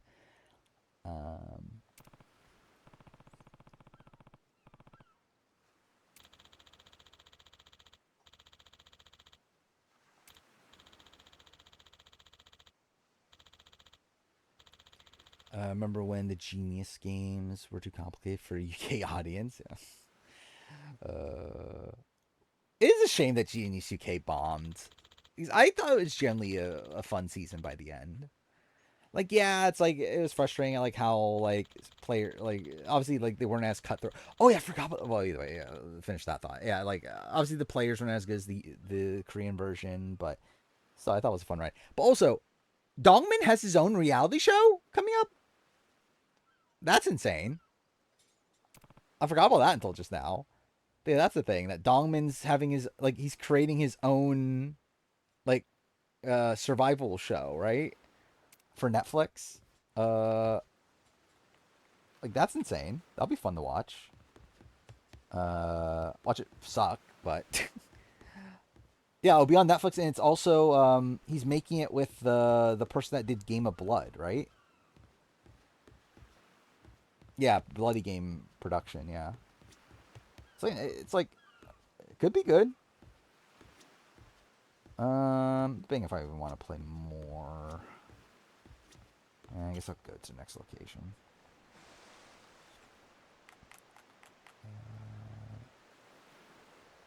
See how good Rizzo's playing, I guess, yeah. Yeah, I mean, like, really, it really is just Rizzo, was it Rizzo, Ozzy and Sri playing the middle very well at this point. Yeah, I remember that was the thing that, like, that was a comment I saw. Is that it's going to be, like, the hardest reality show of all time because it's fucking Dongman. It's making it. It's like going to be filled with things that, like, only Dongman would be able to do. Hey, this ain't half bad. Has he ever been on a Netflix show? He was on a Crime Scene, this latest season of Crime Scene that was on Netflix. Captain. Oh, so nice with the breeze. But that's not really like a competitive show. Better off following the currents. Wait, where's no one? Oh.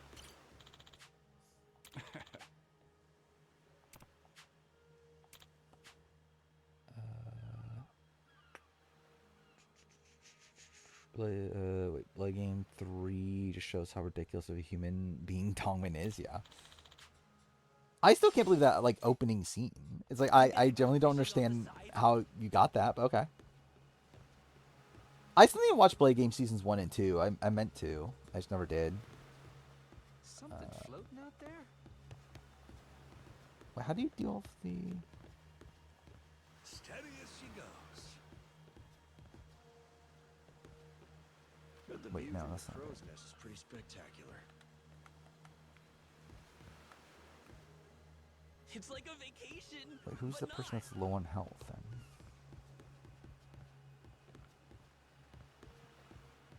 Yeah, don't know if I care enough. Where are we headed? 41 days until Suri wins Survivor, hopefully. Even though that's pretty much entirely cope at this point, but yeah. Actually really enjoy season 1, even though it's not like the format's pretty fucking stupid. Season 1 has Yun Song on it, right? I never realized how big the ocean is. Yeah, season 1 is Yun Song, season 2 has Jinho, right? It is what it is. I feel like I remember I've seen spoilers for the seasons, but I actually don't 100% remember them. Oh, so nice.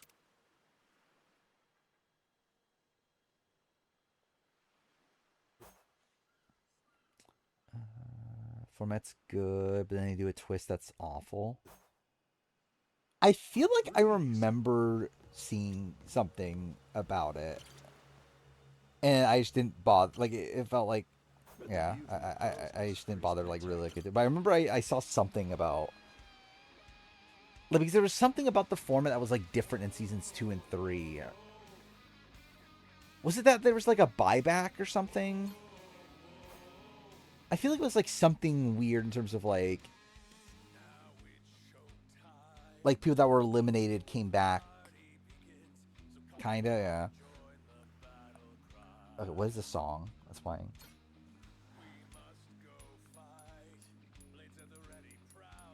You can call a buyback. I'll handle it.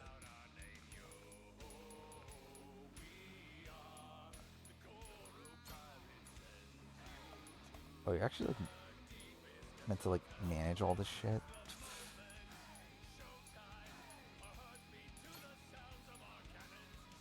So I don't have anyone else.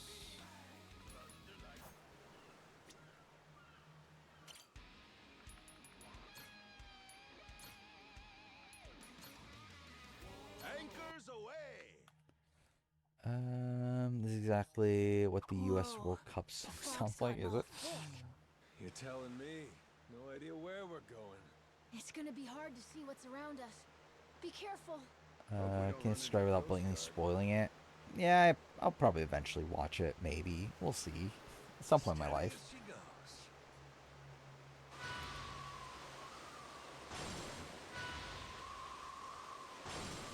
But I mentioned this before that, like, generally, I do feel a bit, like, burnt out on reality TV at this point. Or, like, I'm not dying to watch new reality TV shows. Like, I legitimately have, like, no interest in going back and watching Extracted. I have seen the, I did get spoiled in the winter anyway, for Extracted. Like, I generally just have no interest in watching it. $1 Million Secret comes back next week, though, right? I might watch that. Like, I probably will. But I'm not even, like, excited for it, though.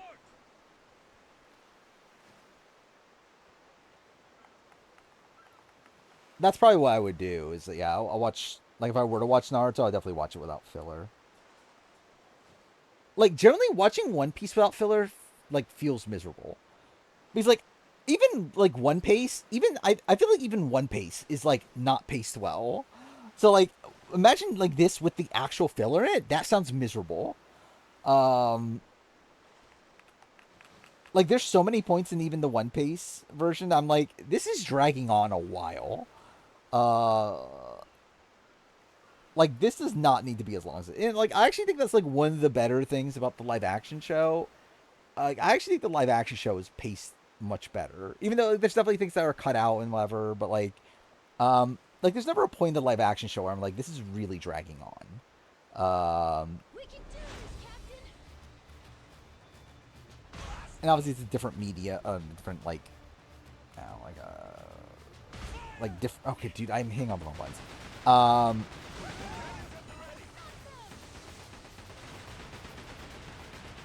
Yeah, obviously it's a different type of show and everything.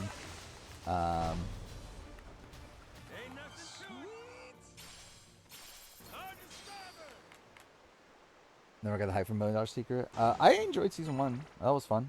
I thought it was a fun, I don't know. It felt like, format-wise, at least a better version of the Traders. Of that sort of show. I think it was a pretty solid, like, season 1 of a show. Hey, a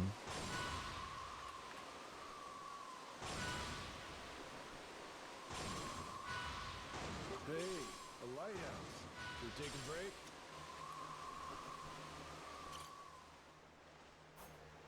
Where are we? So lighthouses are just like... Okay, that's the thing? Fucking merchant ships? Jeez, I never realized how big the ocean is. I think Naruto's all filler episodes can still have canon scenes. I mean, that's the same thing with One Piece. Especially modern One Piece, right? Is that there's a lot of... Like, they just, like, blowed out, like, even the canon stuff. With, like, 1 billion, like, reaction shots and, like, I don't know, just... Yeah. Because I was seeing the One Piece Twitter was posting, like, comparisons. And it's like, that is insane. Just, like, how much wasted time there is in... Okay, didn't mean to do that. In the,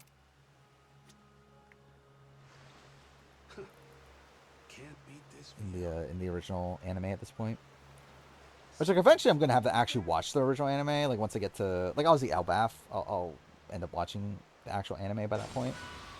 For sure. And, like, there's points in, like Wano's not done yet, right? And the other one, Egghead, isn't done yet either. Okay, didn't mean to do that. So, like, I'm eventually going to have to watch the actual anime. I think there are other edits that have done Wano, at least. I'm not sure about Egghead. But then again, from what I understand, I believe Egghead is, like, better, right? Because, like, by that point, they already knew they were going to take a hiatus and everything. So, like, they didn't bloat things out as much. I don't know why I'm doing it this way.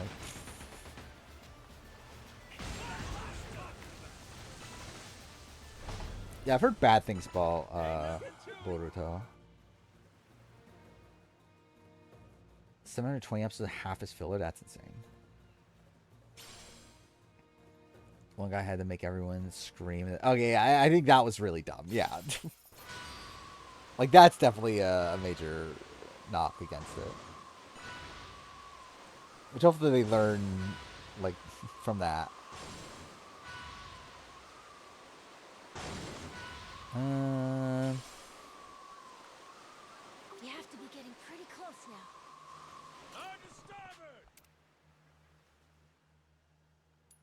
Yeah, I feel like I should probably end here, right?